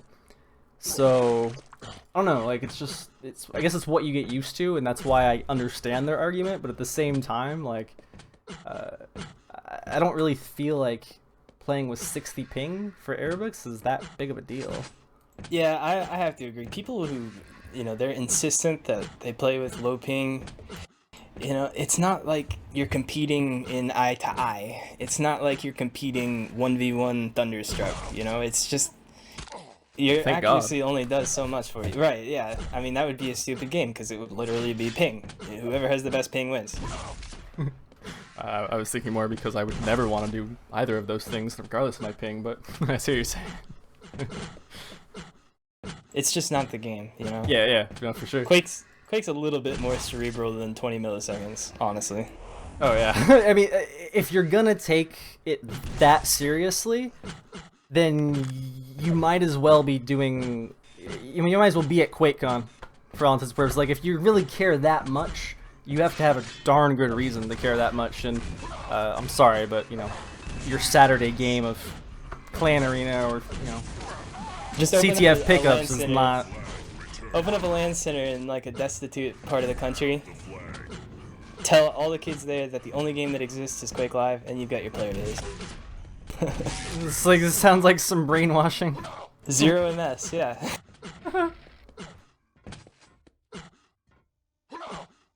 You just set up the computers like with their network cards so they can't ever get out. Just like... They're just stuck on the local subnet. That'd be funny as hell. They'll ask about Counter-Strike, and you just have to tell them, okay, we'll try it. And you just pull Counter-Strike up CS Pro Mod or something like, just stupid. Cheat with walls so they can't win. Did I just Keep do 'em on Konami code? And yeah, I did. Sorry, I didn't see Keep that it earlier. Yeah, no, I agree, man. I agree. You gotta influence the youth properly.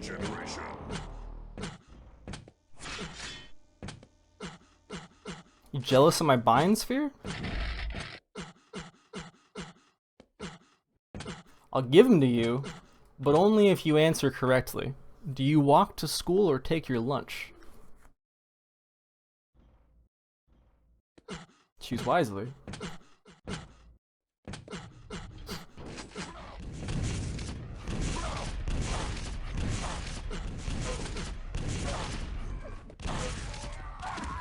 Blue flag returned. That awkward silence.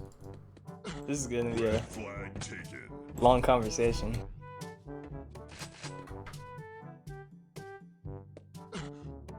It doesn't seem like those two things are mutually exclusive. You'd be surprised. Have you ever tried to do both? I mean, you could just put it in your backpack, right? What if you jog? Does that mean like I'm 3 times as much as this question? Because I'm not only walking, but I'm running, and I have my lunch? Bro. It's so deep. Got him. Got him. Ah, man. Alright, so... let's go to Dallas. We can play this. It's fine. Okay. That feeling when you argue for 15 minutes about the server and then you just end up playing it anyways. Yeah, it's like you get justification from the admin of being like, yes, it's fine. We can go ahead and we can move servers. And then it's like, is that all you really wanted? Like, you were actually okay staying here? You just wanted to win that particular battle of knowing that it was okay to move if you were going to? Seems a little petty. And so who won in the first set of finals? Was it blue team or red team? Blue team. Mom's spaghetti is blue team. Well, they have a ping disadvantage, you know. Yeah. They do. Which is actually kind of narrow funny because wasn't Arabics the one complaining about the ping? Or maybe I misread what he was saying. That being said, not so sure about Ballin, but I know, well, Deadly's fine with his 40 ping. Stitch is fine with his 70 ping. He's been playing with high ping for as long as I've known the guy. Selenius has 40, and I gotta say, I know most CTF is played on, you know, Chicago servers and whatnot, East Coast, and Yep, Ballin does fine, so, like, I don't think that ping disadvantage is gonna come into play. As someone who hails from Central, I deal with it every day. Yeah, well, I'm in Arizona, and like I said, you'd think I would ping good to LA back in the day, but no. The routing for my particular internet provider to the old LA servers got me 90 ping. 90. I actually pinged less to Washington, D.C. and Virginia than to something that's 800 or 800 miles away or whatever. LA, I don't know. It's closer than that. Phoenix to LA, very close. Fly there in less than half an hour. I was able to harass my ISP into fixing my routing. I had to Google and find all these PDFs with phone numbers and call people. Finally, Wow. some number of people I called got together and fixed it. So I didn't get 90 ping to Dallas anymore, even though I live in Dallas. Ooh. Yeah. You have cable or DSL? Cable. I won't even try to guess which one you have, because it's not gonna take more than 2 guesses. So. Well, I mean, they fixed it. It got fixed. That's good. I mean, I forget what the position's called, but yeah, it's like you basically have to get not just somebody who goes out into the field. You have to get like their boss. Yeah, the network engineer. Yep. Yep. It's tricky. You get to a point. I tried it on another cable ISP. All of their lines were abuse lines with like fax numbers for federal agents. It was great. It's like, no, we don't want to deal with your routing issue. Just call us if someone's making some threat or something. Yeah. Fear though, like that's the funny thing. It was only the Quake Live servers from LA. I like any other game, Team Fortress, Counter-Strike, any other game that I would connect to an LA server on, I would have 5 to 15 ping, like I'm supposed to, with a good connection from Arizona to California. Right. Yeah. But stayed over. Well, and not only that, like it's one of the direct lines that routes across the country. Like I live in the major city of the state, and it's just going from one major city to another. So like it wasn't necessarily that my ISP had bad routing to LA. It was just that particular set of data servers. I remember too. They changed once. It changed, and I had like 40 ping to LA at one point, and my ping to Chicago went down from 80 to 60, and Texas went down to like 40. It was the lowest Texas had ever been, and it lasted for about 3 months, and then it just switched back again. It was the saddest day ever, like to log back in and just see the high number again. I'm like, oh, VPN fixed it, but I don't know. Yeah, I blame Netflix, honestly. Can you blame Netflix for like bogging down the nation's network? Yeah, it's like half the infrastructure now, I'm sure. I don't know about half, but it's certainly a lot. Like Netflix, Facebook. Other than that, it's a wasteland. Maybe like a little bit of CS:GO, a little bit of League of Legends. Probably more League of Legends like client downloads than actual League of Legends. But who knows? It's a neutral network. No one's looking. That feeling when all those people should be playing Dota 2 if they're gonna play a MOBA. Oh well. So how was the outcome? What were the maps when this team? I don't know. I just asked in chat, and okay, there's Ballin. Camper, Crossings, Ironworks, Siberia will be decider. We'll see. It will be grand finals here, so the winner will earn the right to play in hashtag nactf.ql pickups. The loser will earn the right to play in hashtag nactf.ql pickups. And everyone here at the end of the matches, look under your chair. You can even do it now. You can look under your chair now. Then look back at your screen, because you're all able to you got it. You get it. You're in. Congratulations. Webchat.quakenet.org. pound in a CTF. Flare TV. Oprah got nothing on Flare TV, man. New You could be cars European. don't need them. Europeans have played with us before, honestly. Yeah. If you're sick of pound CTF pickup and all the people in there, we play more than just spider crossings here.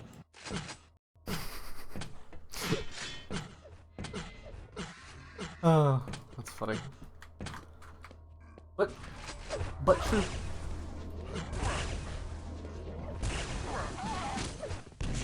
Blue flag taken. I wonder when Thunder will run the next one, to be honest. I know he was talking about running them around the NA Duel Cups, so that'd be every 2 weeks, but I don't know if he'll do it every 2 weeks or every month or so. Am I interrupted? Oh, not at all. Welcome to the cast, guy who told me he'd be here 2 hours ago, then an hour ago. Hey, Yeah, Vibration. I had technical issues. They were resolved. You and then I sound like saw- you're inside of a trash can. Are you hiding from someone? Yeah, as a matter of fact, I am. Alright, well, we're gonna get started on Grand Finals here. Vibration, do you want to just actually save my voice here on the first map? 1. I could potentially do that. You do sound a bit quiet, by the way. A little bit quiet. Anyways. Off on, well, no one interesting at the moment. Selenius, just playing mid. Just want to get those first kills at mid, establish themselves on the scoreboard, you know? We'll see if this plays out the same way it did when we just watched, Leafy Leafy versus Wind and Friends. Pithy was carrying hardcore with 12k damage. They did end up losing that match. We'll see what Mon Spaghetti can do against this team. It's just the first quad, and he's just pushing. He's pushing high as well.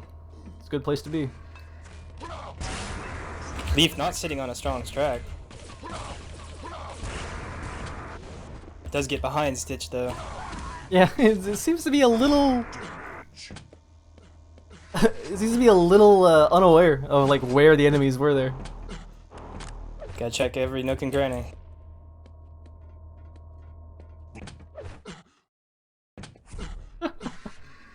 Vibration is Oscar the Grouch.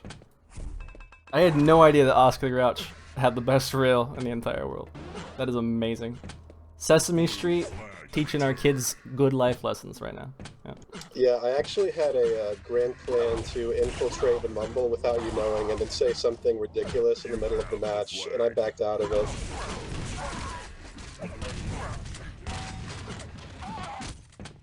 Ballin will return his flag. Nothing going on here.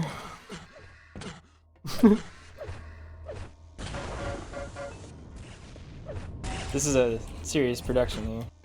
Hey, it is actually. I take it quite seriously. Impressive. To the extent that I take it seriously enough that I can still have fun with it. Because you can't take life too seriously. But this isn't real life. This is Quake. It's way better than real life. It's like way better than real life. Way better.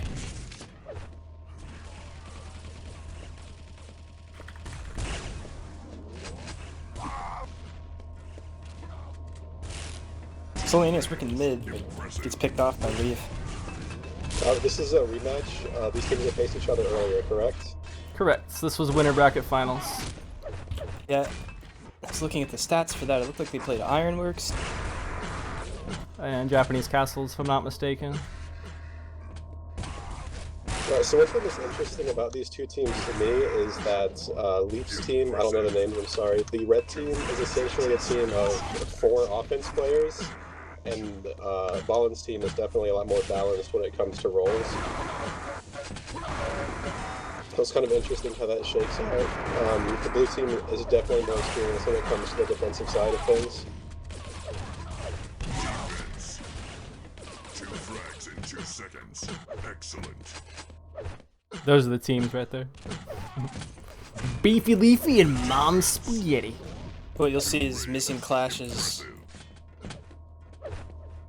The clash at quad won't quite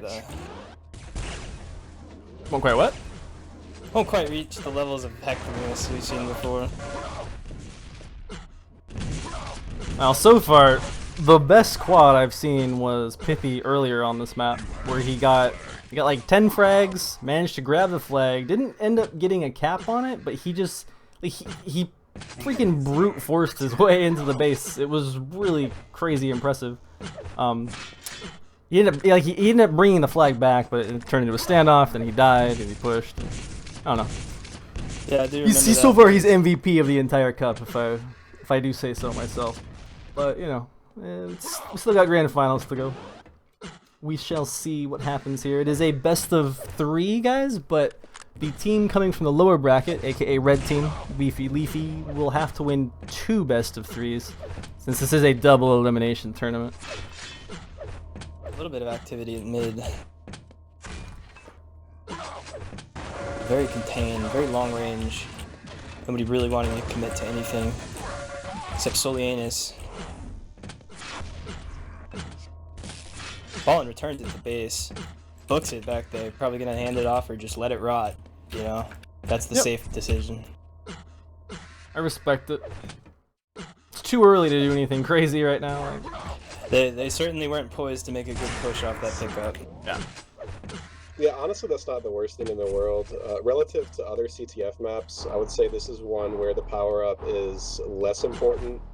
Obviously, someone can take it and have a really crazy run, but usually the power-ups aren't what decide the outcome of camp crossings.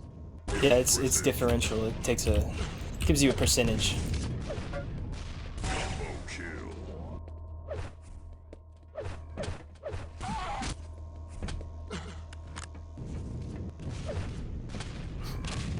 Since you are here, Vibration and Baked, thank you again so much for joining me, guys. I'm gonna go ahead and get some more water, because I've just been talking to myself all day long.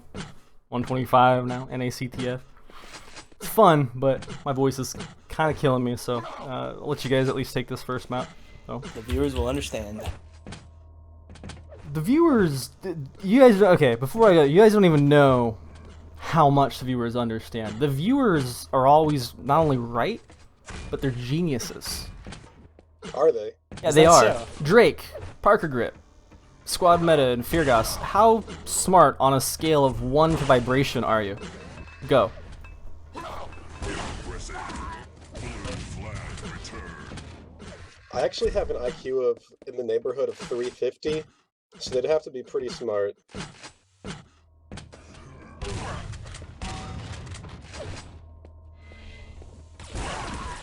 A little bit of junk runs. Both of the bases getting Mid dived is on. about to become a meat grinder again, because the quad's about to spawn. Quad spawns only 2 after. Both teams making really successful pushes on base D just before quad. Kind of makes things anemic in mid.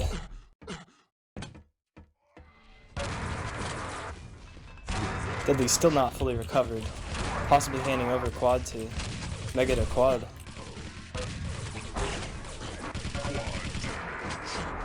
Yeah, that's kind of what I was getting at earlier in regards to the quad on this map. It really is not, unless you have a gigantic stack, like if the base D is coming out and getting quad, that's one thing.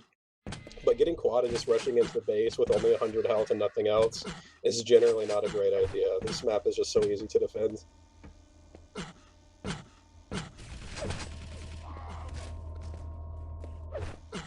Just tons of railing going on. I'm just not seeing the kind of LG I'm used to on here.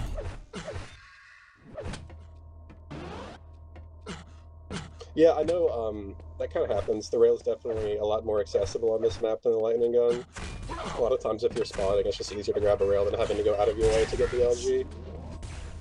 I usually experience a lot of people just going all rail all the time on this map. Airbooks books it in the blue, tearing Deadly up. Gets on flag Red flag. with an escort. Infinity and Airbooks trying to work that flag out. Infinity hops on it. Gets taken out at lower before he can really go anywhere with it. Red flag return. It's a very pretty attempt. Deadly's still reeling probably from that. Airbooks taking advantage of that, gets back in. Grabs a YA. But gets burnt down before he's really able to do anything with flag. Impressive. Things still a little tenuous over at Blue's base. Deadly picks up Mega. Blue's able to recover and actually takes quad.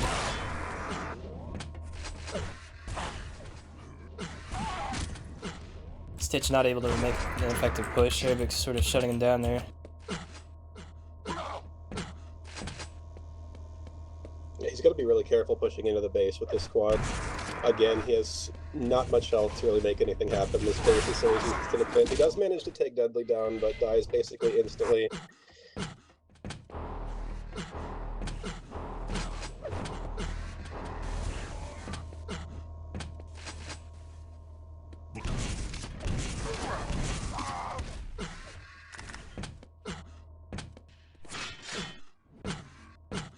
Which team would you say is favoring on this map, Faked? I feel like Blue flag returned. I feel like what you said earlier I about feel like everything's true. Blue It's team balance. is kind of having some real issues with their defenders there, just not getting enough damage out at mid. Whereas, you know, red team is kind of in a more stable position. If they can get it together and really get a good quad push going, possibly take out, you know, just one at mid, leave the other one, you know, kind of burnt down. They might be able to pull this out. They might be able to pull a cap out. They certainly have Blue on their toes more. You can see there's still 4 in base over there, just absolutely reeling from that push 2 minutes ago that took Deadly down. Yeah, I definitely agree with that assessment.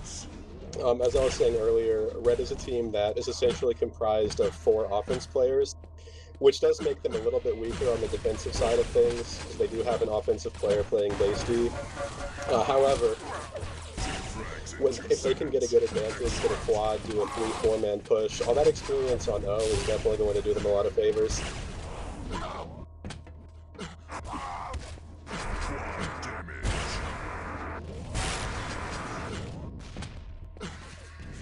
Right, yeah, and you can kind of see that strength come through in their flag runs, and their especially on their pushes on the enemy base D.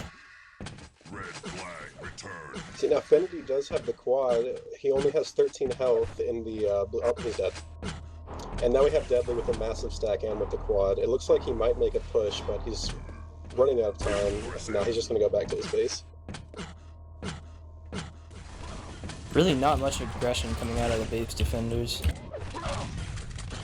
Even on quad, they're almost always burnt before quad comes out, which is really good timing on both teams' parts. Just a little bit more effective on red though.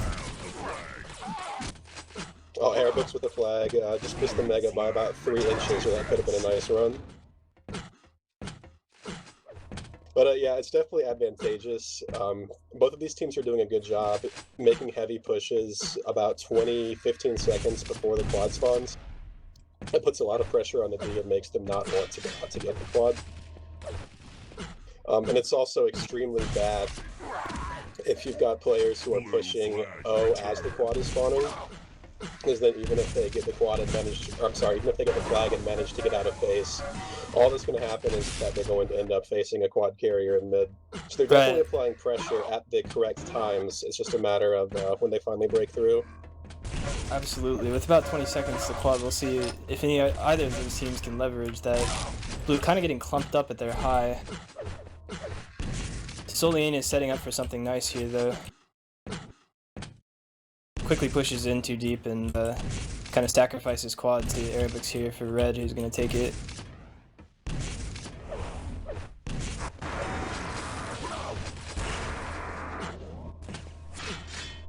Arabics, he does have the yellow armor. This is not a tremendous stack, but it's actually the strongest quad push we've seen so far, I think.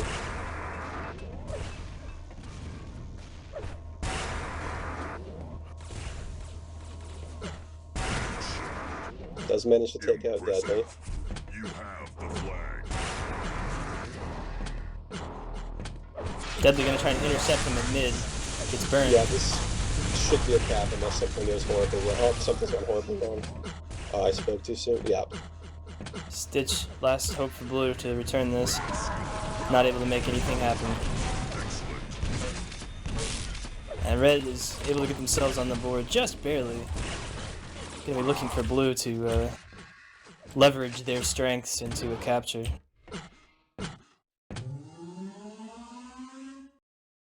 With that, we take a pause. Infinity looks like he got kicked. Fun fact, he if flooded you the spam server. drop weapon, drop flag, drop power up, you will get kicked from the server in Quake Live.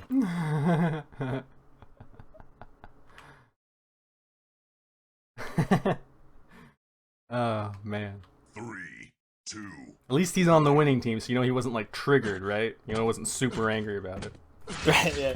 Make sure Yeah, you know he's which not one's gonna, which. He's not gonna go on a rampage on Tumblr about this.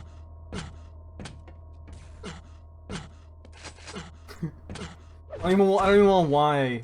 I don't want to know why you use Tumblr so much vibration. Go back to CTF. You're much better at CTF than talking about cat pictures. Well, when Or you've whatever been triggered, you look at on. when something has triggered you, Tumblr is your best outlet to express your frustrations. That's just a fact.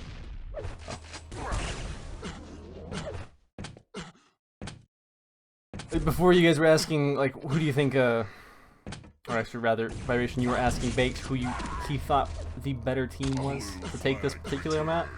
I think it was pretty spot on there with what you were saying, Baked, actually. It's just how the defense for Red is not having nearly as much trouble maintaining everything as the defense from Blue.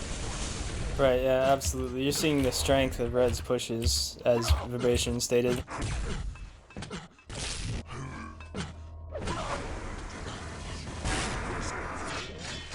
Blue just getting their hands on quad. 5-minute warning. Again, likely to sort of just hang out in mid, get some free kills. Not able to effectively leverage it into a play on Red's flag.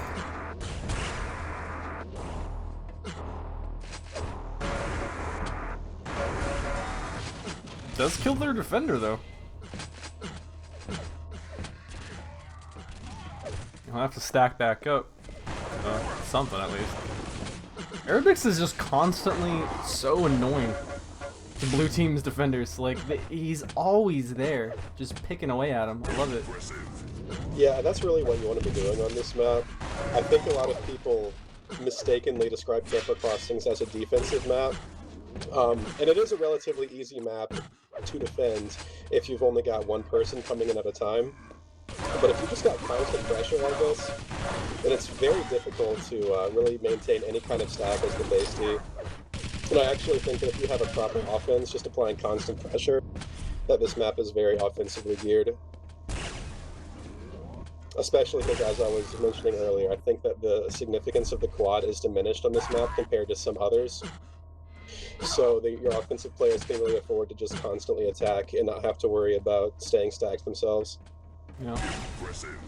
Boom's worked his way in. He's actually taken out Deadly.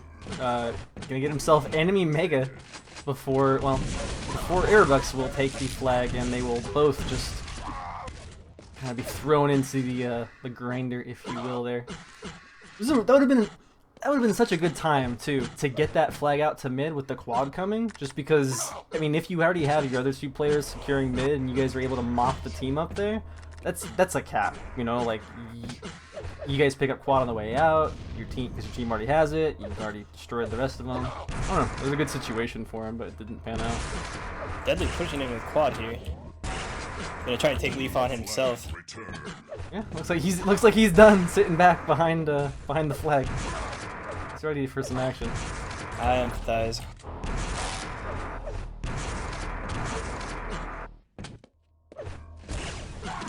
Doesn't really have any teammates there just yet, and he's done some damage, but without the support. I guess Selenius comes in, but he's gonna go down anyways. What position do you normally play, by the way, Baked? I've actually played quite a bit of base D, a little bit of mid, a little bit of offense, so I'm at home in base. Literally and figuratively. Oh, Deadly can't hit the shot. Arabix can. That's the risk you take when you push out of base. If you're not absolutely certain that you can leverage something into a cap, there's a 90% chance they're going to lever out of position into it. Especially when you're already having trouble keeping them away from you. You know, Sure, keeping yeah. your base clean. Like, that was kind of asking for it for sure. But, I mean, I guess they had to do something, and that was their particular answer. Red flag. Yeah, that second cap is basically spelled the end of this map. There is technically time for the blue team to come back, but it's going to be difficult. Although Ballin is making a nice run right now. Yeah, Arabic's missing again some key shots here.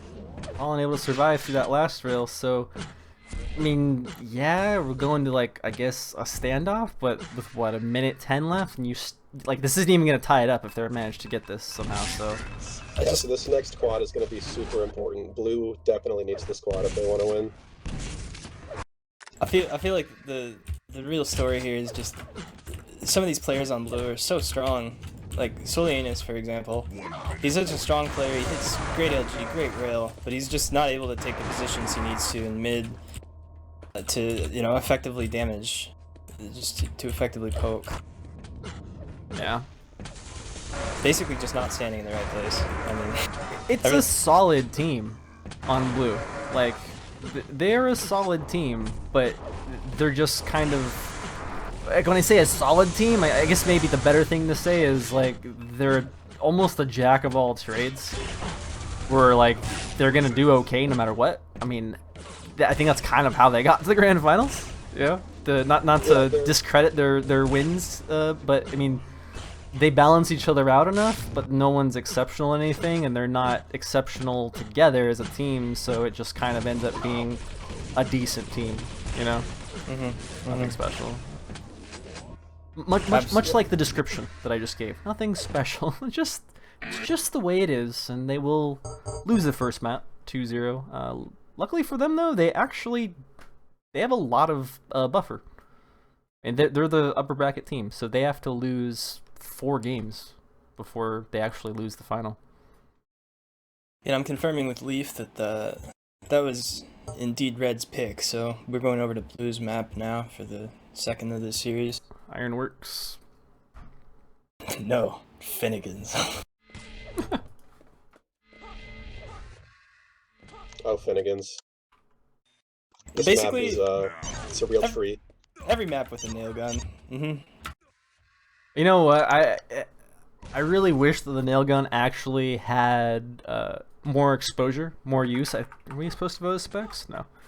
I think it's a really cool gun that it's a little underpowered,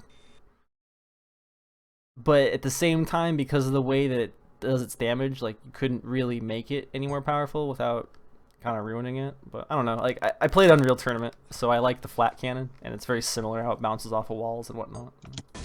Right. I think that just the fact that there is a shotgun, though, in this game, and there was not an Unreal Tournament, like, the shotgun was kind of the flat cannon in Unreal, and while the nail gun is very similar, it's kind of just, like, more of the same. It's a very similar reason to why I hate the heavy machine gun, not only because I think it is a broken gun that does too much damage, but it's like an LG that you just made way too strong. Yeah, you can kind of find with UT is there's not the pushback there is in Quake. The weapons, the balancing is similar, but none of the weapons in UT quite, knock you around like they do in Quake. And actually they do, but you have so much air control that it doesn't, like, I mean, you're right, like, getting popped by a rocket in Quake, or floated by a shaft in Quake, there's nothing like that in Unreal Tournament. But I mean, think of like the bio rifle in Unreal. I mean, that thing will send you flying. Flak up close will send you flying too. I mean, but I generally agree.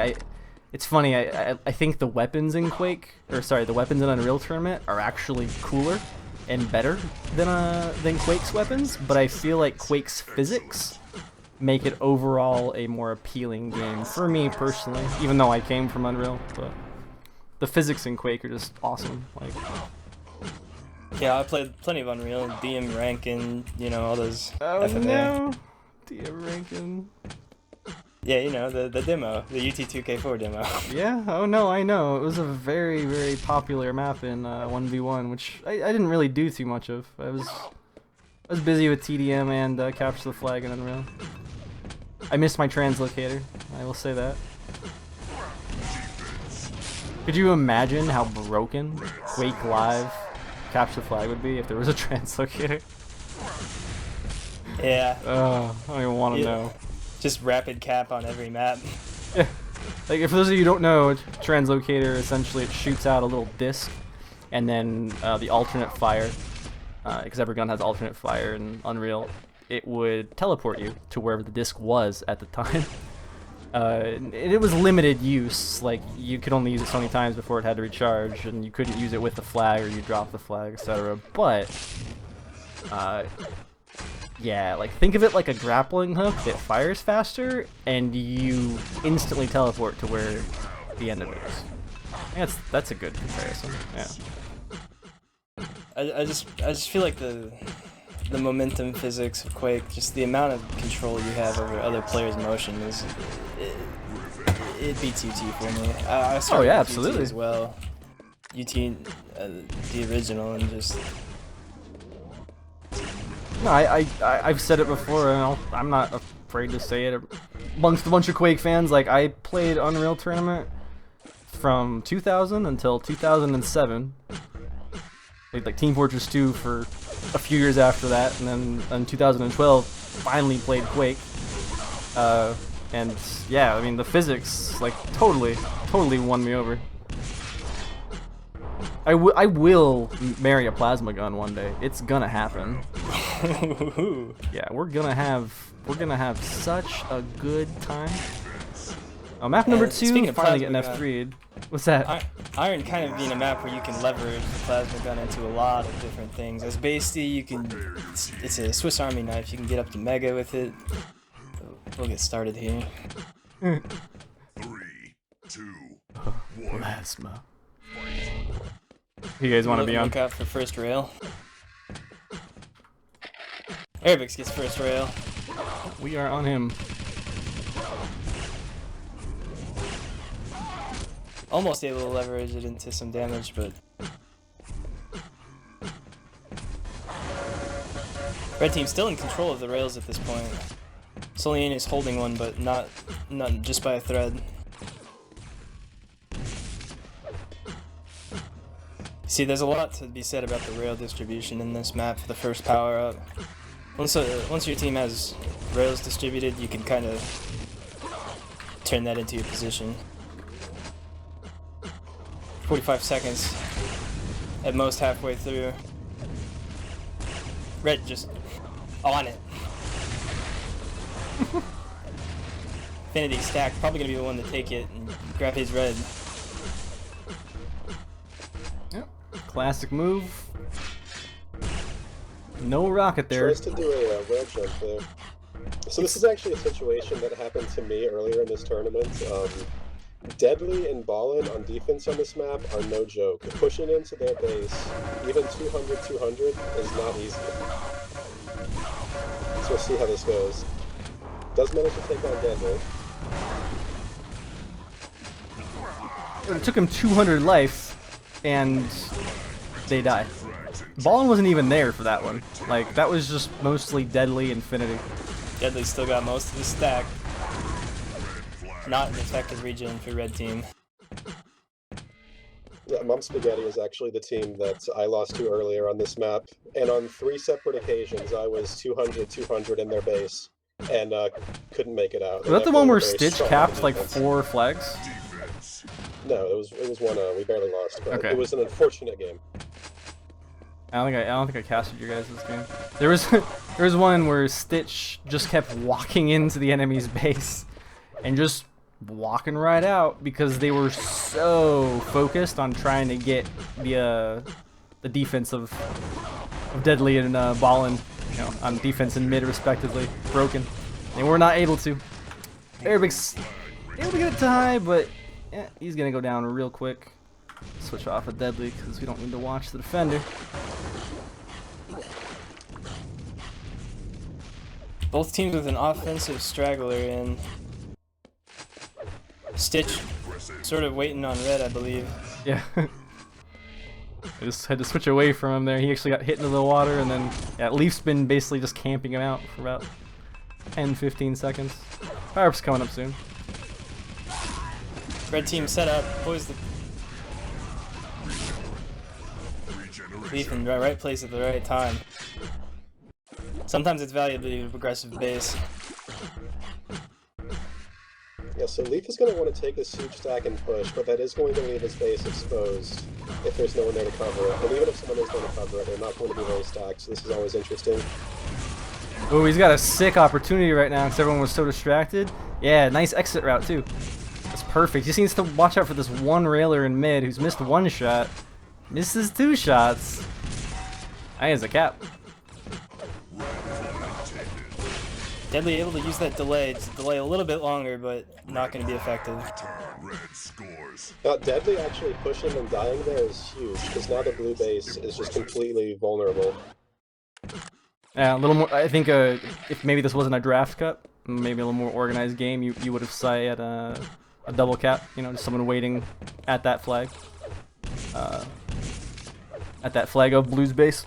Just to turn it back Yeah, it looks again. like there's not going to be a chain cap situation. That being said, Deadly did lose his Mega as a result, so they're not out of the woods yet.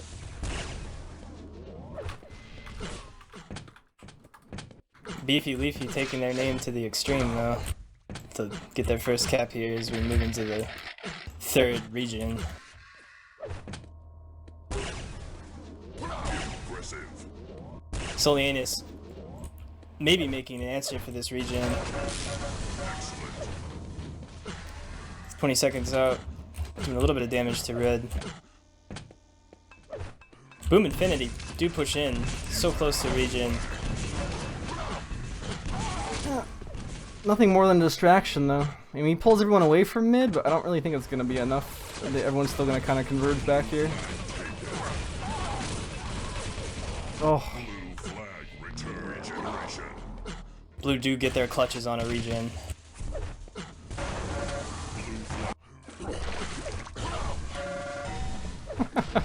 that stings for Arabics there. Yeah, it's just really bad timing. Aggressive. Ball Unfortunate and timing, knocking rather. made uncontested. Yeah, he's got a bit of armor left. As long as he doesn't eat a rocket here. Well, or 2. He'll be okay, but... If Stitch manages to get out of here, I'll be shocked. Dude, just wait. That's what I thought. He's robotic. I was telling you before. Like, I'll need to look at the bracket to figure out what match it was, like who they played against. He just kept going and grabbing the flag, and not only that, he was never doing anything fancy. He just kept walking out through plasma. He just got a red armor off Infinity though, and leveraged it into a complete Infinity stack and a little bit of Leafs. So Red's defense is on the ropes at this point. Let's see if Solianus can leverage this into flag pickup. What do you guys prefer? Do you prefer base D to be taking the red, or do you prefer your mid to be taking the red? I know some people even say they would just rather try to steal the enemy red as well with their offense. Like, what do you guys like to do on this map? So when I play this map, I essentially always play the high D position, and then basically your entire role is to constantly get your red, get red at the spawn every 25 seconds. If you're not there, the enemy O is likely stealing it.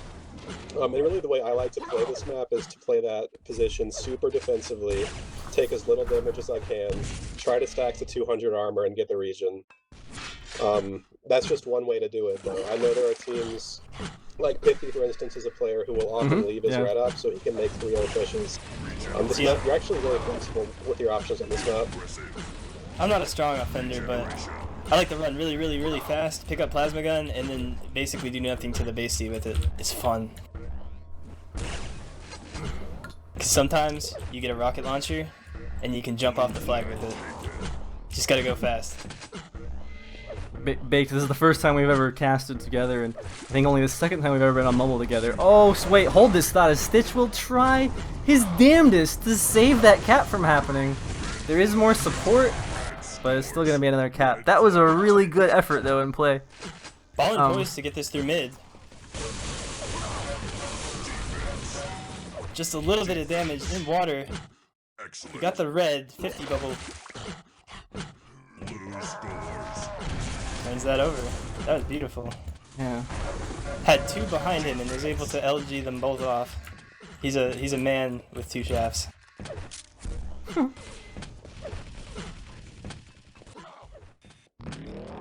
I was gonna say though, before I got super distracted, the fact that you keep mentioning plasma is making me excited, Bix. I don't think you understand.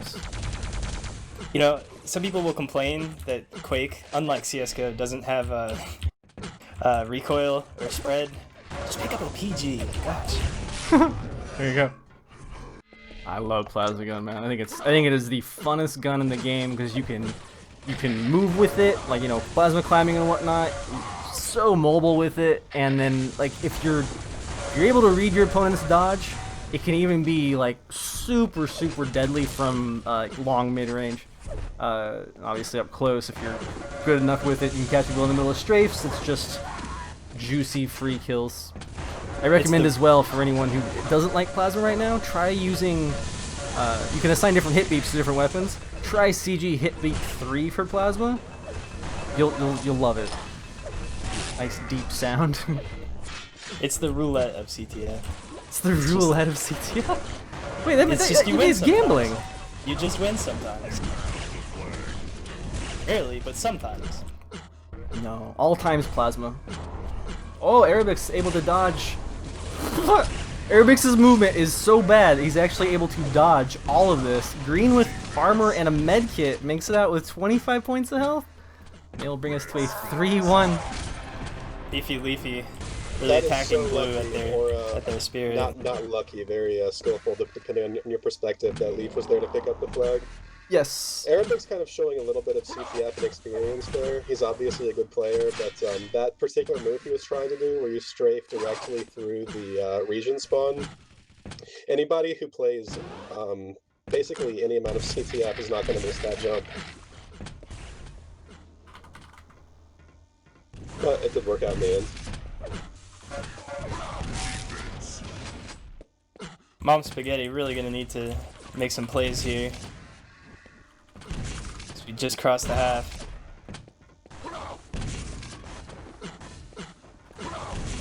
I'm not sure what happened. How do they keep getting on flag? How many touches we got? We got 11 to 5. I don't know. It's like double right now for Beefy Leafy. Someone is basically, when I've watched this team before, Finity, he just plays mid and he holds it down very well. And I mean, if you have somebody holding mid, your offense is free to run in and then start deathmatching once they reach the enemy base instead of having to do it, you know, beforehand in mid. So it's just way more effective. I think that's probably the change here to the cider.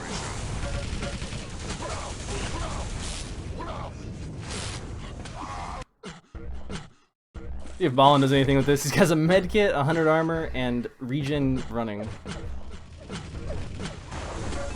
And he's got 2 people to help him out, actually. This is pretty big.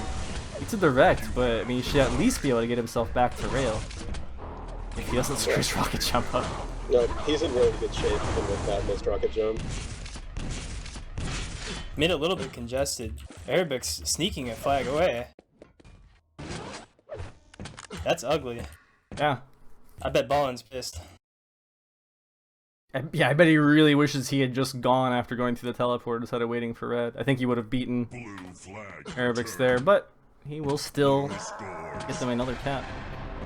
Blue gonna try and leverage this into another cap, but not gonna be successful probably.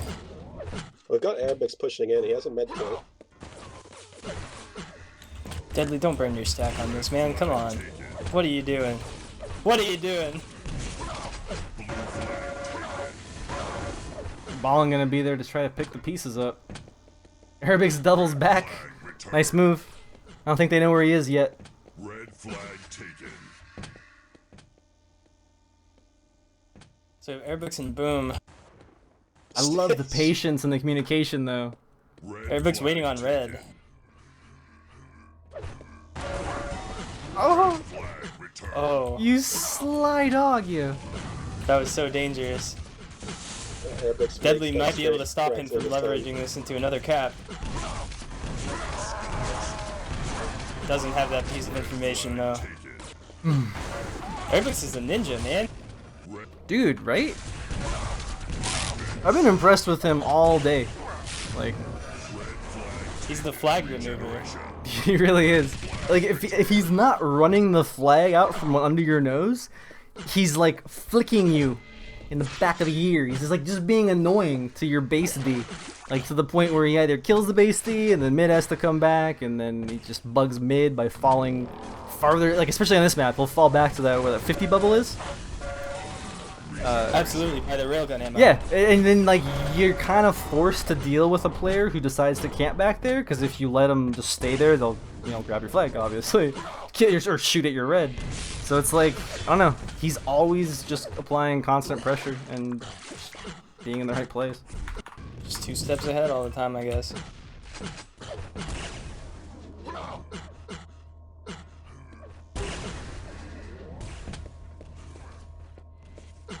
Blue flag taken. Teams have kind of lost interest in each other in mid. Not a lot of weapon control happening at railgun or either of the LGs. Much more activity at grenade launcher. These teams desperately wanting to just damage that base D. Solanius actually taking out a lot of Leaf's stack, and then he will meet him head on at the plasma gun, but he's able to kill both the players. He gets support mid. Oh. Falling on by a thread, it's gonna turn this into a cap for blue. Almost a Got a shield kit, here. use the kit! Oh, he hits KGB all over again. Alright, Solanius will still pick it up, but man, if they hadn't have been there and he had died with that kit going up the pad, it would have been hell to pay if I was on his team. 13 seconds to the next region. Yeah, we'll see if they start taking interest in mid again. Like you said, they 5-minute warning. kind of seem very reluctant to push out to mid right now, both teams, because the flags keep getting snuck. Yeah, Red was on it. I remember in early game, Red was just squatted on that region, but Blue's been picking it up. Red's kind of neglected it the last couple of regions. Ballin with another kit in region, and he's actually just seeing the enemy who's taken his red, which kind of unfortunate for him. Means he can't push with as much effectiveness here.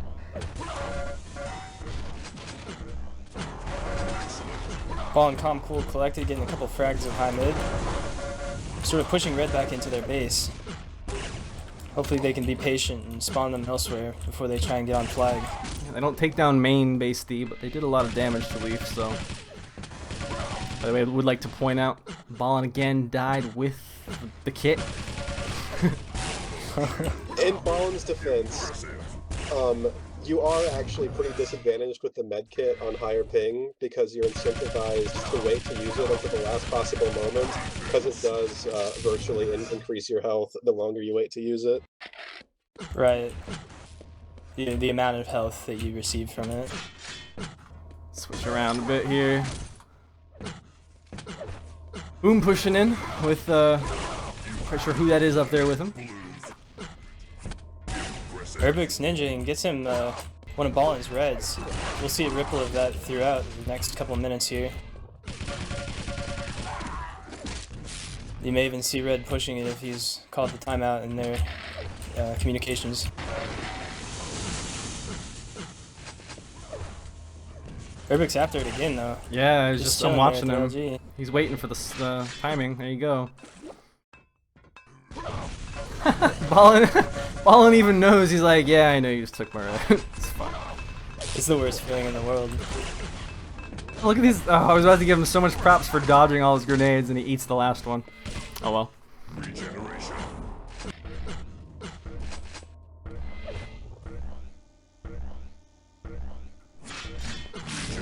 Oh!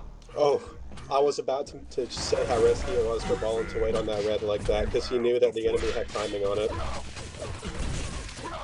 Didn't expect the telefrag though. With regen and the fresh red pickup. Urbix weak in mid, gonna pass through as quickly as possible. No one there No to return it. way. 2 steps ahead. That was a telefrag that just turned into a cap. Like, my gosh, man, this guy. Humiliation. Red flag taken. Maybe Arabix is MVP, but Pithy still has MVP moment from that quad run on Camper Crossings. But I'm leaning towards Arabix for MVP of the cup thus far. That's some mean offense. It's just relentless. Like, he's just freaking savage. He doesn't care. He's just always in your face.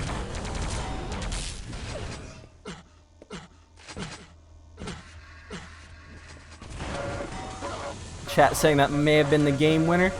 This will make us go to our second best of 3. If Beef Leafy wins. They are coming from lower bracket, so we'll still go on to a second best of 3 here. We'll see if the teams decide to play the same maps or pick new ones. I'd like to see new ones personally. I think we should force them. Yeah, these two teams. No, we should do is we should force them to play Siberia and Spider Crossings if this goes to a tie. Or it goes to a second best of 3, because only because we haven't played them at all this entire cup. Did either of you guys play either of those maps today? Well, I played Ironworks and Camper Crossings. I lost twice and was eliminated. It was a bad day. Yeah. Yeah. We've pretty much been watching Ironworks all day long, which isn't normally bad, but there's a lot of it. Yeah, Ironworks. Well, here comes the moment where that was the moment that they would have been able to save it and bring it to a game number 3, but looks like we will go to a second best of 3. Things are all tied up, essentially. It looks like Ballin's gonna get another cap as a door prize. Oh, never mind.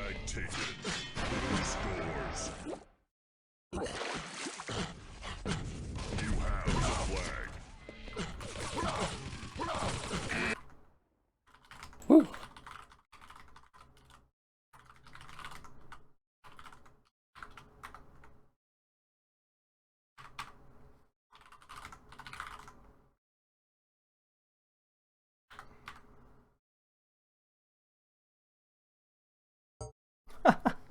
Deadly's saying, we gonna play Texas? That's, I mean, they did say it was okay before, the admin, Thunder, they said it was okay before to move to Texas. So as long as Beefy Leafy is okay with it, I mean, technically it could help out a lot, yeah? That you can get a couple points of LG off that, it'll do it for you. I didn't notice that Ballin's ping was up to 80. Blue flag taken. Wasn't quite that high earlier when we were talking about pings. That's a shame. Now. Average is still the same though. 10 MS in favor of red team, in favor of Beefy Leafy. Yeah, I don't know. I mean, the averages kind of works, but at the same time, it can be misleading too. When you get, I don't know, like somebody can skew the ratings themselves. The biggest issue right here is that probably their first or second best player, I mean, I'd say Deadly and Ballin, in my opinion, are probably the 2 best players. Mama Spaghetti, and the fact that Ballin has 80 ping right now, like, it is affecting him to an extent. I was talking about before how he's, you know, he's American like the rest of us, Canadian, if you will, or North American. And he's used to it in a sense, but when you get that, excuse me, I have the hiccups. When you get that high in ping, you know, 80 plus, 70 plus, it does start to affect you differently. I feel like, you know, you can't complain if you have ping in the 60s, really. But absolutely, I don't that's know. par. That's played with. We ranted about it all before. We ranted about this whole ping thing before, but I mean, it is a real issue. No matter how much you want to say it Call is. for some league a rule that if there is a difference in the min ping and the max ping of more than 55, that's that's kind of like the rule of thumb, and we're pretty close on that, you know, with Affinity rocking 25, 26 ping, Ballin rocking up to 80, you know, that's right on the edge of what's really fair, especially given Ballin is having to deal with Affinity there at mid. I mean, positions clash a lot. Yeah, I adapted the rules that Nico had wrote up for 125 server rules, and I kind of altered them a little bit. And then me and him talked a bit about it, and like the way that we've always done it in Duel, and it can be applied to teams too as well. It's just a little bit, you know, you got to pick and choose a little harder. But basically, if there is a player who has a ping lower than 65, then as long as one player has a ping that's below 65, and if the other one's higher, then like you are able to, you know, change servers basically. It just, I don't know, like there's more to it than that. I think the whole thing has about I could look at it, but I'm pretty sure it has about like 14 different notes and like variations on, you know, specific rule settings and whatnot. Because it can be a big deal. I mean, a lot of games get delayed because of this. You know, think of how many times you spent waiting around for a stream to start because the players aren't able to agree on a server. Right, yeah, it almost should be written in the rules if, you know, it's not localized to a narrower region. Yeah. But I mean, it is a big deal that ping is high, you know, just in general, or if the ping differential is high, obviously, because, you know, that blunts the disadvantaged side's reaction time. But Yeah. you know, in terms of like the game itself, you can look at like 65 ms as being you know, nearly 3 server frames that you're disadvantaged by. That's That's a good way to look at it. You can traverse quite a distance at, you know, 600, 700 UPS if that's 3 frames. Completely unrelated, but Siberia is fun. Nice. Thank you for paying attention. Siberian Ironworks. Yeah, Mom Spaghetti actually picking Ironworks despite just losing on it. It was their pick last time. They won it convincingly in the other game, the other series that we watched. So I don't know. I mean, I guess it's probably their map essentially. It's like what they're most comfortable on. It's hard in a draft to have a map that you know your team is going to be good on, because unless you get lucky and you get matched up with someone who you play a lot with, I mean you are essentially a pickup group. I mean that's the whole premise of the cup. You know, like it's a draft cup, it's pickup. We'll go into Ironworks for the 420th time today. I am more excited than ever. But no, seriously, we will start our second best of 3 now, so everything is tied now, and Leaf asking if this map is new. Yeah.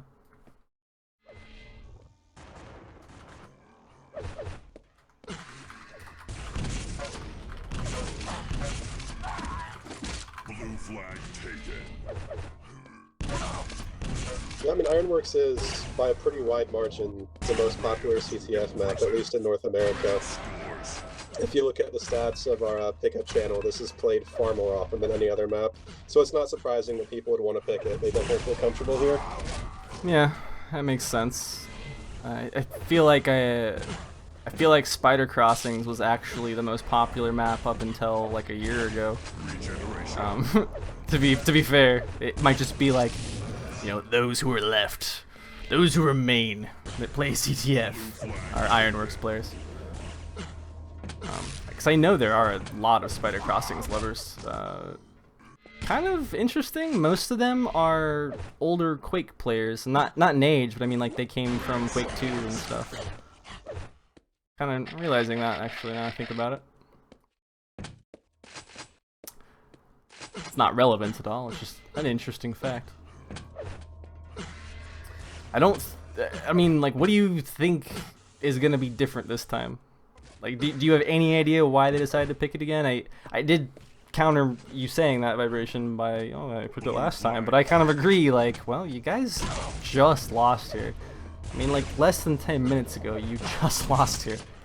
What are you gonna change, you know? Like, Yeah, it's kind of surprising to me. One thing that I really didn't like Mom Spaghetti doing last map was Deadly leaving the base and chasing the flag carrier after they escaped. That led to a couple chain caps, as I remember. And a lot of times on Basty, if you let somebody go, you just have to tell your team where they went and don't chase them, stay in your base, or else it's very easy for them to get chain caps. And actually, it's very easy to do what Arabux did, which is stay in base and take all the items while Deadly was looking for him mid. So there's definitely things they can do to improve. Yeah, I found that sometimes as base, the most effective communication strategy is to even just predict based on circumstances, what they've been doing. Just tell your team where you think they're going, and there's a chance they'll get there on time. You know, they might not commit to that item that they thought they had, or they might not get that far into base so that they can, you know, they can help you out with that. Impressive. Yep. Trust me, I've spent a lot of time failing as Basty. Join the club. Prepare your team.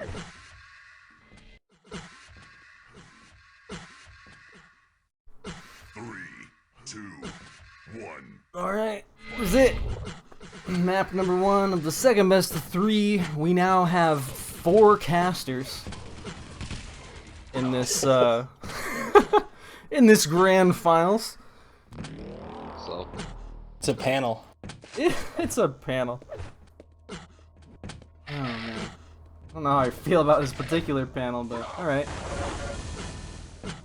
It's It'd be kind of an grand early region. That would be amazing if quad all of a sudden spawned on Ironworks. Everyone would be very giddy. This would be a very different kind of map. Soliane is just standing over it. He gives it to Leaf. Wow. Come on, man, you're supposed to pick that up. It's red and shiny.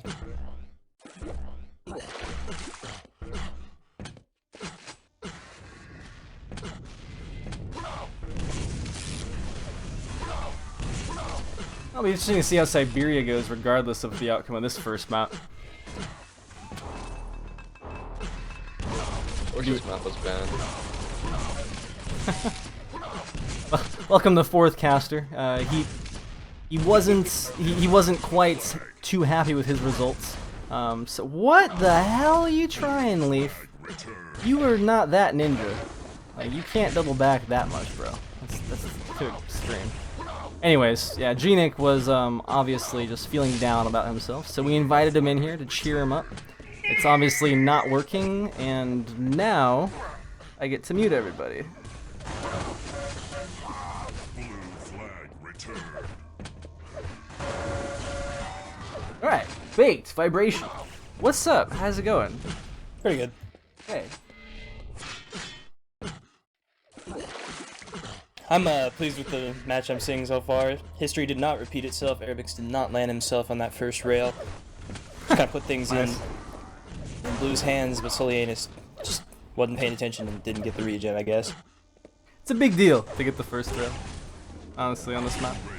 Impressive. It can open things up nicely. There's Didn't only quite one. play out, but And you'll find this a pattern with a lot of CTF maps is there's this item that you have to fight over. There's only one of them. Sometimes it's an item in a position, Flag returned. and that tells you that speed happens. So if you have 3 weapons on a map, you know, 2 of the weapons, you know, you'll spawn there, and it's your spawn for that weapon. The second weapon, or the third weapon, the weapon in the middle, is it's a position thing. right. It's a very powerful position. On this map, yes, it's a control thing. The railgun sort of puts you in control of mid, gives you the opportunity to push the base defender effectively.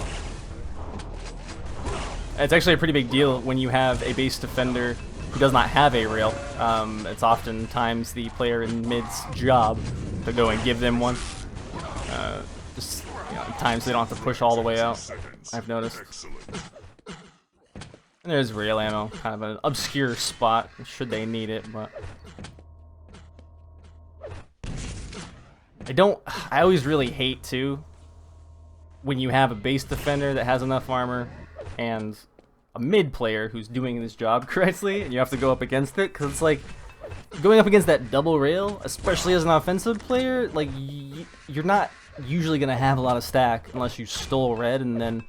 If we're talking about that, you're not even coming from the angle that I'm referring to. I don't know, it's like a big deal. Nice steal of the red there almost, or of the yellow there almost, but Deadly just mops up both offensive players instantly.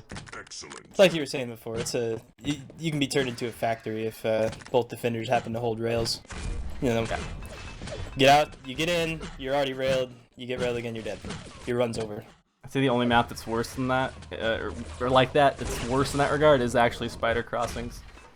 I have a very, very horrible memory of.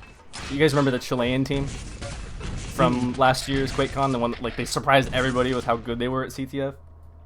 They beat us on Spider Crossings in like 6 minutes because they just locked. Like we couldn't move. We could not move. We just would spawn in mid and we would die instantly. Because like by the time it got to that point, they had 2 people looking at us, and like their base D was basically at mid looking at us, their mid was at mid looking at us, and the 2 offensive players were just rotating the flag back and forth. It was so brutal. But I don't know. To be fair, we were 3 unlikely Americans and a Russian. Good Russian dueler. Stitch gonna make it out. He's got people behind him. Just don't go too far forward, and he's got this. That's a bummer. Yeah, I think when you go plasma every time, it starts to get a little bit predictable. Boom looking to be the one in better shape to make it out of here just because of his stack. He will get pushed through his teammate. Blue flag taken. And Arabic's there, as always. Red scores. I don't know. History does seem to kind of be repeating itself a little bit here.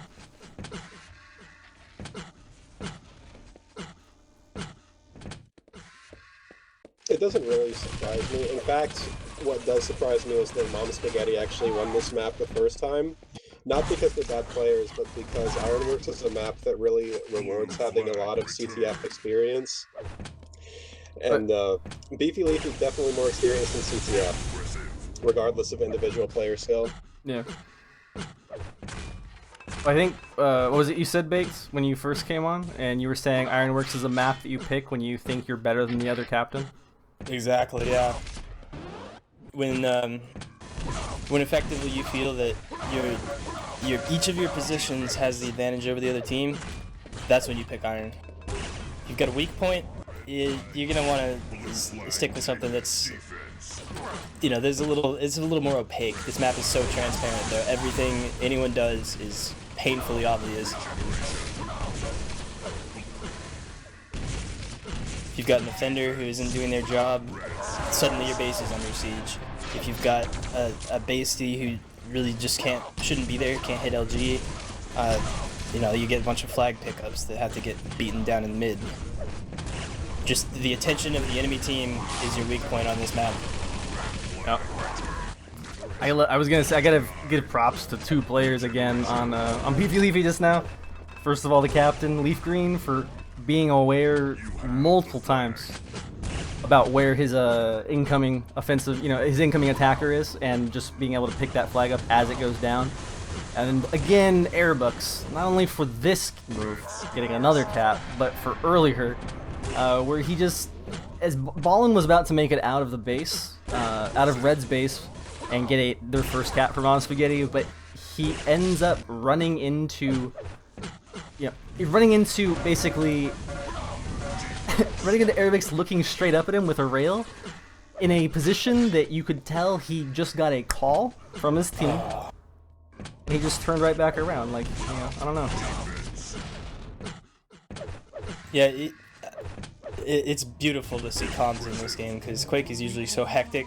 If you can be that man who's standing just around this blurred crowd, that's when Quake starts to make sense. You can stand out in the blurred crowd. You've made it, son. Right. I don't get the analogy, but I feel what you're It saying. sounded good. It's the- Yeah, exactly. It's the digital rain. I'm picking up what you're putting down, but I'm still rolling my eyes at it. You basically are just like, you can buy a man a fish, you can teach him how to fish. Either way, you got fish. Like you were saying like one thing and it came out another way. I don't know. It was... In-game communications is never WYSIWYG. That I don't know. I mean, I have no idea what you're trying to say. You both just said double negatives in your sentences just now. Prepare to fight. Yeah, really wrestles my jimmies. That's why wrestles my jimmies is such a good expression. Wrestles Even my- if you've never, yeah, when you say it really wrestles my jimmies, even if you've never heard that expression before, you know exactly what it means. It's perfect. Yeah. We need to stop saying triggered and salty. We need to go back to rustling jimmies. That's way it gets the point across a lot better. Because if you're salty, that's like so up in the air and memey these days that you could mean anything. Jimmy wrestling though, I mean like that's to the point. 3, 2, 1. No, don't know why we paused, but the jimmies have been wrestled. The game has been resumed. Boom had a Chinese takeout delivery. Dude, he's always getting people at his door. Tasty. I personally like sesame chicken. I have to agree. With all the broccoli at the bottom. Oh yeah. No food. No food. I don't want to talk about food right now. We can all enjoy a meal together later. We're going halfway through map number 1. Fallen again. Oh, sorry. Has the regen. Arabics again, I meant. Has another flag pickup. Deadly gonna waste all his stack trying to return it. Infinity doing a really good job actually killing most of Ballin's stack there. We'll get the next red, but they can't get going. Like, I think it was on Camper Crossings you said this. You all both agreed with each other that their defense on blue is not able to rely upon itself enough. Like, I don't. Go ahead. Some of that will come from their pressure. You know, you're just not seeing Solianus at their rocket launcher enough, not at their 50 bubble enough, just not deep enough in base. They're not. They're getting chipped away at too much because, you know, they're not giving Finity any responsibilities at mid. Blue flag taken. Yeah. And He they has don't, free they don't have an reign to Arabics control either. his Arabics sprints out. Yeah, full exactly. speed. Exactly. They don't have an Arabics. I think that's why they're losing. Impressive. Multiple touches here. Solianus will walk through the flag and 2 defenders. That'll be a 4th cap. It's a shame that Blue didn't think to ban this map. Yeah. Not even think to ban it. It's a shame they thought to pick it. Like This was I'm their pretty pick? yeah. That's ballsy. That's what me and Vibration were going on about before. Like Yeah, it was, I'm sure some Beefy sort Leafy of was like, mind game, I don't know. okay, sure. Yeah, in fact, Leaf Green thought that it was a joke when Ballin picked this map. Oh man. It was weird In choices. any case, though. Ballin and Deadly are getting some good practice in. If you're losing, you're always beating good practice in. This map can really just snowball out of control too, which is what I was getting at earlier when I said I really don't like Deadly leaving the base. Sometimes you just have to know when to let a fight go, because if you try to chase it, it ends up being even worse. Yeah.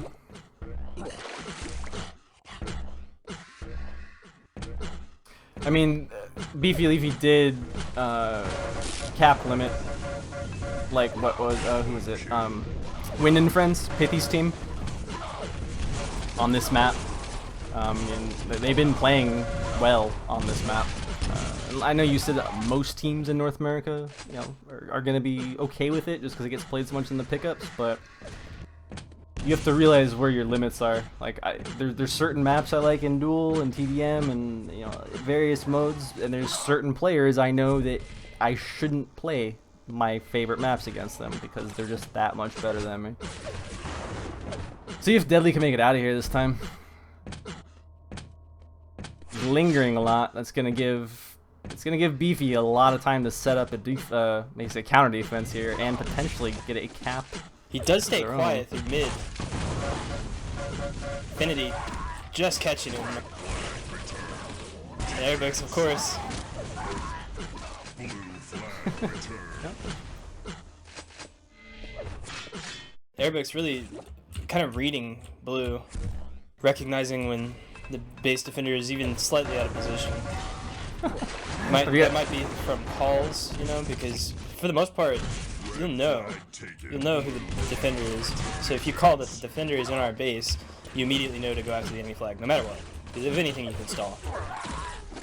Yep. Looks like Ball. How did that even just happen? Who must have been answering the door again? Ballin will this time not die with a med kit. He'll use it just in case. He'll get himself a first frag as well because of it. Yep, Mom Spaghetti on the board. Oh, that's gross. Typical though, right? I mean, like Mom Spaghetti, it's gonna get thrown around a bit. You know, like you don't know if it's gonna stick to the wall and make a huge mess unless you try. You don't know how fun it is to draw on the wall with crayons until you try. This is Mom Spaghetti logic right here. Beefy Leafy is just kind of YOLO. You know, they're just there. Ballin right there, 50 bubble. Or is he at water? No, Ballin is just straight above. Yeah, he's got 3 people chasing him though. One's gonna go high as well, which I like. That way they can hit him on long haul. Ballin getting chipped down by Leaf. Airbix. No way! Oh, That- please, Airbix. Dude, that's what I was saying before. Like, even when he's not running the flag, he's so aware of what's going on in this game that he's always ready. Yeah, he was in there, LG, and Airbix was there. Ballin, I say you go through and kill Erebix. Yeah, Erebix sitting in your red right now.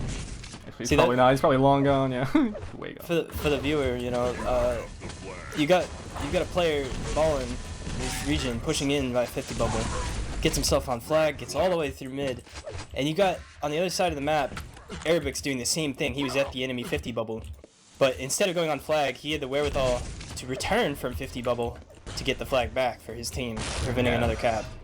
He was just that much more in control of that portion of the map at that time.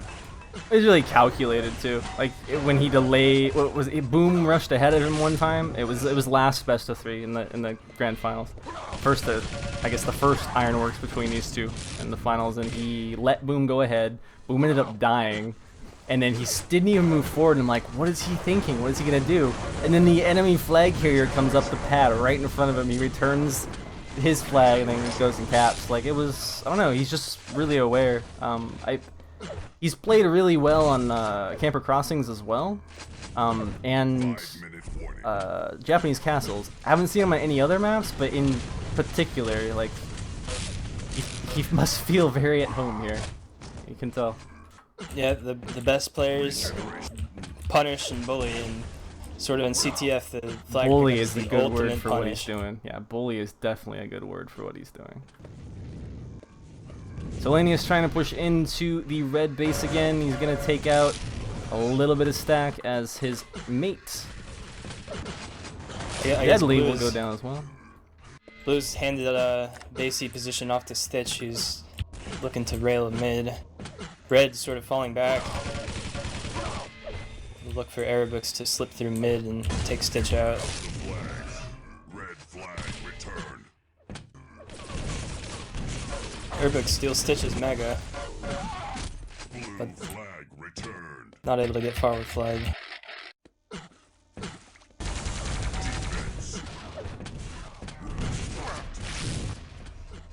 I mean, they're touching it. Flag returned. Getting their hands on it. It's not going anywhere. If I'm not mistaken, Mom Spaghetti has yet to get their flag past the, I guess the enemy kind of doorway towards mid there. Well, besides the cap that they got. Clearly, this change though has affected Beefy Leafy. Damn you, Vibration.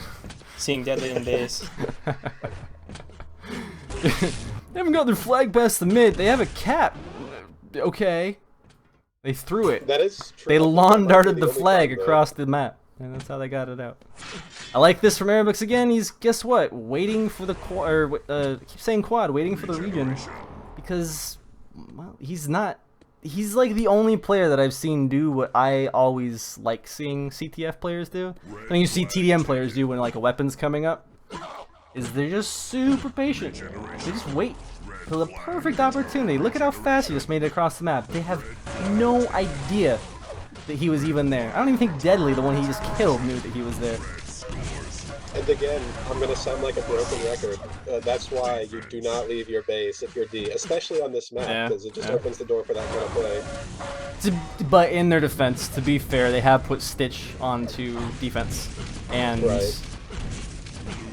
I mean, like, they switched positions mid-map, and I know that, you know, Stitch isn't incapable of playing defense, but it's not what he's been doing for the last 4 hours during this cup, so...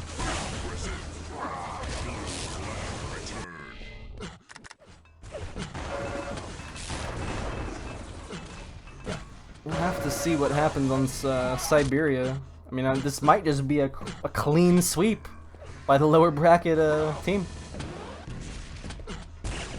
If you ask me, and no one did, you'll see that offense is sort of a meta position in this game. If you understand the playership, if you understand, you know, your own team and the enemy team, the position you play is offense. Defense. Red scores. Impressive. 2 frags in 2 seconds. Excellent. Assist. Guys, I think my speakers are broken. I just keep hearing revenge, excellent, impressive, and red team has scored. Or your team has scored. Makes you wonder though if you think Mom Spaghetti will retain this position change through the next map. No way. I don't think they can. I You'd mean, be surprised. Holland may be able to support Stitch through a competent defense. I don't think that you can not have.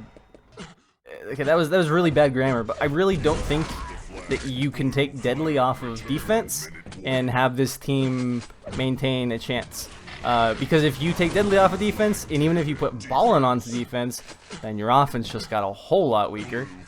And then, like, conversely, if you put anyone else on defense, it's just the same kind of story. Like, with what you were saying, Vibration, your broken record comment of, at that point, then you're basically going to have somebody who's not able to identify a situation when they should stay in their base and where they should be in their base.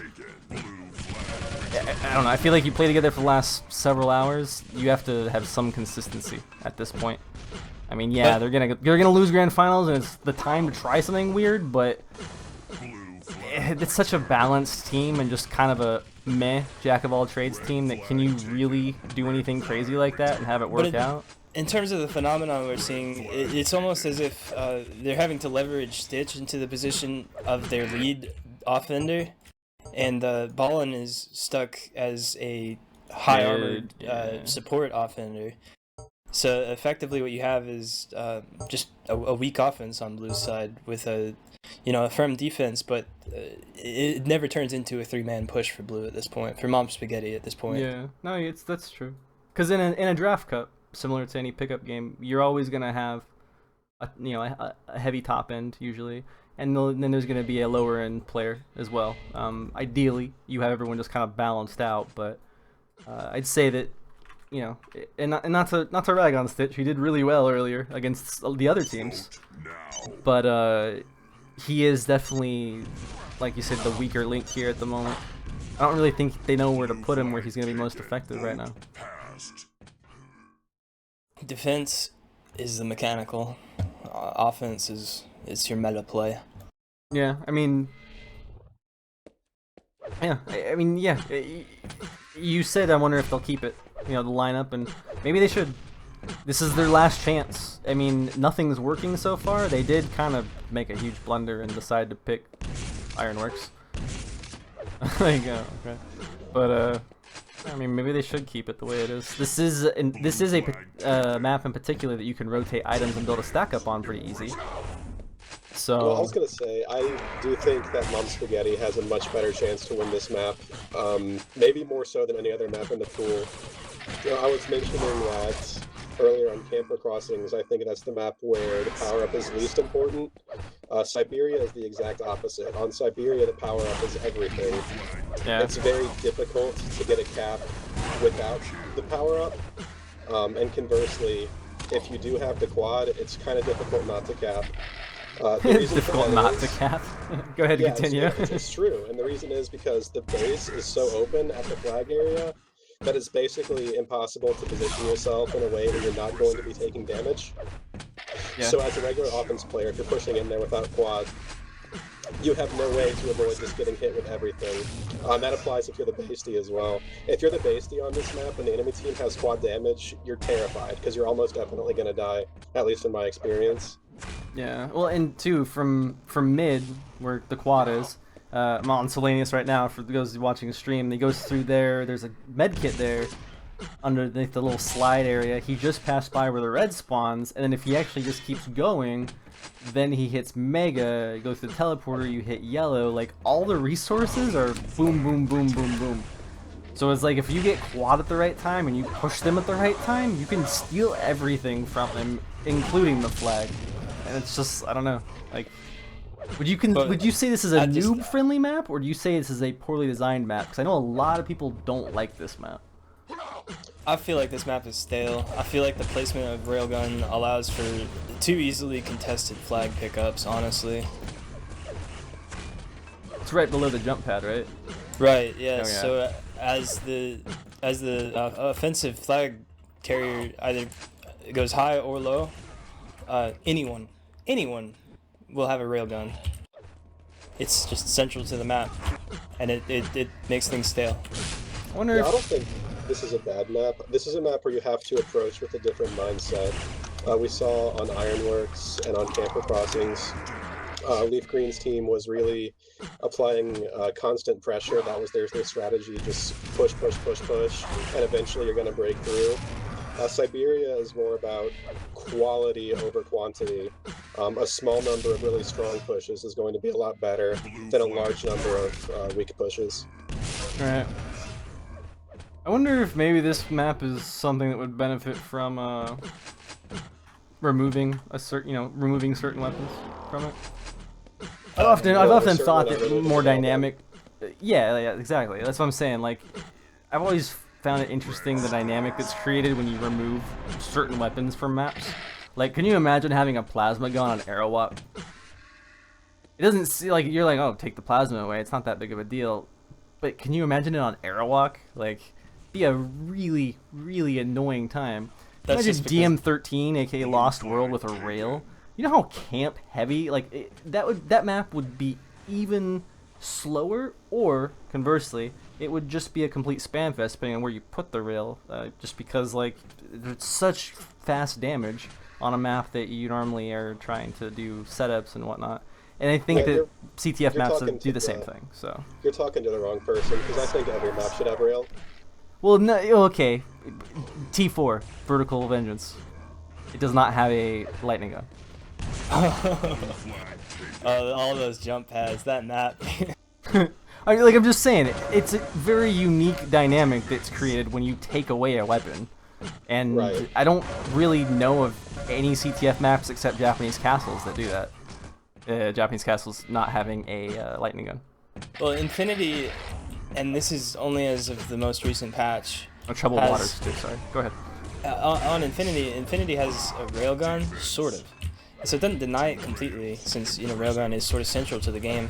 But it's underwater in mid, so there's a single railgun. Yep. You have to go through water to pick it up. There's no ammo. I don't think there's any ammo for it anywhere, and it's a real mess. I like that map, It's a- actually. it's I a like the trap. new version. The railgun on that map is a trap. Like, you have to be really certain that there's no one around if you want to take it. And even then, it's not that valuable unless quad is coming. I don't know.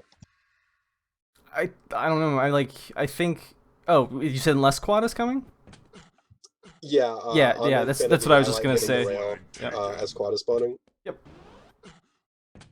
I feel like getting like the first rail, if you can somehow manage to weasel your way in and then get back out to your side of the map, then it's fine. Flag taken. Yeah, well, what you want to do is give derail your bastie. But anyway, this game is Yeah. starting, so Match I'll stop point. talking about Infinity. It's alright. We were rambling on about rails, LGs, and no one said anything about plasma except me. I'm disappointed. We'll go on to match point for Beefy Leafy. Mom Spaghetti has yet to win a single game in the grand finals. So they'll need to win the next two. Looks like Boom is going to be playing defense for Beefy. Kind of just going to switch around here. No surprise, Arabic's playing offense. Not like I. Unlike I suggested, Deadly is staying on defense for Mom Spaghetti. Yep, just thought. So No, I would say Lanius that's going the down, right call to Stitch me. going offense. You think it's the right call to make, Vibration? Yeah, I would absolutely have Deadly on bastie here. Yeah, I think so. As well. I mean, like I said, I don't think you should switch things up like that, and he's a... There's so many different variables, but I just, overall, Deadly in that position, he's gonna do better. No. He will have himself the quad, though, and he has actually abandoned his post. Pushes his way onto the enemy flag, and he just needs to kill this guy and not get railed. Misses some Oh, shots. team though. support.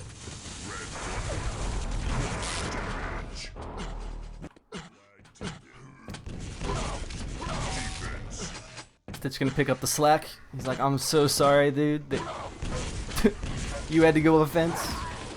I'll do my best. But similar to what you said earlier, Vibration, the push with the quad almost made it home. The push without the quad shut down real quick. Yeah, quad on this map is just a massacre. Yeah, but you'll see that because Flag is so far from mid on this map, Arabix's tactic of sort of just entering won't be as effective if Ballin can keep himself on his red.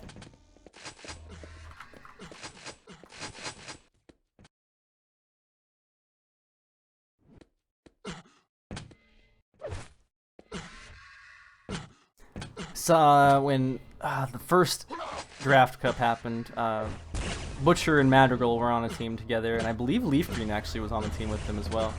And they played this map, and Madrigal was stealing so many reds from the enemy team, and oh my gosh, like you could just see the effect within a minute. It just kept snowballing so hard. Like I'd like to see maybe Mama Spaghetti try to do that. Like they need to do something weird, sneaky. You know, they can't. I think by losing on Ironworks the way they have, they've kind of already proven that they can't win a straight up game against Beefy Leafy. So I don't know. Stitch able to take quad away from Arabix, but Leaf's there to pick up the slack. Nice rails though onto both these pickups so far. He's doing a really good job considering he didn't even touch it. Quad's still up in the air. Excellent. Arabix takes it in medkit. Should have a red card Cards now are as in well. Red's hands at this moment.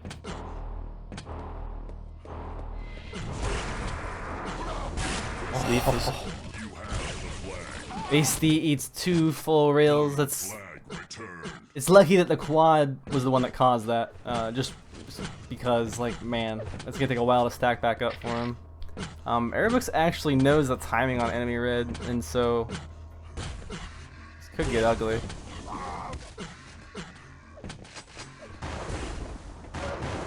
That red has been up for a long time. Yeah, I was maybe that's how he got it last time. Like, Ballin's why are they not taking it? Ballin's clearly trying to hedge as he's pushed in with Stitch to the enemy base. Yeah, I'm not sure how much I like that. This map is, to me, similar to Ironworks in that your high D, his entire job is to get and protect the red. I don't really like pushing like that unless you have a significant advantage or the quad. You do deny LG though as well by being there. Man, That's true. something. Sometimes from your teammates. Yeah, like we already kind of already agreed. You can't deny rail on this map, so I guess it's one weapon you can deny. Ballin, wow, actually able to make it partway out. He's got his entire team behind him, but the enemy has got the flag too. and they're Yeah, sitting. Arabic's in his base with a nice stack. Yeah. Well, this is awkward. Arabic's 200, balling on 22 points of health. And it will be deadly with quad, luckily. You'll see. Oh, nice. He's going to be able to... Oh, wait. That's... I'm right. I thought he was in the enemy base. My bad. So he'll be able to tell Ballin that his red is up. And hopefully he can just nail... He needs to just destroy Arabix right now with this. No questions asked. And just giving the quad away. Only 5 seconds left on it. Where But... he was coming. Yeah. Huh? Yeah, the problem there was all of blue was occupied with Boom as he pushed in, and there was all sort of protecting Ballin from a single attacker as Deadly died with quad in the enemy base. Ballin's still safe, but Red's rallying to take position in mid. Infinity gets an unfortunate spawn.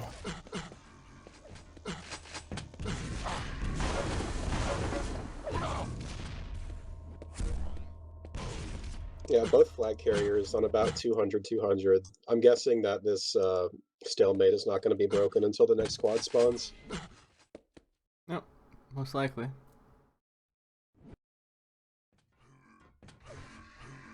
Watching Boom right now, doing a really good job actually trying to bait out the carrier of Ballin and try to get their red time, but doesn't quite pan out. Interesting to note, Ballin's red is going to be at the same time as quad, whereas Arabix's red is going to be just before it. Oh.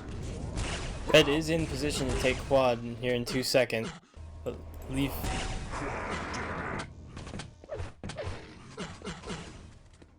He's bringing that back to his own? Yeah, he is bringing it back to his own. Okay. Yeah, he's been waiting a while, decides not to. Ooh, Deadly shotgun. Nasty. All that TDM, bro. Wow, really sloppy movement here from Leaf. Who will, very similar to last quad, just kind of drop it in the enemy base with a few seconds left.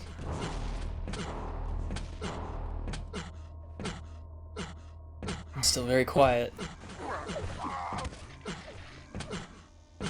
I suppose it could be worse though, right? Like, at least it's not like last map where they lost a bunch of caps. I mean, they're at least stalemating, and it's just gonna come down to execution and probably a little bit of luck with spawns too, to be fair. How far can you guys will know this? How far can you spawn out on this map? Like, how far into center can you spawn here? Right by the jump pad. Right by the rail? Team side. X. No, Okay. Oh, the jump center pad by of the jump shards, pad. Okay. Right, yeah. Okay. Right next to quad. So yeah, and a little bit of luck perhaps. Get him something. Boom pushing in. 1 rail onto Ballin. 2 rails on the Ballin. Most of his stack has actually been gone, and Boom's able to steal away the red. 30 seconds until quad. He should be able to stack back up before him. Blue It's gonna be a pretty slow game. I think this is what you meant by it being stale, yeah? Right, absolutely. Mid is unoccupied, and front of base is sort of a place I don't understand. Just look at it, just facepalm, like it's just all wrong. Oh. Like, what quad is and this? 5. Deadly's on it. Reminds me of beams from CA2.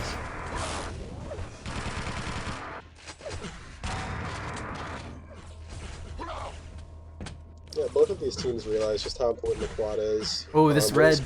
Ooh. This is huge for Deadly. So huge, except for the fact that Finity is going to be able to call out like where Deadly is at this moment. And Arabix is not a dumb player. He's going to know not to be in an area where he can't instantly run. He's probably sitting right by Teleporter or coming up from Mega. So, well played by Red. Yeah, you can tell that these teams realize just how important that quad is. When it spawns, both teams basically just drop everything to focus entirely on the quad. Yeah, it certainly echoes what you were heralding, I guess, at the beginning. Red's got The only something thing set I up, herald is railguns. but gets distracted with Solanus and Baze.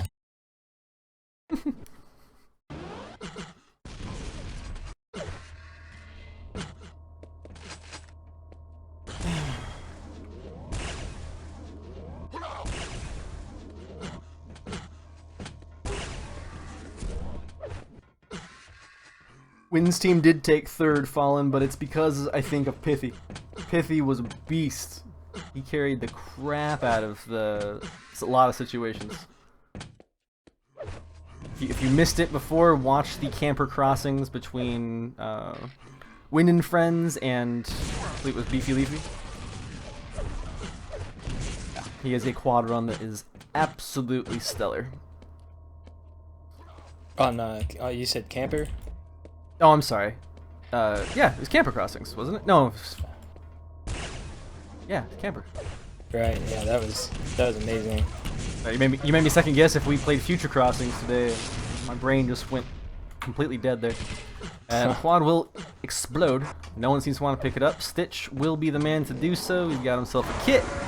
He's got himself no more health. And that's the end of that one. 20 seconds left here for Finity, and yeah, with Boom pushing out like this, I'd love to see him just push low like now and not worry about Solanius right now. Right, still getting distracted with armed players. If he just pushes up low through like not going up the pad at rail, you go to the right, and there's like the shard paths and whatnot. It leads to the yellow and the teleporter that goes to Mega. Like if he just does that, then he's able to at least get in the flag's face, you know, and put pressure onto him. I don't know. Right. Yeah. If you look at the average speeds of players throughout a match, CTF is a notch above the rest. You know, there's plenty of time for you to be basically face checking stuff as quickly as possible. That's how you probe the map. That's how you get position advantage. I like that term, face checking. Mm-hmm. Gets you information. If you're really good, it gets you a little bit of damage. Sometimes you get a position over an enemy weapon. Just never underestimate the value of face checking.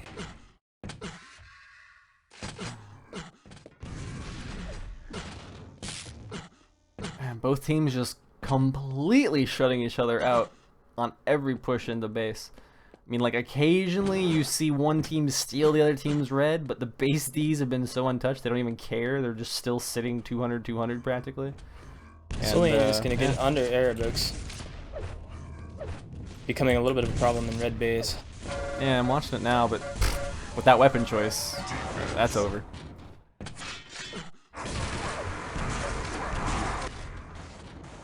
Defense. Little skirmish over quad and mid. Excellent. Quad. Interesting. It's like Ballin opting to just take it this time, and I mean, I'd love to see him drop this right now. Okay. Well, they're gonna have to switch things up and do something weird, I said, and this is switching things up. I mean, he basically takes his stack and says, I'm not gonna carry the flag anymore. He's in there alone on Arabux for some special alone time. Doesn't know he's at yellow though. He can't leverage this into a flag drop. Solanus hurts him, gets position, but there's no other blues to help out nearby. Yeah, worth noting as well, Ballin getting the quad moving in there after dropping a flag off for Deadly does not find the flag. He found every single other team member and just destroyed them, but didn't even see the flag.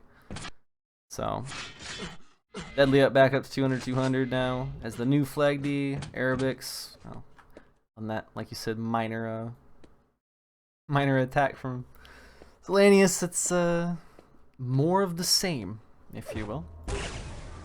200, 200, 200, 200. Stitch putting in some work.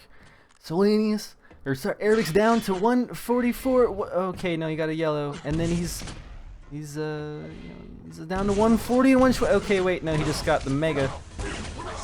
Solanius actually doing good. Oh, railable. Arabix down to 65 points of health. Got a bubble now, and so he'll get himself back up to some starting stack. That's a pretty big deal. I don't think he's going to be able to get himself over to his red in time before the quad. So, yeah, it's interesting. Yeah, this is a rare situation where knowing how much damage Airbucks just Oh, this took, is nice. I'd like to see them rushing Airbucks instead of the quad here. Not sure if it's gonna happen.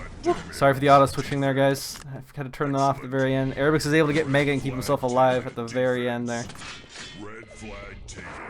Impressive. Ooh, this is neat. Excellent. Passes it off to Deadly. They did the same thing last quad. They're just gonna keep switching it up. It looks like. That's I a like clever this. way to get a No, strong quad in base. no delay from Deadly here. Oh, that's a kill. That's a kill. Can we get the return though? Ballin on just 100 health, 15 armor, and he's at his red. Like he was out of position to return that just because he was probably running away. Ballin getting. Go ahead. Go ahead. Ooh.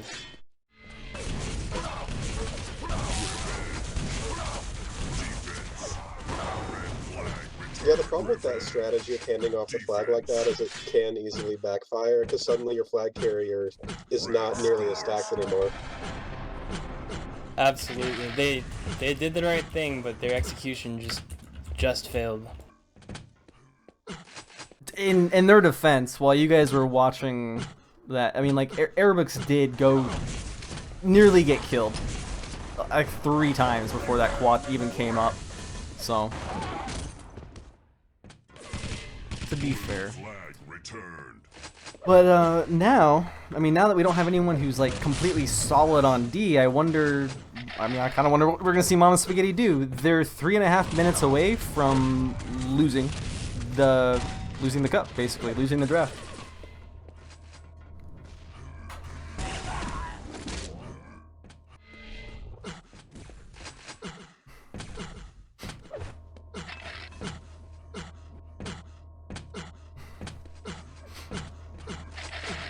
Yeah, they're gonna have to start getting these quads. I can't emphasize enough how important it is.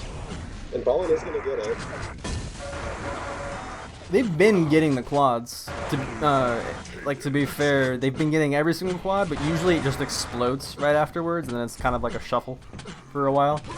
Ballin again, kind of like we were saying before, getting a little distracted. Maybe just looking for mid spawns. I don't know.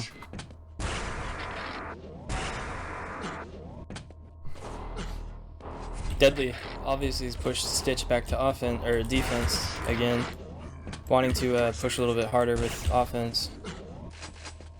Or I actually don't know what's going on. Stitch has got a stack. He's pushing in at red. Well, that's what I was saying before. I think we're gonna have to see them do something that's not normal right now because like nothing's been working. This is their 4th map and they're down. They have 2 minutes and they've just been losing cap after cap after cap. The beefy leafy, like they have to do weird crap like send Stitch in like this. This is a promising push. Minus the fact that he eats like 4,000 damage as he goes through the teleporter. Right, yeah, and 3 reds immediately collapsing on him. Beefy Leafy really not wanting to give up that flag. Staying beefy. Staying beefy. What I'd like to see here is for Ballin to spend the next minute getting as stacked as possible, leaving Deadly to his own devices. He's a competent defender. Ballin just needs to take as little damage as he can, get really stacked, and get the quad. That's how I think they're going to win this game. Stitch about to be challenged at high. Red flag taken. Gets killed and Ballin veers off in the other direction. Again, not quite able to get away with flag. Returned. No, 1 more quad, 1 more minute. 1 minute. See, Mum Spaghetti is going to get this quad. That's a reasonable stack. Nice harass though. That was some sick Don't break the harass. pad, don't do it. Quake 101, man. Quake 101. 40 seconds. Mom Spaghetti really needs to make something happen here, and they just might. Ballin pushes in with quad. Gets shut down. And I think after they kill this last guy in base, that's that. Right, yeah, Stitch and Solianus sort of make their last ditch effort. Draw a line in the sand. Beefy Leafy might take this. They've definitely taken it. Beefy Leafy win all the way. Cinderella story coming from the losers bracket and sweeping the grand finals. Right? If the shoe Sweeping fits. the grand finals. Like that wasn't even close. That feeling when you accidentally pick Ironworks and your opponent thinks it's a joke because they just creamed you on there and then you lose it again. 2 times champion? I guess Airbucks was in the winning team last time. Wow. Can't always be winning, you're spectating, you know? That's kind of funny. You can't be clairvoyant.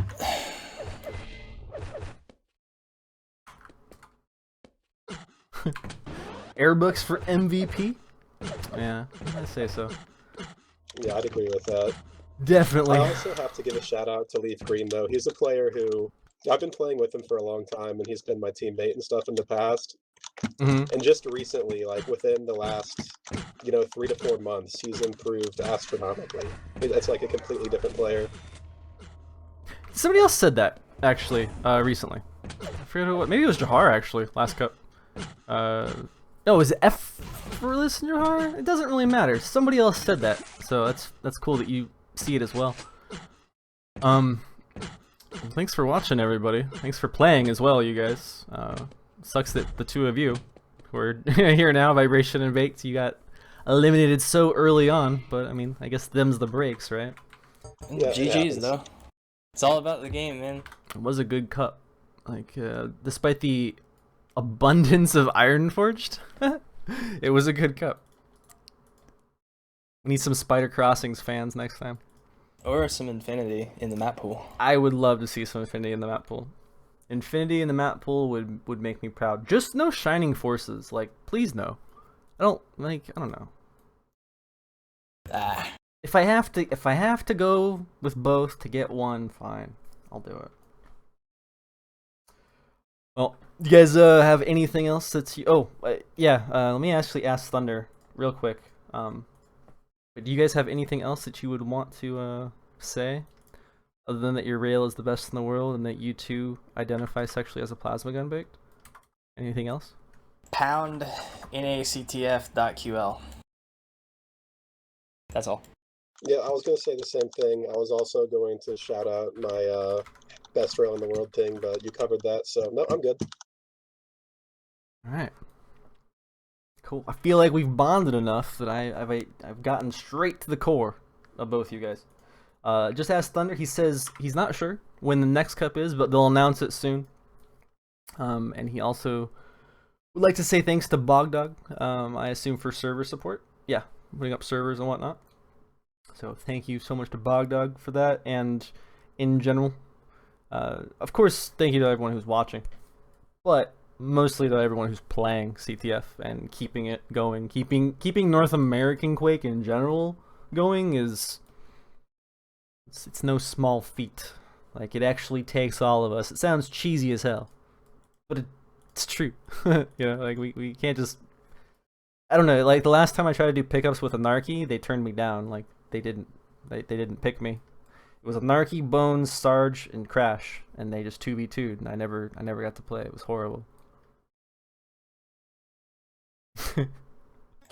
Yeah. The game. Wow. Bots are not that good at Quake. Anyways, guys, thanks for casting with me and making the finals at least much more bearable. Was a pleasure. I'm Baked, signing off. Vibration? Alright, thanks. Bye.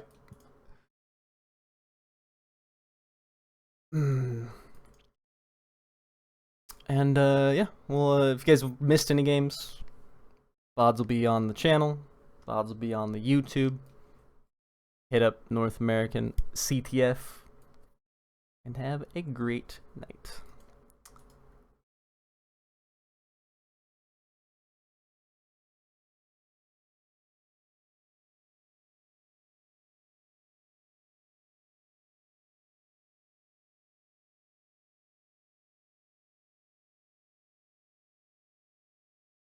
Oh, one more thing. one more thing.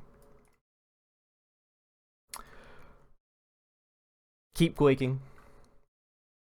Quit arguing with each other about Quake. If you're gonna argue about something, find a game you both hate. It'll make things smoother. Trust me. It'll make things a lot easier for you. Less salt towards each other. You can be salty towards yourself and your own actions, but it's a group effort, man. I know it's a hippie thing to say, but it's a group effort. It is finally gonna be over for us. Thanks for quaking, guys.